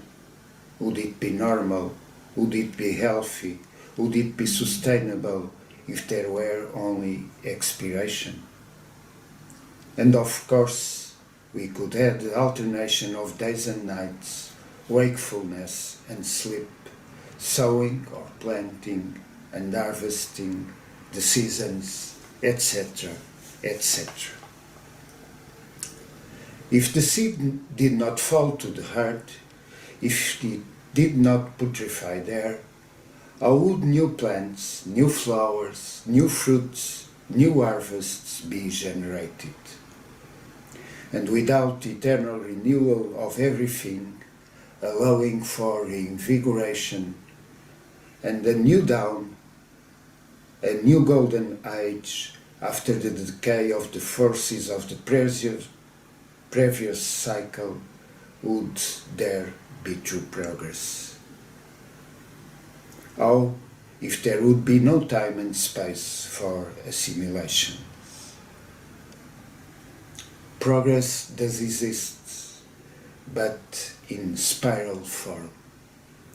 If we understood this in all aspects of our existence, both individual and collective, we would free ourselves from many unnecessary and harmful anxieties and worries. We would accept crises as opportunities and natural events. We would not exhaust ourselves in swimming against the tide when it's time, it's irresistible, saving our energy for the right time, the time of expansion and growth without trying to absolutize it, especially in a productive fanaticism that depletes us. We would not get so lost in arguments, criticisms, quarrels and blame, adjusting ourselves to the much wiser and perfect rhythms of nature. After all, we cannot harvest fruit in winter, nor can we leave sowing until summer. If we want to reap before we have sown, and let the plant sprout from the earth, grow and flower, or if we forget to sow, things will go wrong. This is a principle of prudence in the wisdom sense, very, very important. Some of us tends toward laziness, others towards impatience or hastiness, and both are inconvenient and pernicious extremes. On the other hand, this principle tells us we cannot always be the same. We cannot remain in monotony or produce in an uncontrolled way. We cannot be only increase or decrease. We can only be the rising or falling tide. We need to see the other pole, to see and live the other pole, to consider the other perspective, to identify with both movements of our pendulum in order to compensate for them. More remotely, the idea of continuous growth, which we want to maintain at all costs and at any price, derives largely from the notion of linear and finite time, and unfortunate inheritance of Jewish and Christian ideas. Nevertheless, in these same cultures and spiritualities, there are root tests that would allow another conception, that would make us welcome naturally the cycles, wherever they may be, and even more, perceive them as necessary. Of those tests, the most impressive is found in chapter 3 of Ecclesiastes, one of the biblical books, in this case from the Old Testament.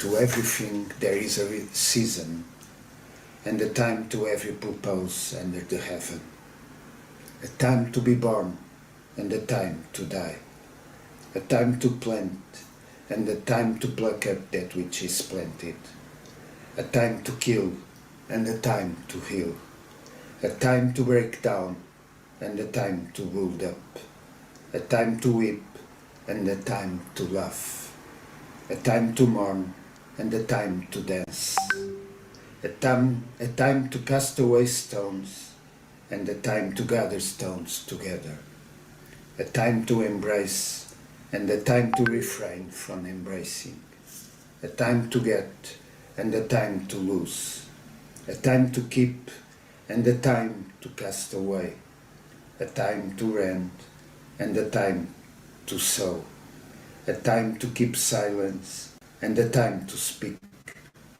a time to love and a time to hate, a time of war and a time of peace.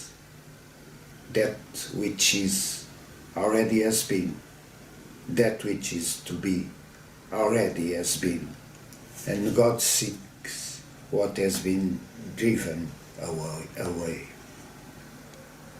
Of course, as theosophists, we cannot accept the idea of a personal God as assumed in the theologies of monotheistic religiosities or popular language. We maintain that everything is divine, that all are gods, even when amnesiac in their manifestation, and that words and notions such as limitless, absoluteness, infinity in one sense, and ordering wisdom or law in another sense, would not generate misunderstandings, much less the religious conflicts that so often stain our world. Nonetheless, what is valuable about the culture test is independent of this. Common thought understands that what is external is what is real.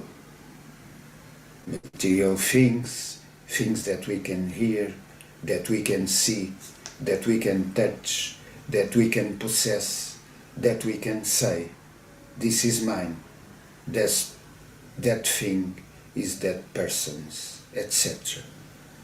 But from the esoteric point of view, from the point of view of Theosophy, of the wisdom of the ages, what is real has little or nothing to do with it. What is real is what is permanent, not impermanent things of the outside world.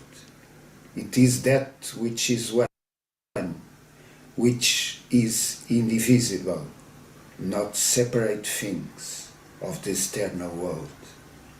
It is that which has no beginning or end, that which is eternal duration, as HPB call it.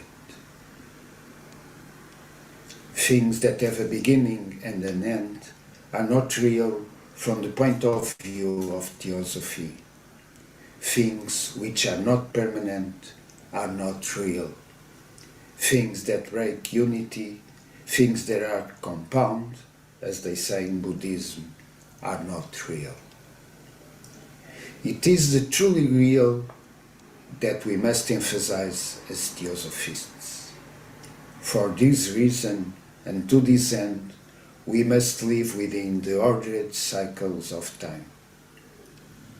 Sometimes people ask themselves, should we study more or meditate more, understand more or practice more? The answer, in the light of cyclicality, is clear. Both things are needed, each corresponding to a cycle, aspiration and inspiration, ebb and flow of the tide. May we do so, according to the exhortation of our dear Elena Petrovna Blavatskaya. Be Theosophists, live Theosophy. Thank you for your attention. Дорогой наш друг, Our dear friend, Mr. Anacleto, we thank you. Many thanks for being with us today. Thank you for your strength of will and for presenting Theosophy and for the philosophy that you are trying to spread around the world. This cyclicity of time is one of the most complicated topics, but you were able to focus on the major points and to give a very clear understanding of these processes and to use the proven scientific base and talk about the cyclicity of time in the development of society and consciousness. Thank you so much. Dear friends, now we invite the next speaker to take the floor. Dozolchak Vladimir Olegovich, an independent researcher, Donetsk People's Republic, the city of Donetsk, Russia. Vladimir was born in Donetsk. He graduated from the Eastern Ukrainian National University named after Vladimir Dali. The editorial work and publishing work is his area. He works as a commercial editor. He works for many journals and magazines. Zozulchak, Vladimir Olegovich, Donetsk People's Republic, Donetsk, Russia. Let's welcome our participant, Sufism, the living theosophy of today.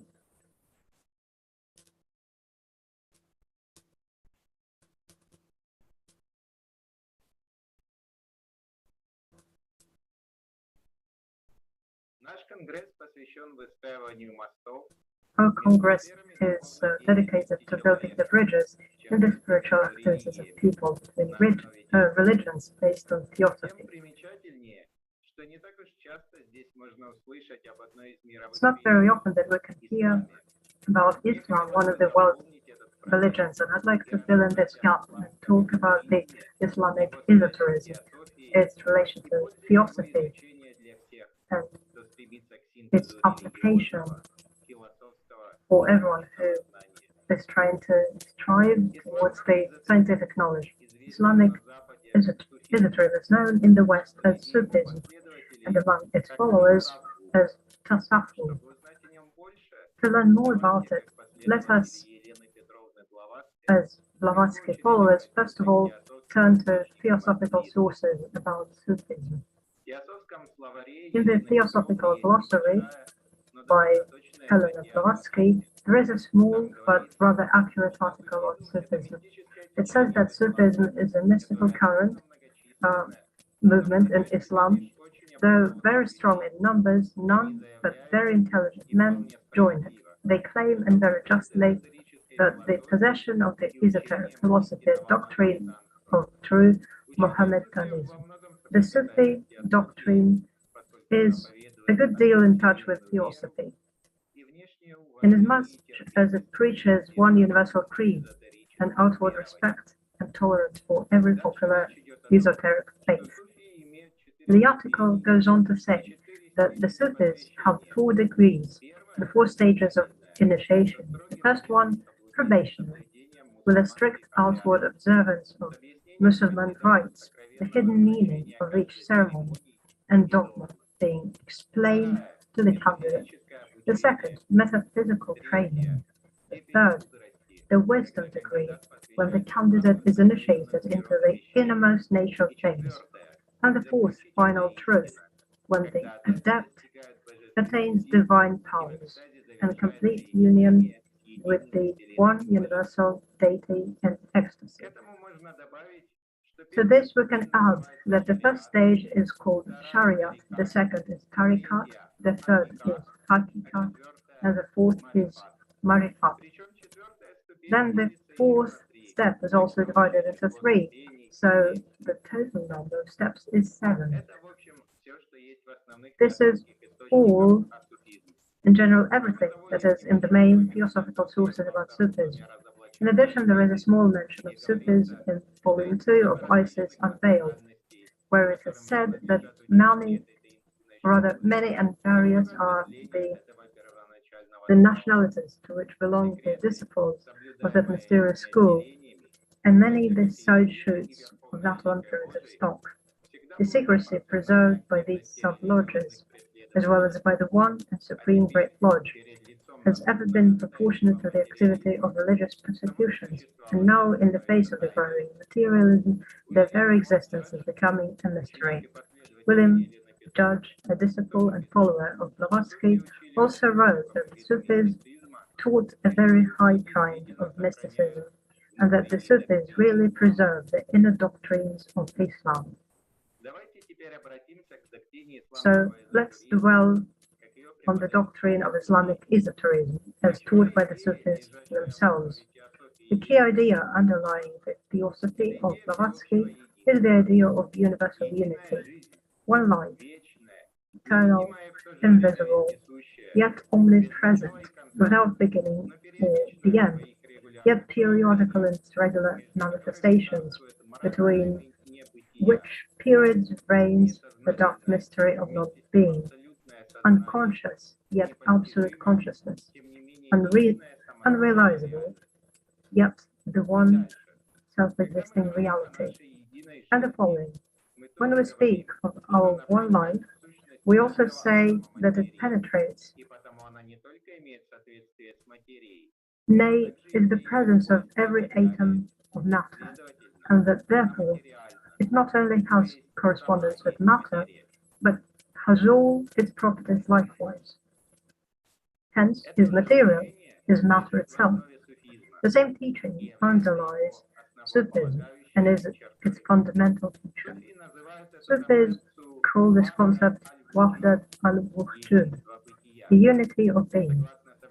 According to modern Sufis, the soul of Islam is Tasawwuf, and the soul of Tasawwuf is called Wahdat al-Wujud, the unity of being. Or otherwise, Sufism is the life of Islam, and Wahdat al-Wujud is the life of Sufism. This is how Sufis explain the concept of the unity of being. Everything that exists is Allah Himself. All beings are His offsprings, and they have no existence of their own. Despite appearances, they come from Allah and are not separated from Him in any way. The illusion of human perception creates many different objects, forms, and phenomena. But in fact, there is nothing in the world at all except Allah. Otherwise, we will be forced to admit that there are two separate principles, Allah and His creations, and this means the recognition of dualism, contrary to the strictly monotheistic spirit of Islam. Sufis illustrate this concept with the example of a golden ring. It seems that there are two separate phenomena, gold as such, and a ring that's made of it. But in fact, this is an illusion of human perception. It's impossible to think of a gold ring separately from gold. In essence, it is the same thing.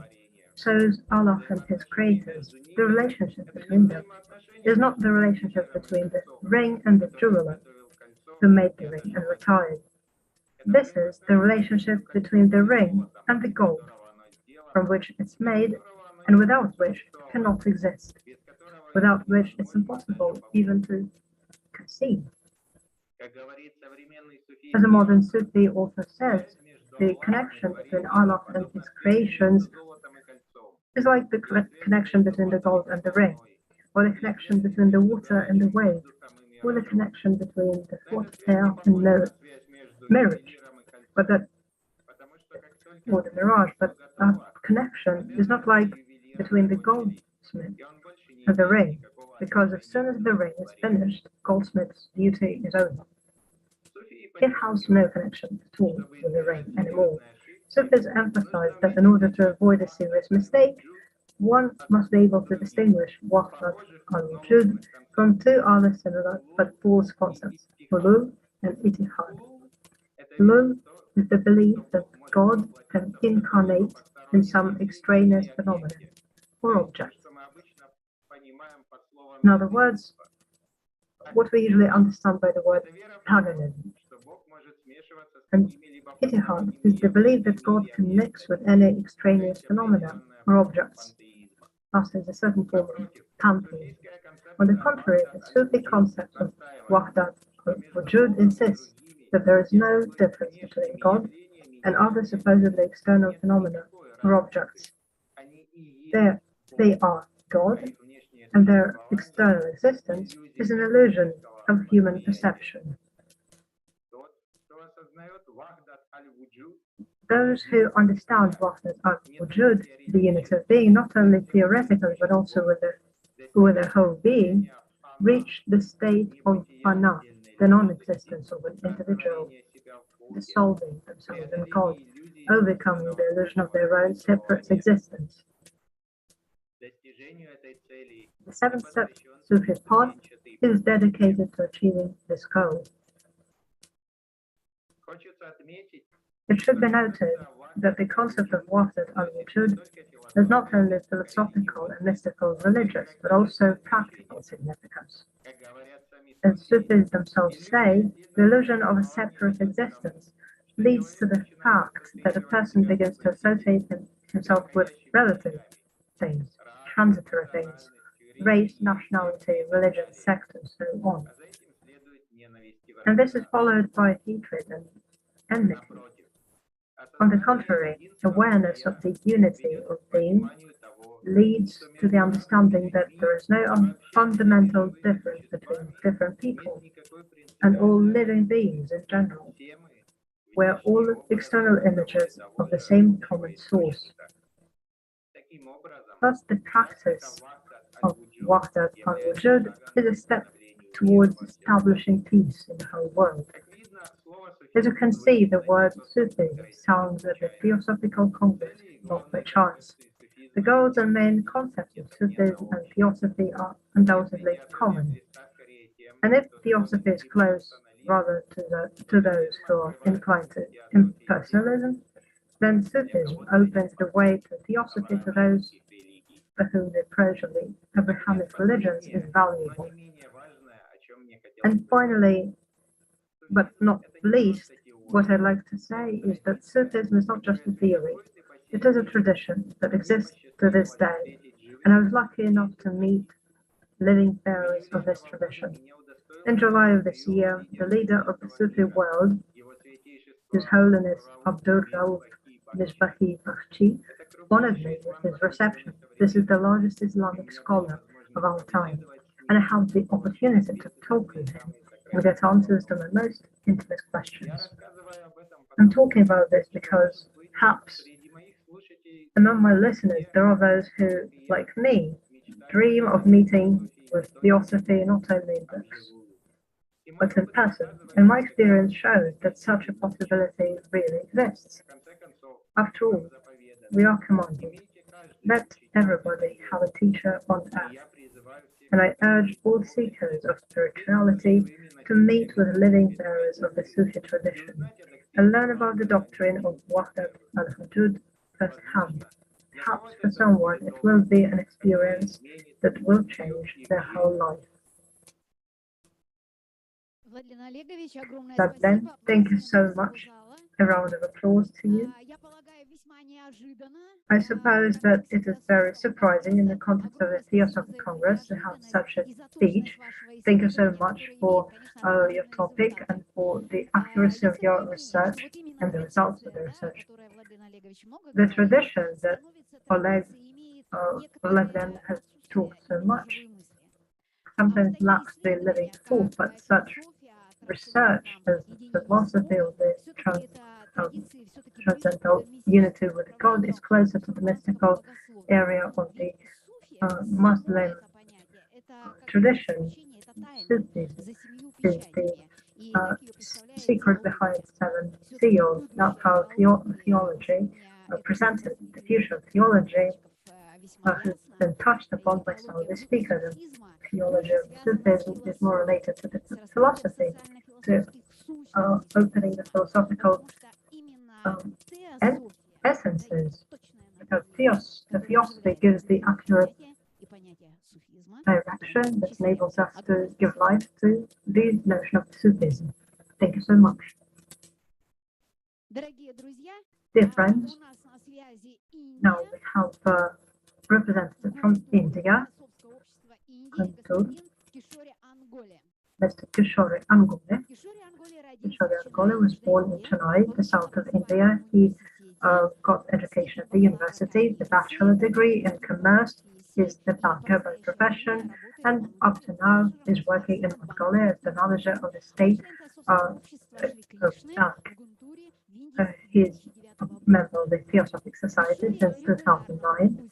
Kishore regularly publishes articles on Theosophy and a monthly journal. He's read over 90 lectures on the secret doctrine in his native language, and since November 2020 up to March 2021. So we have a very active philosopher who lives in India, and we're happy to welcome him. Let's give him a round of applause. The Theosophical Society of India, the Secret Doctrine, and Agni Yoga. Namaste, everyone. The topic is the Secret Doctrine and the Agni Yoga.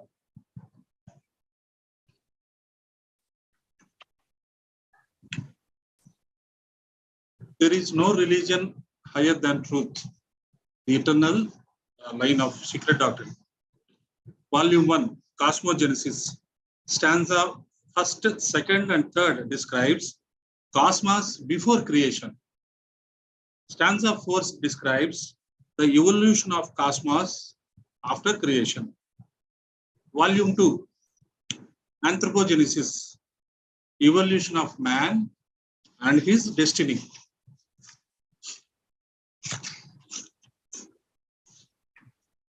Science of Agni Yoga. Agni Yoga book series. 14 books. Leaves of Maurya's Garden #1. Leaves of Maurya's Garden #2. New Era Community. Science of Agni Yoga. Agni Yoga. Infinity #1. Infinity #2. Hierarchy. Heart. Fiery World #1. Fiery World #2. Fiery World #3. Om. Brotherhood. Super Mundane. Total 14 books. We will see some points from each and every book. Leaves of Maurya's Garden. I am your bliss. I am your smile. I am your joy. I am your rest. I am your strength. I am your valour. I am your wisdom. You will hear our aspirations upon the peaks of the mountains. Leaves of Maurya's Garden 2. Second one. Sacrifice, sacrifice, sacrifice. After sacrifice, one receives, and after that, the spirit triumphs. Each person has a purpose. I provide a gateway that is suitable to the person's spirit, and through it, the seeker can enter into a transformed world where the mind is at home in every land. The spirit learns to fly when sorrow sharpens its eyesight. The ray of awareness of the infinite illumines, the blessings sent. There is the path of earth and the path of wings. Figure it out and apportion your share. New Era Community. One must know the process of battle called the casting down of the rocks. When the battle reaches a certain tension, the leader tears away portions of the aura and casts them at the hordes of enemies.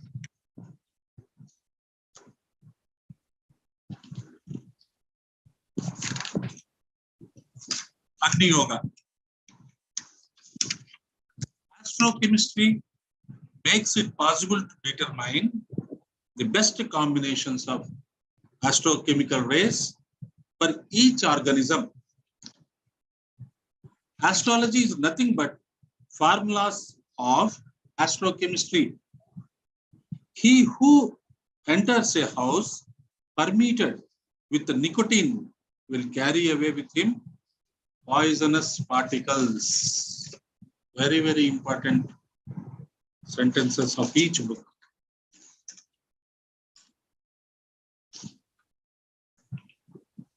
Infinity #1. Accept in spirit the concept of infinity.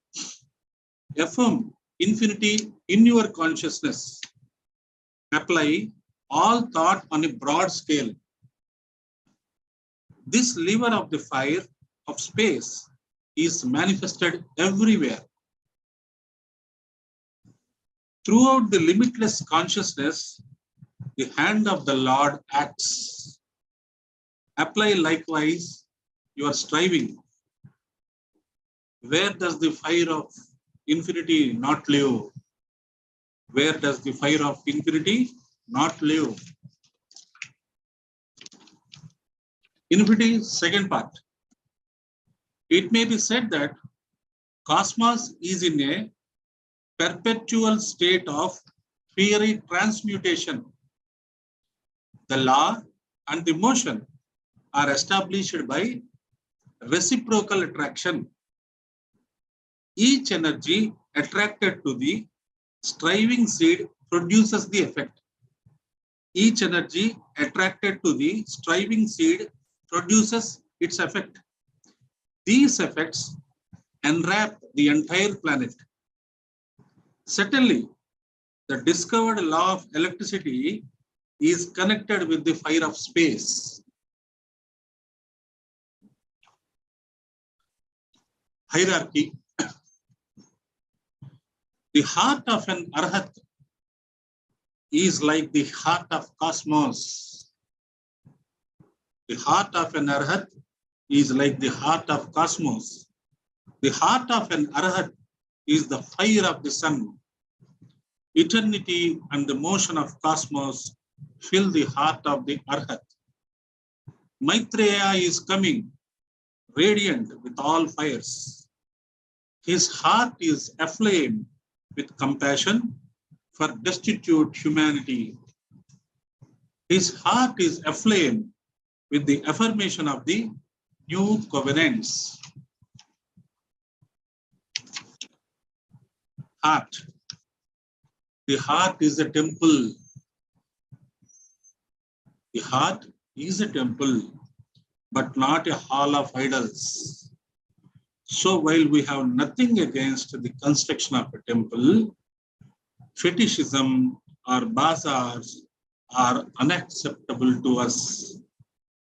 Likewise, when we talk about building a temple in the form of a heart, we do not have a mind, a heart-shaped building.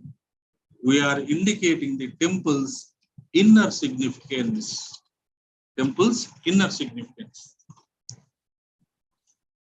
Fiery World, Part 1. The human eye does not see the most powerful electric vibrations. The same is true with regard to fiery gradations. Incidentally, this circumstance always hinders the teaching of fire.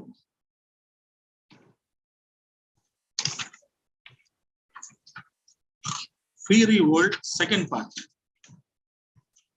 Agni Yoga requires a special resourcefulness.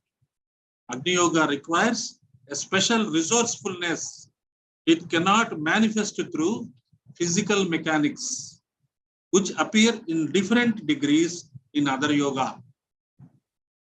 Such an element as fire should, it would seem, be subject to physical laws no less than other elements. But the essence of Agni is subject to such very subtle laws that physically it is inexpressible.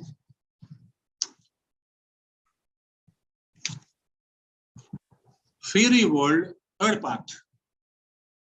As the highest humility and the highest self-renunciation, should one accept the image of those bearing the full chalice of self-sacrifice. Self-sacrifice. They carry a heavy burden in the heart. They bear the brunt of the tension manifested by humanity. They carry the burden of the entire discrepancy. Such humility is redemption. Who will give himself wholly to the achievement of drinking the cup of poison? Who will give himself wholly to the achievement of drinking the cup of poison? Om. Om. Why say Om when it is possible to say prayer? In substance, they are the same. But because of its antiquity and refinement, the sound Om will be stronger in its vibration. Om, Om, Om. Let the resonance of the highest concept be pondered deeply. The word itself is vibration. Such resonances are needed for the harmony of space. Great spiritual toilets pray not for themselves.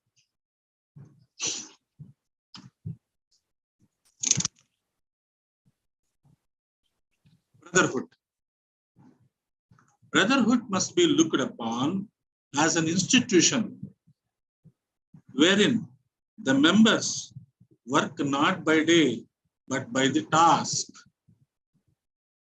One must love the labor in order to prefer the task work.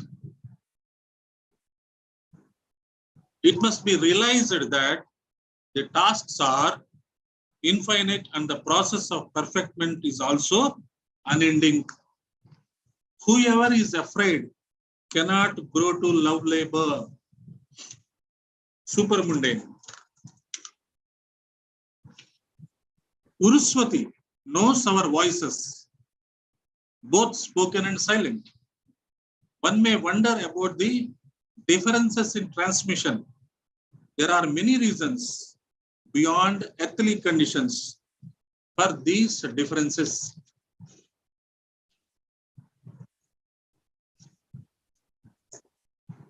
Namaste. Thank you all to the technical team, to the participants of the International Congress, to the conduct people, and all the team. Namaste from India. Namaste to all.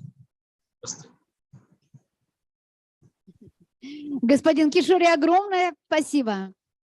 Dear Kishore, thank you very much for your speech and your insight of Yelena Petrovna Blavatsky's work of Agni Yoga are very similar to what have defined during the last 30 years the understanding of Theosophy.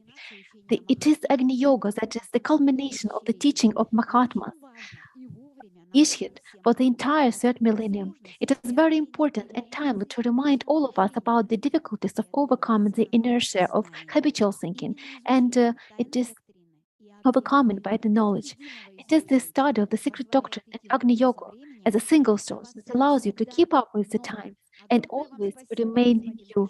Thank you very much, dear Kishore, for your message and for your words.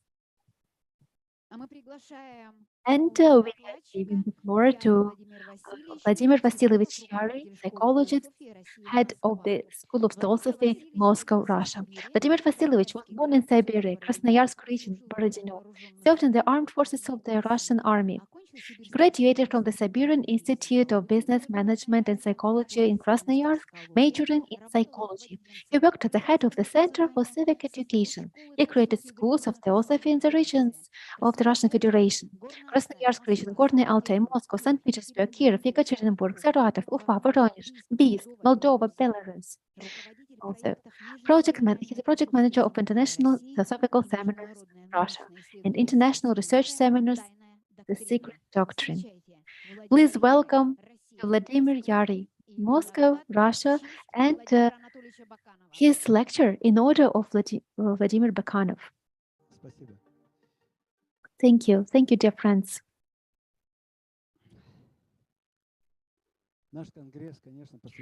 Our Congress is, of course, dedicated to the outstanding Russian theosophist Vladimir Bakhanov. He created a system for studying the secret doctrine.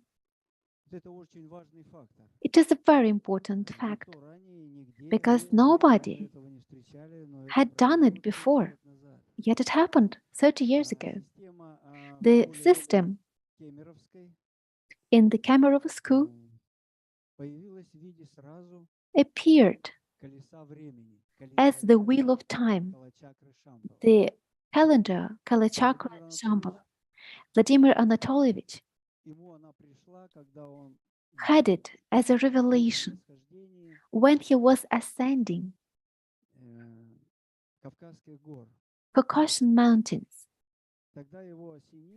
And then he had this revelation and saw this wheel of time. And it happened that by studying the secret doctrine from 1987, the year of the fiery hair, right here, this year. And this year symbolizes Sapon Kapoi, which started the calculation of time in Tibet, the year of the fiery hair. And in the year of the white horse, Vladimir Anatolovich in 1990, he had this revelation. As he himself told about it, I saw the teacher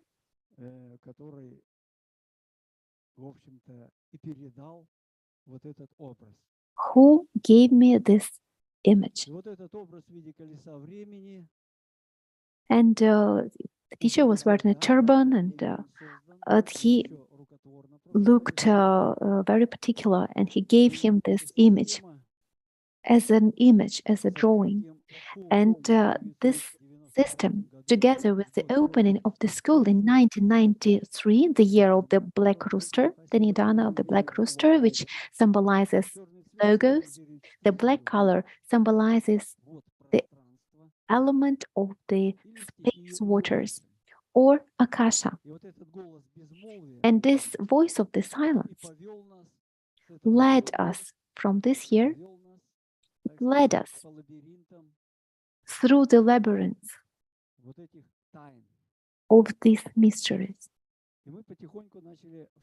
And little by little, we started to unveil these mysteries according to the system that Vladimir Anatolovich had a revelation of. First of all, we started to study the planes of existence, because from the first stanza starts the explanation of the spirit beyond forms,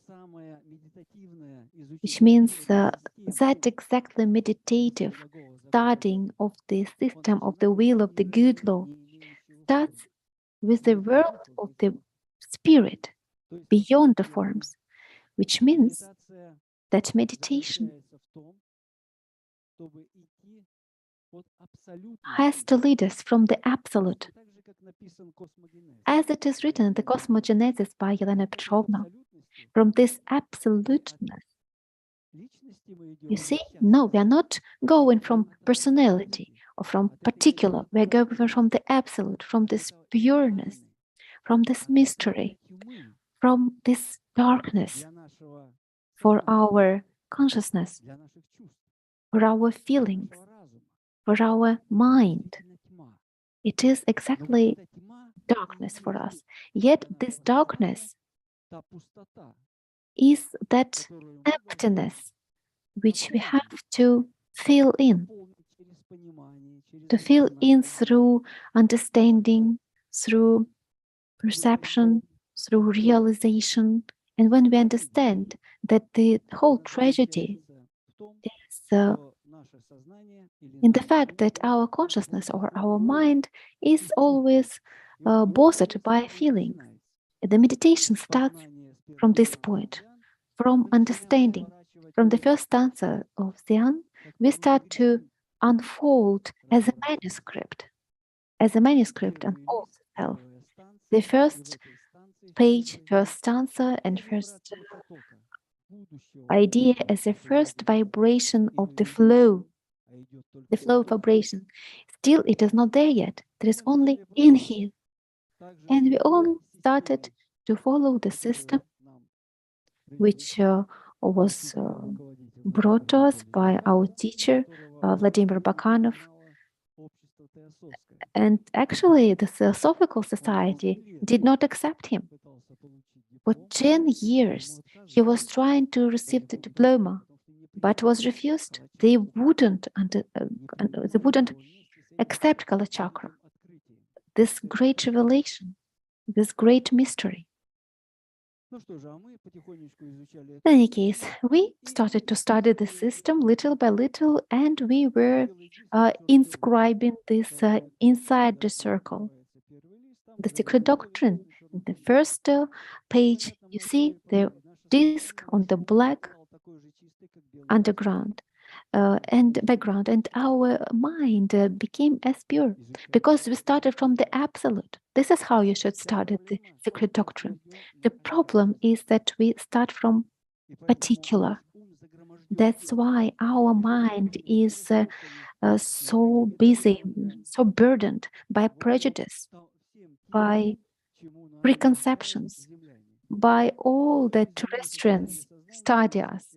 teach us about, that the knowledge depends only on the background, on the forms, on shapes. So we renounced, we got rid of them, and we tried to feel this knowledge with the pure mind, exactly to feel it. And here where the awakening of the sense of knowledge starts, the sense of feeling, the touching of this reality that we cannot understand by any feelings, yet we can go inside the state. This is very important. That's why meditation or contemplation is important. And when you start to contemplate, to meditate, you have to disconnect from your organs of feelings. This is how these organs of feelings were disconnected. And at our school, when we were studying the secret doctrine, we were feeling in the world of spirit beyond forms by our feelings. These planes follow the direction of space, which are called parameters, 6 directions of the space. And in this highest direction of the space, which is called generosity, and generosity contains self-renouncement. Here, the acceptance of hierarchic principle, acceptance of teachers who guide us. And through this, we have self-renouncement. And as soon as we renounce ourselves, we bow to the highest principle, we went to illuminate, to strike our spirit with this devotion, thanks to the highest guidance. And when this bow fired our spirits, we had the fire inside. The consciousness at this point could not define, could not formulate anything. We only burn. The centers get the fire in them, and they can work independently on our intellect. The intellect just learns how to float, how to fly. All 10 years passing through these directions of space, you see, 2, we were learning about the second sector, the fire one, which brings the potency of the impetus, the calling. It triggers the response reaction of the spirit. Our consciousness gets illuminated. Our mind in the constellation of Taurus symbolizes the absoluteness of the mind. And this absoluteness of the mind brings all potentiality, which bring the understanding, the forces to understand. All is there. And in order to get in and understand these two worlds, Atma Buddhi or monadic world, as a matter of fact, in religious systems, including Christianity, the God created man in 7 days. Yes, indeed, the divine force or hierarchy of the divine creatures created man on the 7th day. 1st, 2nd, 3rd, 4th, 5th, 6th, and 7th. Exactly. This year, Nidana of the Black Rooster created our school. And at this time, in this exact principle, our school was created as well as Neoplatonic school at some point. It was a coincidence, but it could not be a mere coincidence. It was evoked by the quality of time, by the necessity to learn, to get new knowledge, and to reveal the potentiality of spirit in the man. And here the man was created.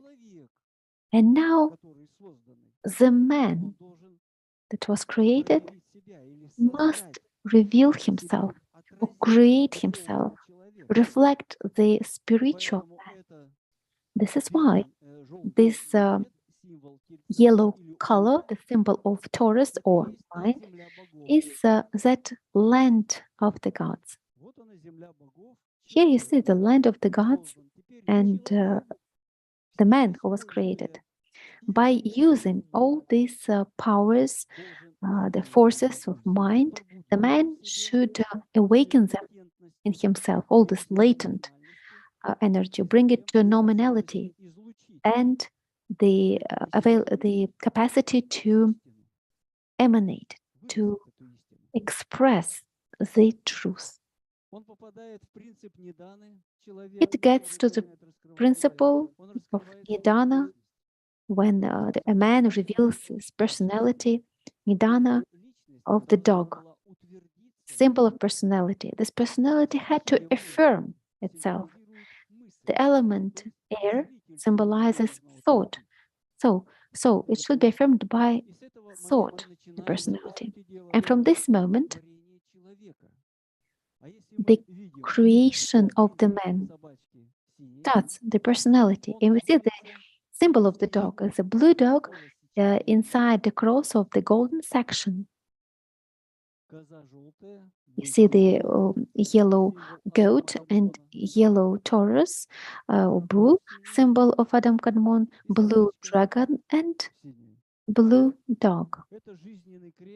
This is the life circle or spiritual circle of the wheel of time, which means that personality had to have the strengths that could reveal the potential of the man's spirituality, his great harmony and the beauty of androgynousness, the principles of man and woman together, Atma, Buddhi, Manada. The man should keep the memory of the germ of spirit. This is the monad of the germ of spirit. And all this is in the plane of the spirit beyond forms, the idea of the eternal life that has to give the necessary energy so that this energy could create the necessary shape to manifest this life, the monad, divine nature. And here, the human started to create personality. The next stage, which is the ninth creation, the personality is the eighth creation. If there was a power of spirituality, perpetuum mobile, or the eternal movement, the symbol of eight, symbol of the dog, the personality, which means that human personality can be the bearer of eternity. So, as a matter of fact, every one of us is this perpetuum mobile, and it is eternal. And the strength of this eternity, this time, we just have the alteration of birth and death, birth and death, birth and death, and we are going along this circle. Yet, as soon as we concentrate in the center, or as soon as we become the axe around which the wheel of time is turning, by this we become masters of time. We are beyond time. We are eternal. And we live in the breathing of life, in the eternal continuity And this stage of eternal continuity is in the ninth principle, because the ninth principle, as you know, means this spiritual energy, which is centrifugal, which spiritualizes the matter. It spiritualizes the form of life. This is what the human has to do in the blue boar symbol. Blue boar is also the symbol of theosophical consciousness. There is a notion that was revealed in the year of the blue boar. The blue boar, as Theosophical Society, is in the triangle of the spirit of Theosophy. The blue boar, blue hare, and blue goat. And today is the day of the blue goat. We are in this day right now. The blue goat is the symbol of Theosophy. And what is the most important in Theosophy? It is the love for the absolute truth and the symbol of Kriya Shakti, very powerful goat. It only speaks through love, the love for the absolute truth, which can manifest our mind, can awaken the mind, the consciousness, and express the knowledge of the spirit of Theosophy. This is the triangle of today, and it works, which means that today we are at the ninth creation. We are in this cycle right now, and now we are capable of creating by our liberated spirit, our liberated mind. We can create our future. There is a notion that was mentioned today several times. There is a notion of the linear time, the spiral time. By merging two times, you will get the sun as a direction. Let's take it as a linear time. And you see the lines just as rays of sun. Yet this movement of the ray is inside the spiral movement inside, in the center, at the central point in the circle. This is how rays of sun work. They bring information. The information of purposefulness and coherent with the current state of humanity. This is how the sun works. It works naturally, according to the necessity of the human consciousness and its state. So that's why there is two forces, centrifugal and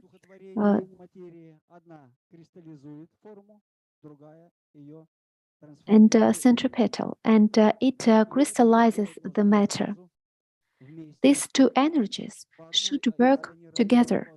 When they work separately, the human being, man, is always at some periphery, either spiritual vision of life, either material. Yet, when he manages to merge these two energies, having the properties of the space of the cross the symbol of life, then we see swastika symbol with this curved edges. We see the cross in its movement. We see the life in its movement, the, let's say, alive life. And here lies the naturality, the new era.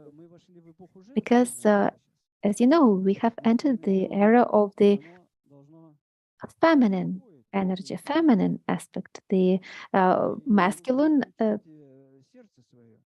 aspect should calm down and switch on its heart and love the woman, because the woman is beauty. The man should fall in love with this beauty, and then self-denial can occur, which will let work as a formula of the common welfare, and the people will be able to act, to live for the sake of the feminine energy, the beauty. And tomorrow is the celebration of the mother. Mother is the beauty.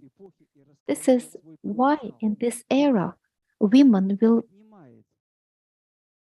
fully express their potential.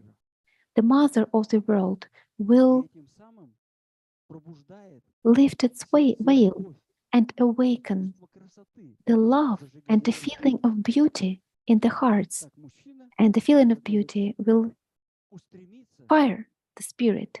Such the man should aspire to sacrifice and bring the flower of his soul, of his heart, to the feminine principle. This is what should occur. And the symbol of the 8th of March should become the everyday state of the human mind, the thinker, and I would say intelligence, because man is tends to intelligence, whilst the woman tends to intuition, to the feeling, to instinct. Yet this instinct is a sacrifice. Yet the man should reveal this sacrifice in themselves. And the era of Aquarius will give this opportunity to reveal the intuitive thinking, the feeling of the beauty. And the feeling of the beauty is manifest through the golden section. And Adam Kadmon is the one filled with this beauty. The feeling of the beauty is the state of the golden section. And in this golden section, every person has this golden section inside. Yet, we have to merge intellect with the heart, and then this golden section will make us androgynous. There will be no jealousy, no bad feelings. And all this will fall apart as something unnecessary. This veil will fall down from every person. The woman should lift the man's principle, and the era of Aquarius does it for us. So the next movement, next step, when the human is creating himself, and he should create himself through all those 7 nidanas. First 7 nidanas were created by the teachers. Now, these 7 nidanas should be manifested by the man. So the first, we have gone through the creation of the man by itself, the consciousness, personality. The fiery mouth shows the karma of the spirit. The karma of the spirit of the man is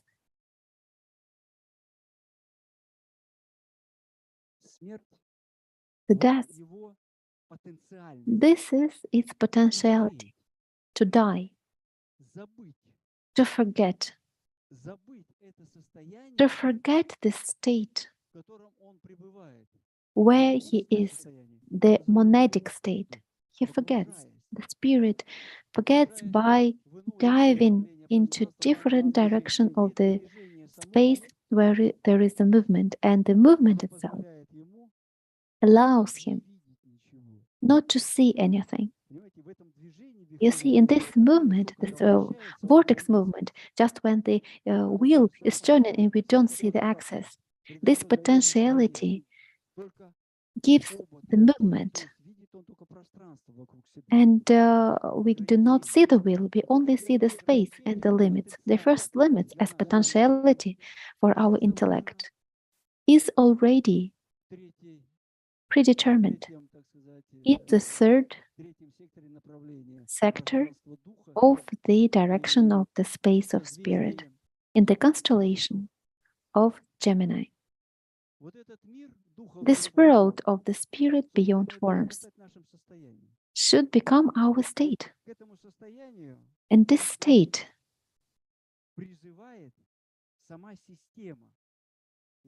The system itself calls us to get into this state, the secret doctrine. Now I will conclude. As a matter of fact, Vladimir Anatolyevich Bakhanov, as a teacher, as a master of the Russian esoteric school, after Helena Petrovna Blavatsky, solved the mystery of birth and death by going beyond the limitations of time, and from that space where there is no time, in this state of the mind, is something that makes it possible to understand the life and death, because there is no death. There is the eternity of life, and the eternity of life is in this state of the mind. Then we can be in the state of paramartha, the state of feelings, by the Dhamma, the presence, and not anything more. Thank you very much, dear friends. Vladimir Vasilyevich, thank you very much for the inspiration and for your dedication. Now every one of us might have touched and dedicated the best thoughts to Elena Petrovna Blavatsky, Vladimir Anatolyevich Bakhanov. And I believe that the day will come when the knowledge about Kala Chakra will come naturally to every mind, every consciousness, and will be necessary and requested, just as now the secret doctrine is the life necessity. Your applause, please, to Vladimir Yari, Moscow, Russia. Thank you.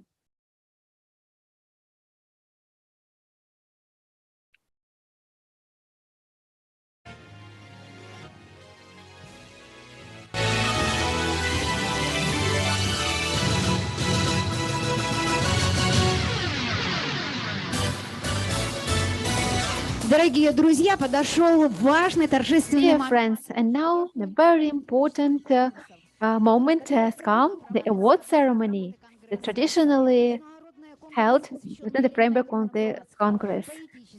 These are poetic, art, musical competition that we made this year. And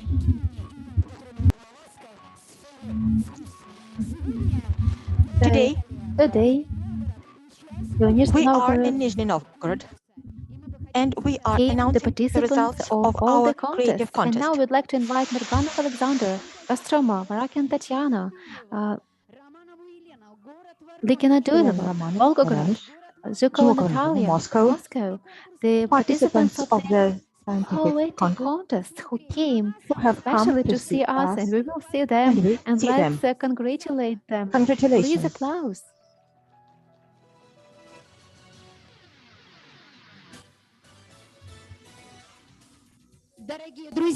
Dear friends, please receive the diplomas. We would like to hand out the diplomas to the participants. It's a grand solemn moment. Your applause, please. Your applause.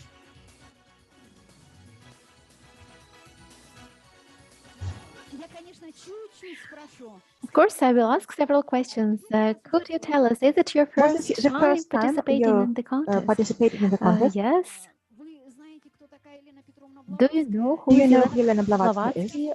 Or you just participated and took part? It was just by chance? I heard about As a matter of fact, I'm a historian. I don't work according to my specialty, even though I in this area. Studied a lot. I have been interested in this since childhood, and I continue participating in this art. And I always loved historical literature since I was a student. So the works of Helena Blavatsky It was not by chance that I got them.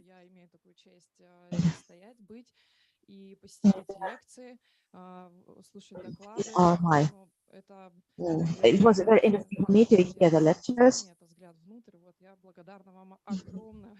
I'm so thankful to you for this opportunity, for having this opportunity.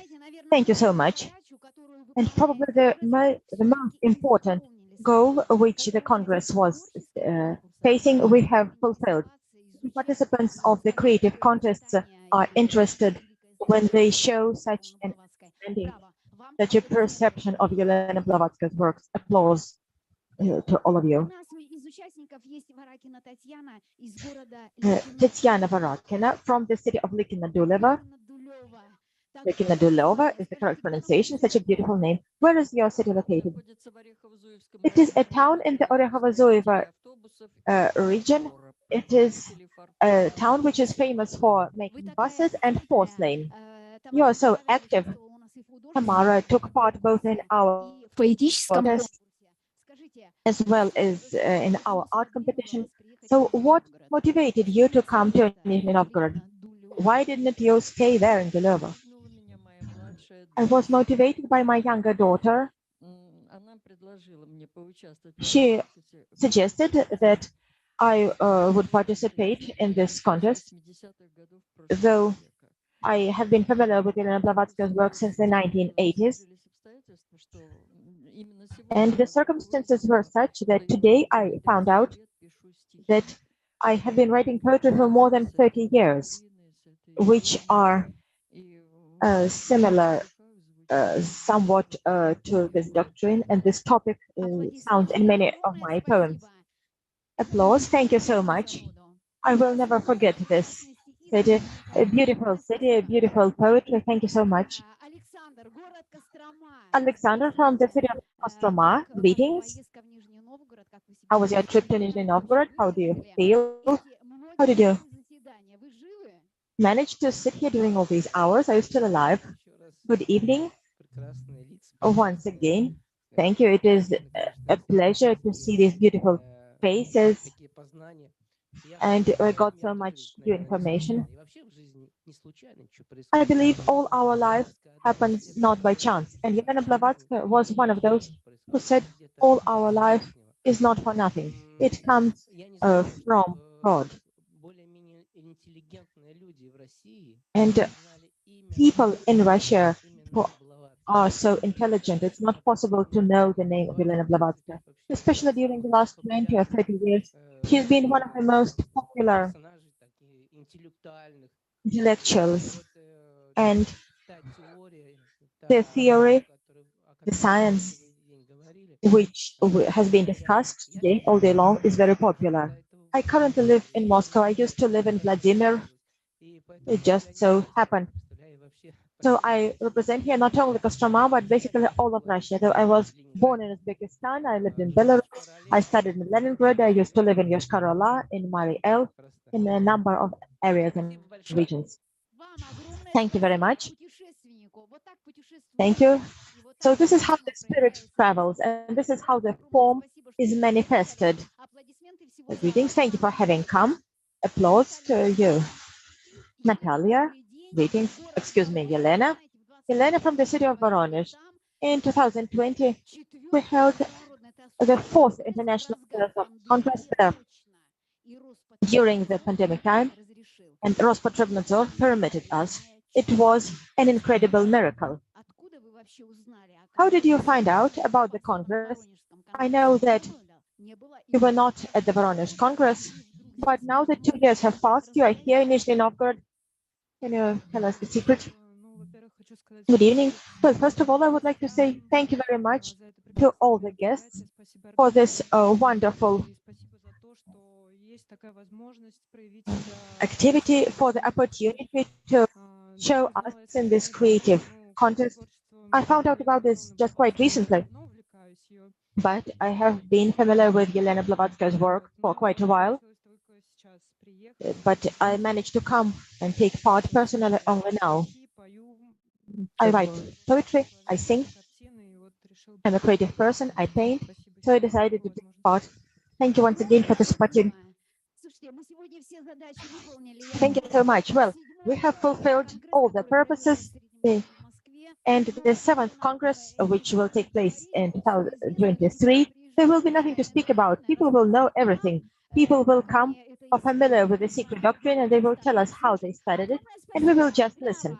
Thank you so much. Bravo. Congratulations. Congratulations from all our heart.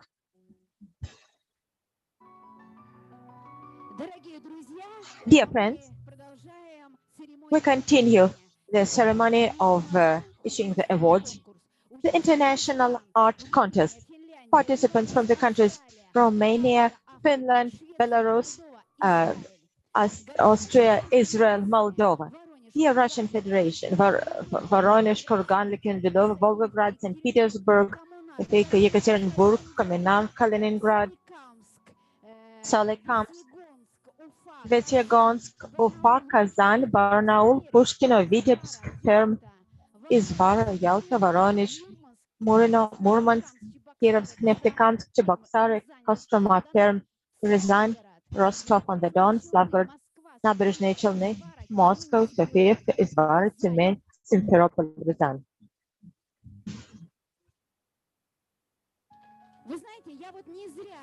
You know,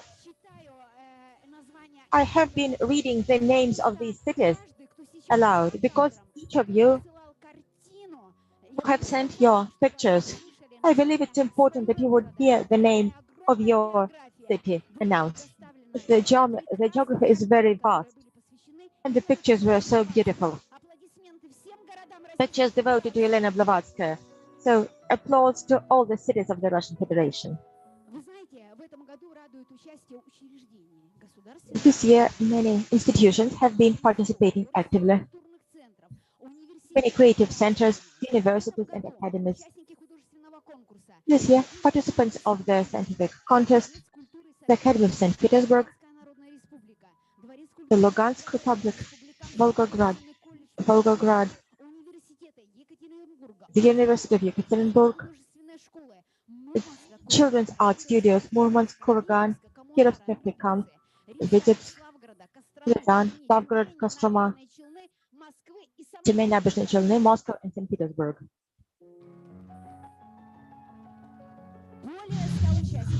Over 100 participants, over 500 pictures have been presented.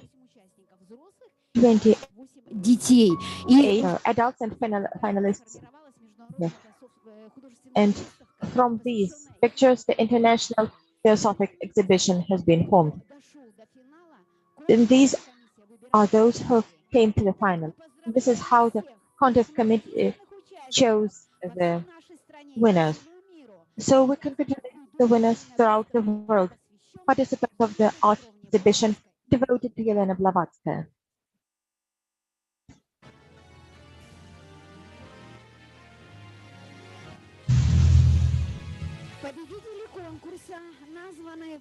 The winners of the contest have been announced, both adults and children. Adults, the winner is an inhabitant of the city of Kazan,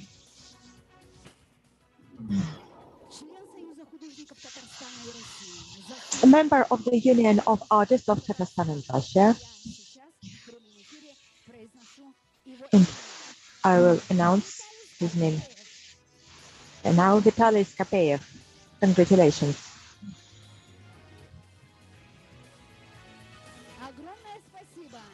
Thank you so much for your portrait of Elena Blavatsky.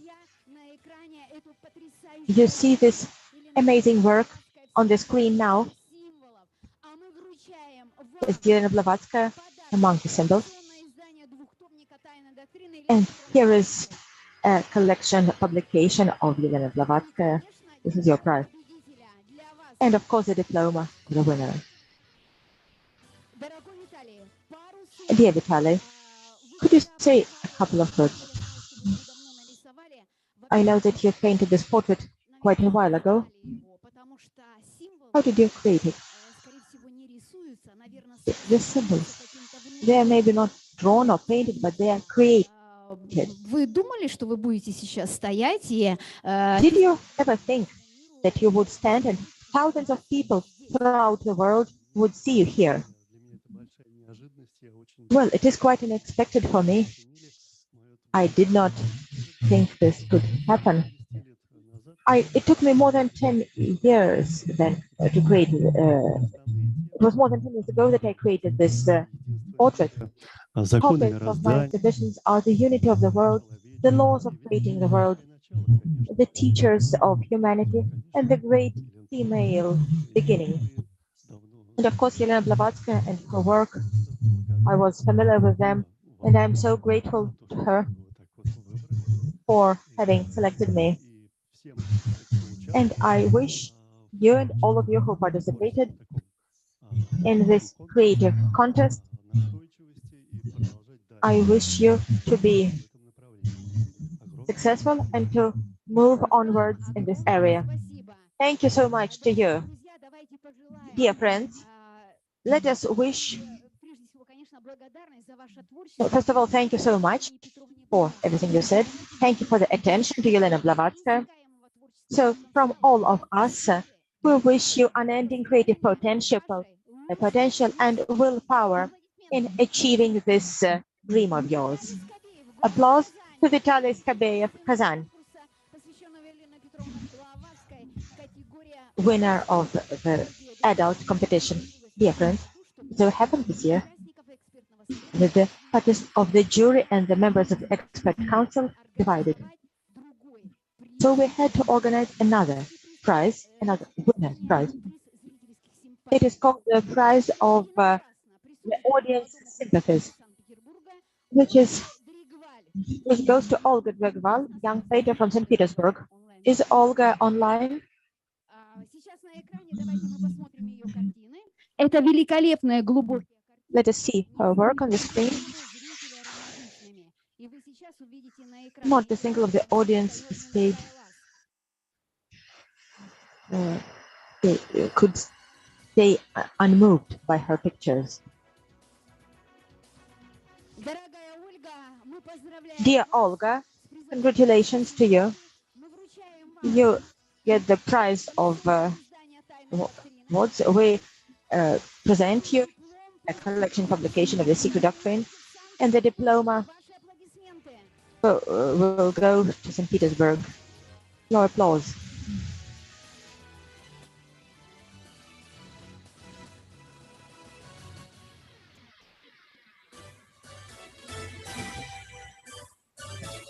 Среди детских работ победа присуждается. Among the children's work, the winner quite expectedly goes.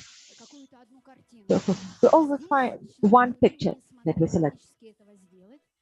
But in this case, it was very hard for us to do it. The art school of the city of Nabережные Челны sent a series of children's work, Педагог, which is called the Eternal Mind. And the teacher of the school,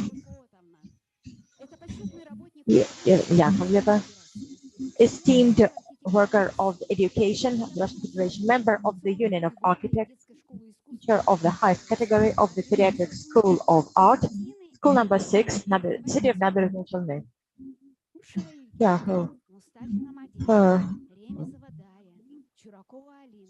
the names of the children who participated. It is called the Eternal Mind. The children are 10 to 12 years old.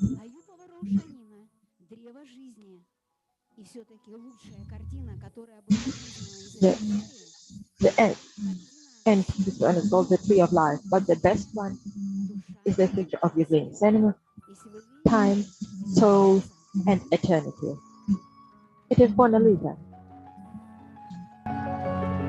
Нетрудно догадаться, что победители It is hard to not believe that this school is the winner. Immortality is the motto for this. Набережные Челны. And the present, which upon completion of the Congress and the diplomas and letters of gratitude to the director of the school, go to the city of Nabережные Челны Dear friends, applause, applause to the whole school, to Nadezhny Chelny. Thank you so much.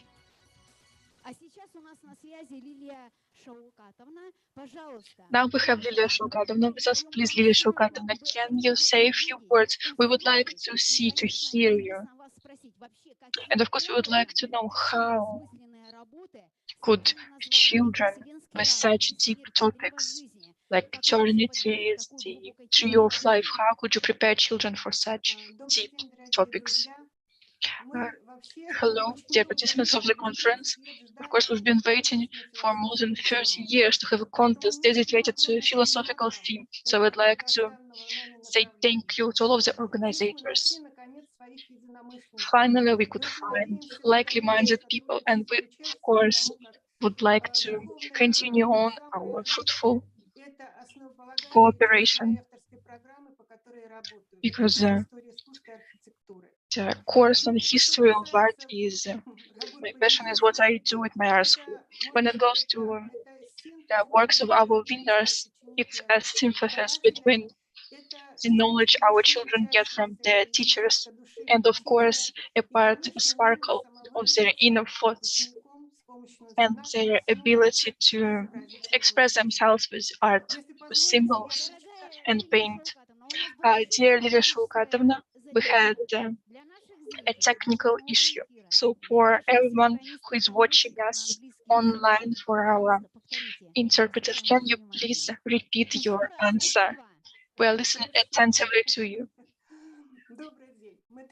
So hello, for over 30 years we've been waiting for such a philosophical content. So thank you to all of the organizers. Finally, we were able to find like-minded people, and we hope to continue our cooperation and maybe take part in your future contests, because spiritual development is a topic that is the main part of my program. In the school, I've been working for more than 30 years. And when it goes for the works of our winners, it's a synthesis between the inner thoughts of our children and what they've been taught by the teachers. Thank you to the jury for giving us such high marks. Thank you. We applaud you and your children. Thank you for raising such good future generation. While we have such teachers, we have future. People were waiting for more than 30 years for such a content, so it means that our work has not been in vain.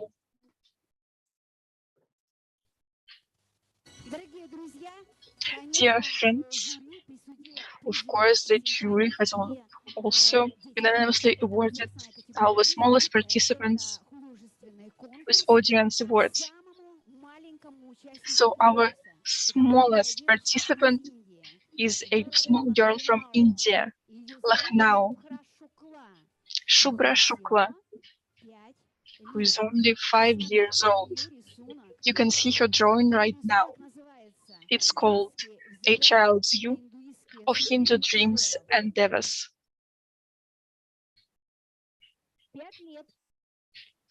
She is only 5 years old.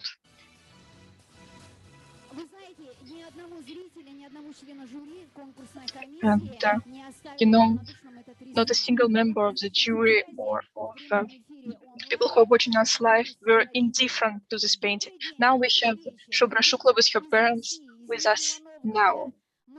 Hello to you from Russia, Nizhny Novgorod. We are so happy to see you. Shubhra, you're so beautiful. Please tell us, how are you feeling today?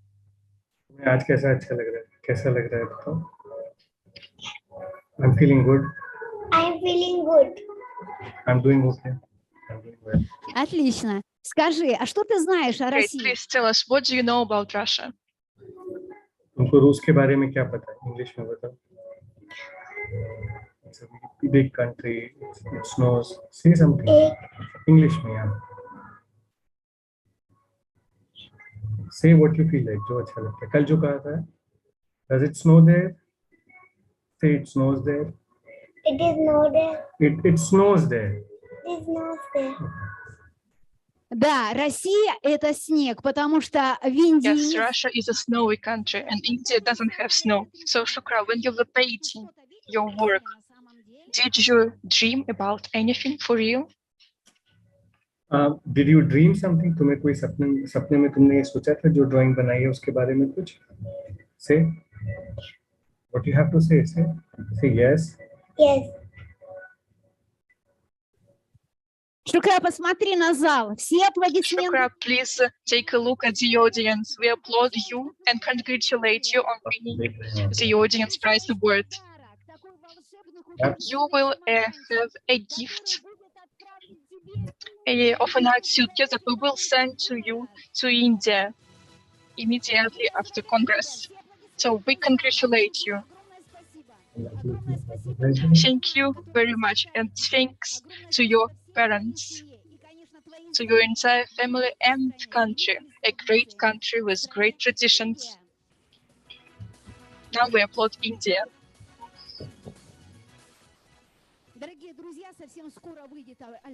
Dear friends, an album of paintings done by our participants will be issued, of course, soon. And now we pass on to the next contest.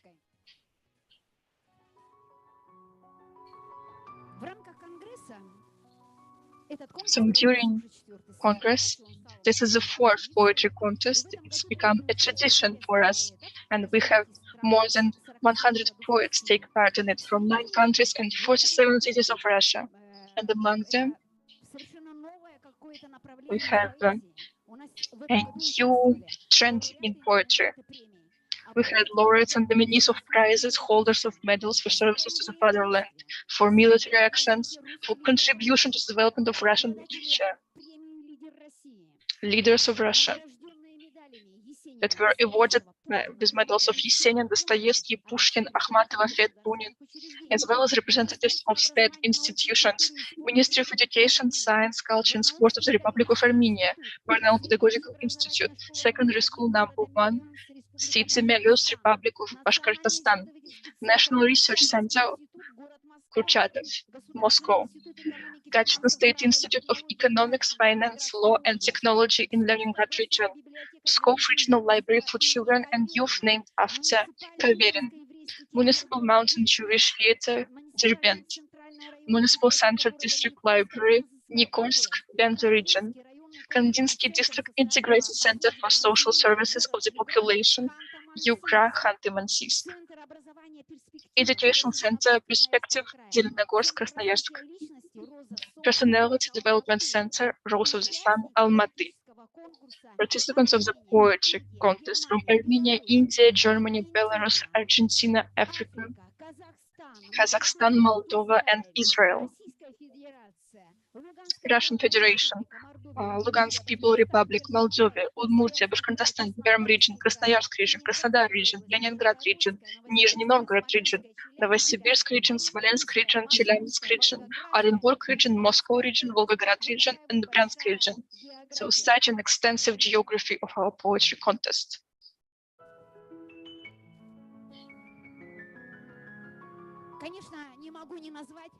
And of course, I cannot name the city that took part in our contest. I will name them.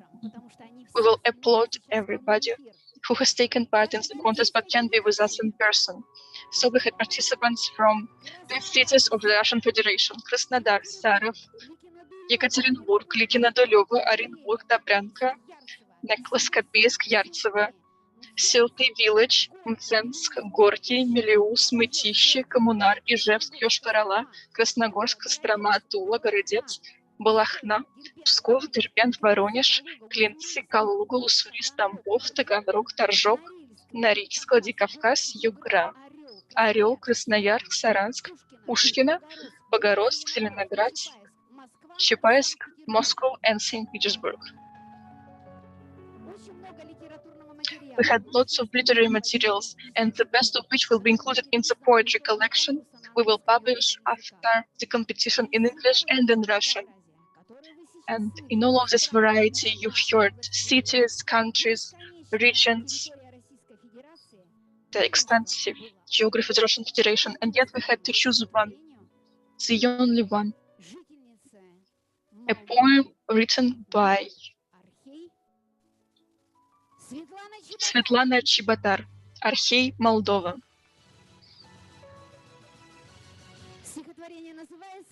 Her poem is called Days and Nights of Brahma.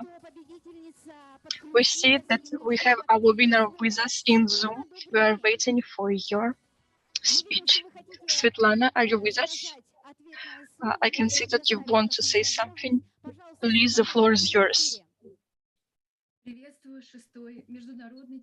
I salute the 6th Theosophical Congress. I would like to say thank you to the organizers for giving the light of education, for your sacrifice and for your efforts. I hope you have fruitful years of creativity and continue on your work. Namaste. Thank you. So, according to the terms of our contest, all the participants of the Congress, online and offline, should hear the winner's poem.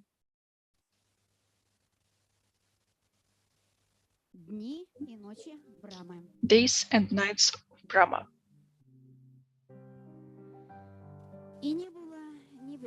And there was neither time nor being. In the great darkness that is in the bosom of duration, no mind, no being, who has known himself in reality. A single beginning, the eternal pulsed in the ocean. No sound, no silence of the Creator. Breathing without a sigh is endless. In 15 digits, the countdown. 15 is life. 15 dissolution. Like life and death, like reality and dream, here is the secret of the analogy of motion. In such a great rhythm of being, solemnly stepping in succession, words are changing, and to the end, we cannot understand them by the measure of the earth. Svetlana Chibotar from Moldova, Days and Nights of Brahma. I hope you have noticed that we have a description of the evolution from the secret doctrine of HPB, the being, the beauty of being, the unity of worlds. We congratulate you, Svetlana, who is having such a deep insight and the manifestation of this great poem. The humanity will go into the different cycle of evolution. I hope you stay on top of the evolution. And the second collection of the Secret Doctrine by HPV goes to you.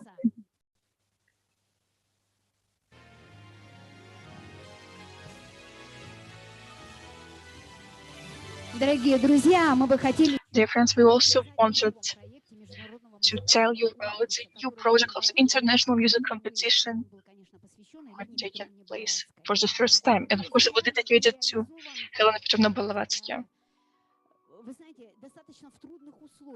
And you know, we had to put so much effort to make this project come true, because the music we had come into the project didn't really coincide with the idea, and we had to discuss and to know how to choose the music composition we had.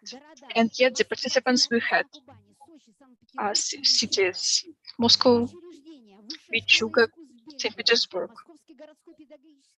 institutions, high schools of arts, campus,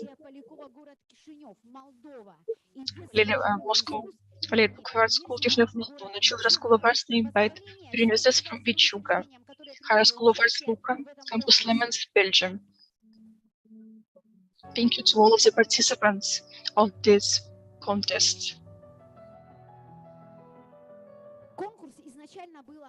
At first, the competition was announced as an adult only, but of course, we had children from different music universities, colleges, and schools who also sent us their pieces. So we had two categories to choose from, adults and children. So among adults, the winner is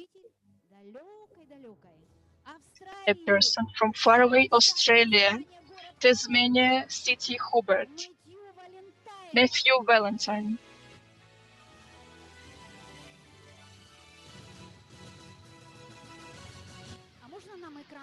А вот не это как-то, да, чтобы мы поняли, что кто есть на связи, и мы бы в таком живом режиме могли бы с людьми коммуницировать. Спасибо большое за вашу заставку, которую вы сняли наконец-то. Да, Thank you very much for being here with us.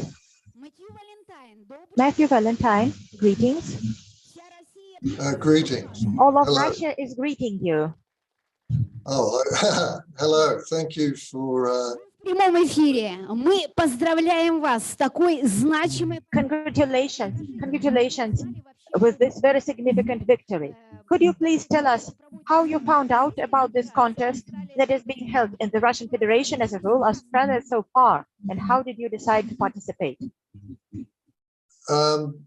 One of my friends is in the branch. There's a branch of the society here in Hobart. One of my friends from the branch sent me a copy of an email that she received. She must have been on the mailing list or something, and suggested that I enter one of my songs. So I wasn't going to do it, and I just thought at the last minute, I just had this idea to send it in at the last minute. So.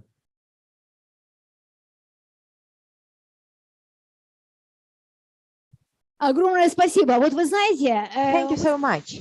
You know, we are now even exceeding the plan. Even those who did not even think of participating, they are here, they take part with us, and they even win. It's really amazing. We are amazed. Matthew Valentine, everybody is applauding you. Congratulations. Thank you very much. Thank you. Thank you. Мы бы сейчас хотели. Now we would like to congratulate you and to present you this book, 2 volumes of Yelena Blavatskaya's works in English, and the diploma of the winner.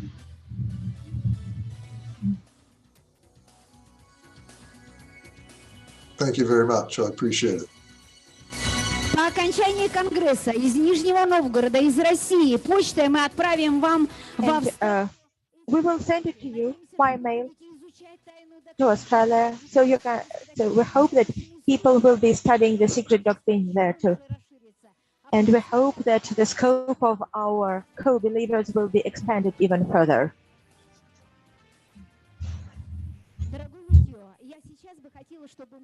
Dear friends, let us now listen to this piece of music which has received the award.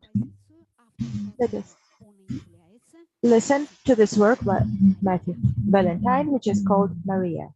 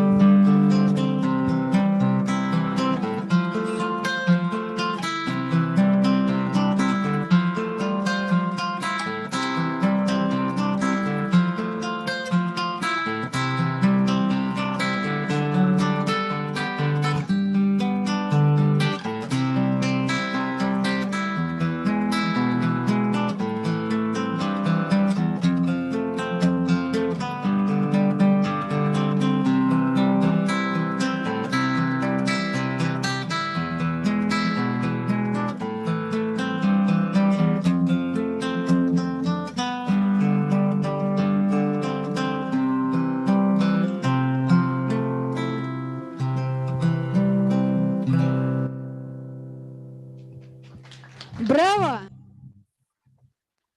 Bravo. Dear Matthew, you look so much younger between the time that you sent us the video and now. Maybe this is how the energy impacts you, is that the energy makes the world younger, and you too. It's an amazing tune, and it really touches upon our heart. And it feels like you were speaking. You were not playing, you were as if pronouncing words, as if you wanted to share something.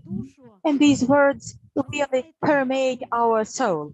And the question arises, could you answer it if you can? Why is your piece of music called Maria? Is it somebody whom you love, maybe your girlfriend?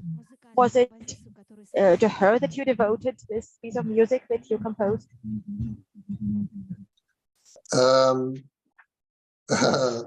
Good question. No, the song has no words, but I had to give it a name after it came, and for some reason Maria just came into my mind, so I had no choice. I had to call it something, so I call it Maria. And now I dedicate it to the archetypical Maria, if you like, Mary Magdalene. So yeah, it's dedicated to Mary Magdalene, the great. Хорошо, принято. Огромное спасибо. Матьё, имя Мария. Thank you so much. You know, Maria is one of the most common, maybe the most common name in Russia. So we will think that you devoted it to a Russian girl whose name was Maria. Do you permit us to think like this? Good. So thank you once again, and applause to you. Thank you. Dear Matthew, we know that your favorite authors are Shakespeare, Lao Tzu, the Upanishads, and today we have presented you with 2 volumes of the Secret Doctrine. We hope that among your favorite authors, the name of a great Russian woman, a great Bodhisattva, Yelena Blavatskaya, that she will be among your favorite authors. So bravo to the winner from Australia, Matthew Valentine. Thank you very much. I appreciate it. Thank you. Среди возрастной категории дети победу... Among the age category of children, the winner was a girl. She goes to the Children's School of Art, named after Kunin, after Perelezentsev, excuse me, in the Ivanovo region, the city of Michuga. And what she sent us really amazed all of us, amazed even Lyubov Kazarnovskaya, who said, and our jury said only this girl should become the winner. And the work wasn't easy. It It was called Toccata or Toccata, an amazing piece of music. But the girl is only 9 years old. And she was so special. And the left hand should sound brighter than the right one. And these sexth accords play the role of the accompaniment. And the upper sign doubles the melody. It's extremely hard, even for an adult performer. But our young performer managed this very well. And now I would like to say her name. The little beauty from the city of Chugi, Yasmina Kovalova.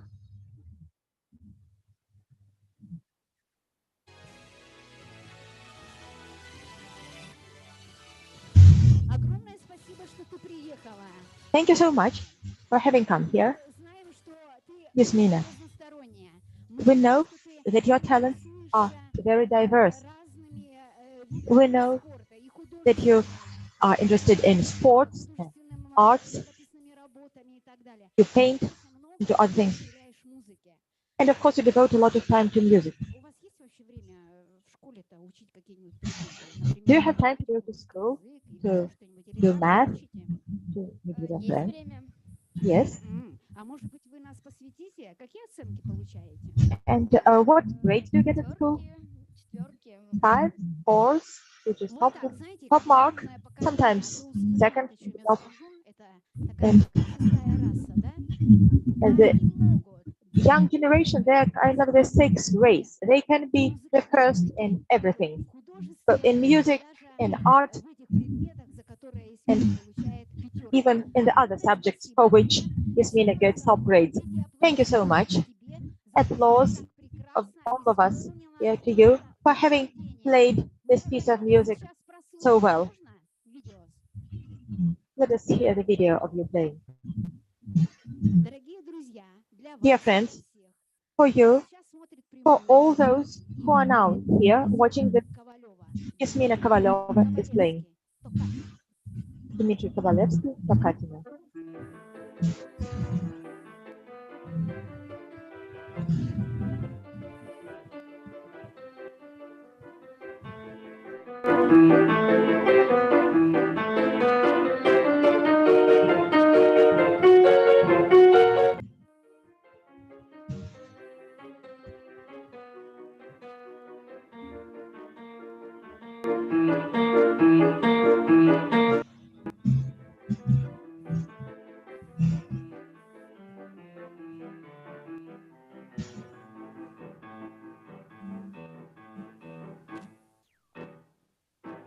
Вот так. Аплодисменты всего зала. Огромное спасибо. So good. Applause. And thank you so much to our winner. Dear friends, and now we give you a prize. Smart station. We know you wanted to get this, and today your dreams come true. Applause to the young winner of the contest in Yelena Blavatsky's name, Yasmina Kovalova.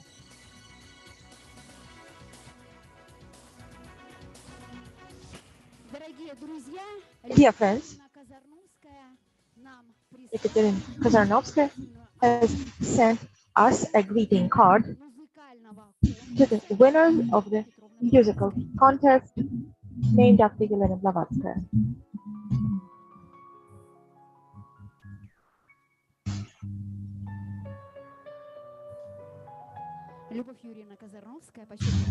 Любовь Kozarnovskaya, honorary professor of the Moscow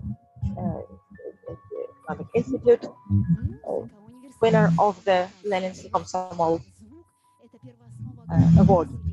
Sound is the foundation of the harmony of the universe. It's the universal cause of cosmic energy.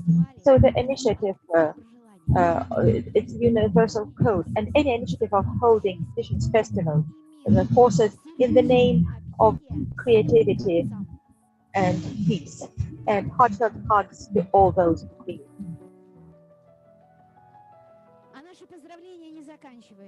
And our congratulations are not ending at this. All the winners and participants of the musical contest are congratulated by students of the musical school named after Balakirev from Nizhny Novgorod, the class of Professor Lukyanenko. There's Valeria Pucheva, Semyon Zuba, Emil Gruzin, part 1 of the quartet number 1, Ludwig van Beethoven.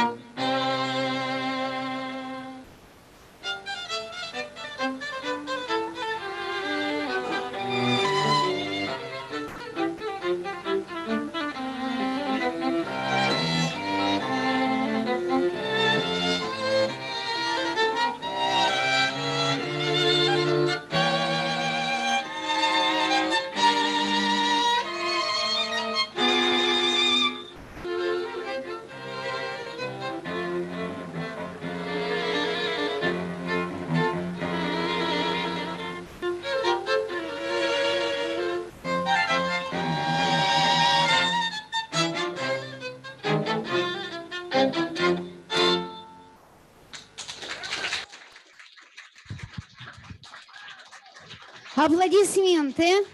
And we applaud the quartet.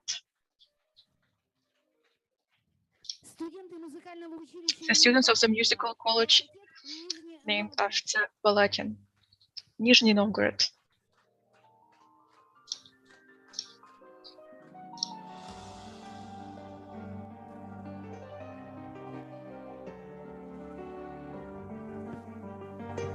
Уважаемые делегаты Конгресса, Dear delegates of the Congress, we thank everyone who was with us today for our fruitful joint work.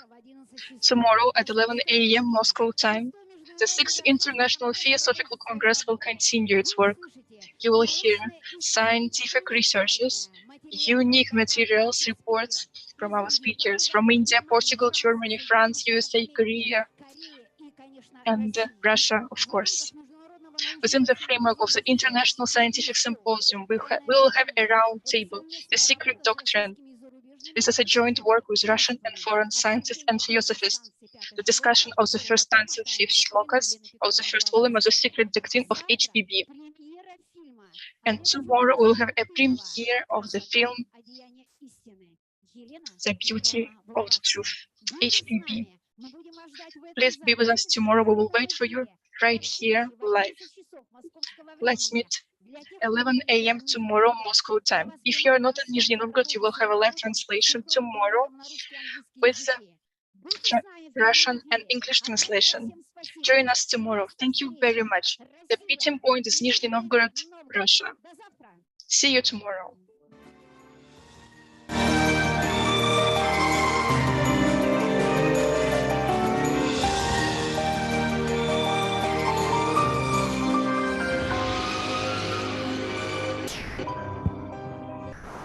попрошу всех докладчиков немного задержаться. Сергей Алексеевич I would like the Французов. speakers to stay with us.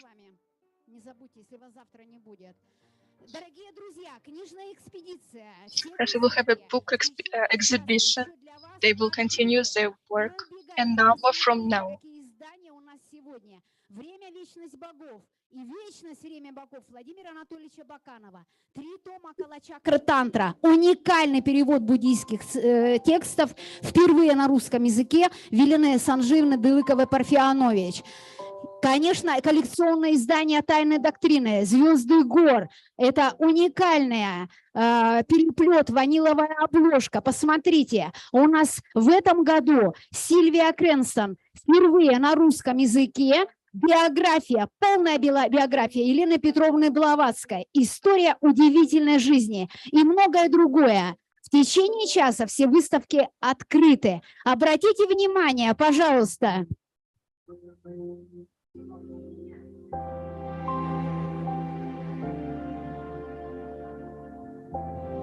Обратите внимание, пожалуйста, выставка уникальных камней рекордсмена мира по огранке цветных камней Виктора Тузлукова и уникальный камень, который прибыл из Гонконга сегодня ночью.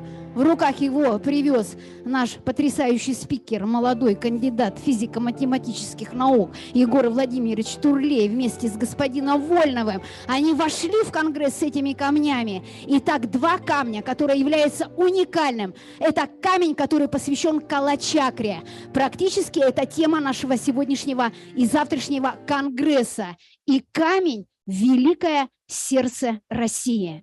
Посмотрите. Этот камень создан в форме сердца. Сердце, великое сердце России, вбирающее боль всего мира. Тогда, когда кажется весь мир против России. Но мы с вами вместе здесь за утверждение России, за утверждение мира, за утверждение мира без нацизма, за мир на всей планете. Камень «Великое сердце России». Не пропустите. Посмотрите скульптуры Алексея Леонова. Это же светочи человечества. Коперник, Лао Цзы, Парацельс, Платон, Великая Елена Петровна Блаватская. В течение часа все выставки открыты. Ждем вас завтра в 11 часов в прямом эфире здесь, Нижний Новгород, Россия.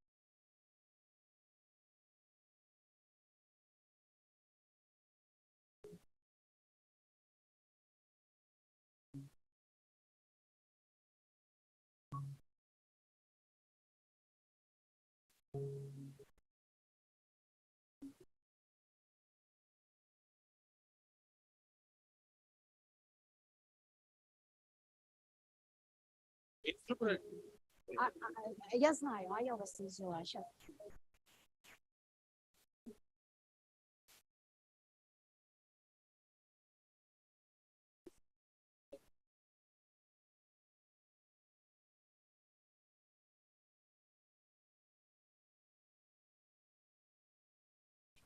А скажите, вот вы про Альбахнут говорили. Мне авторскую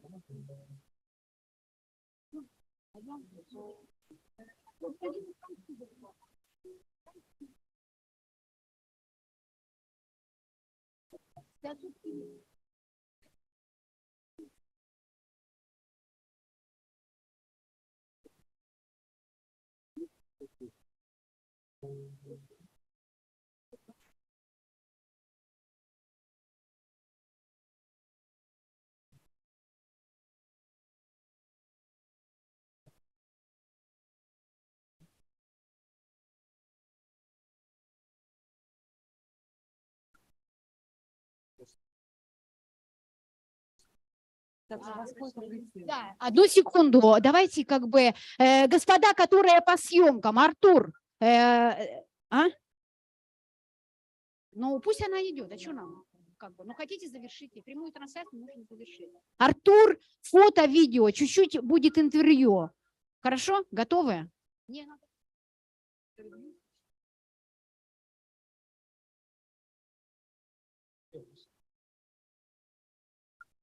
Юрий Михайловна, мы тогда ушли. Все, до завтра.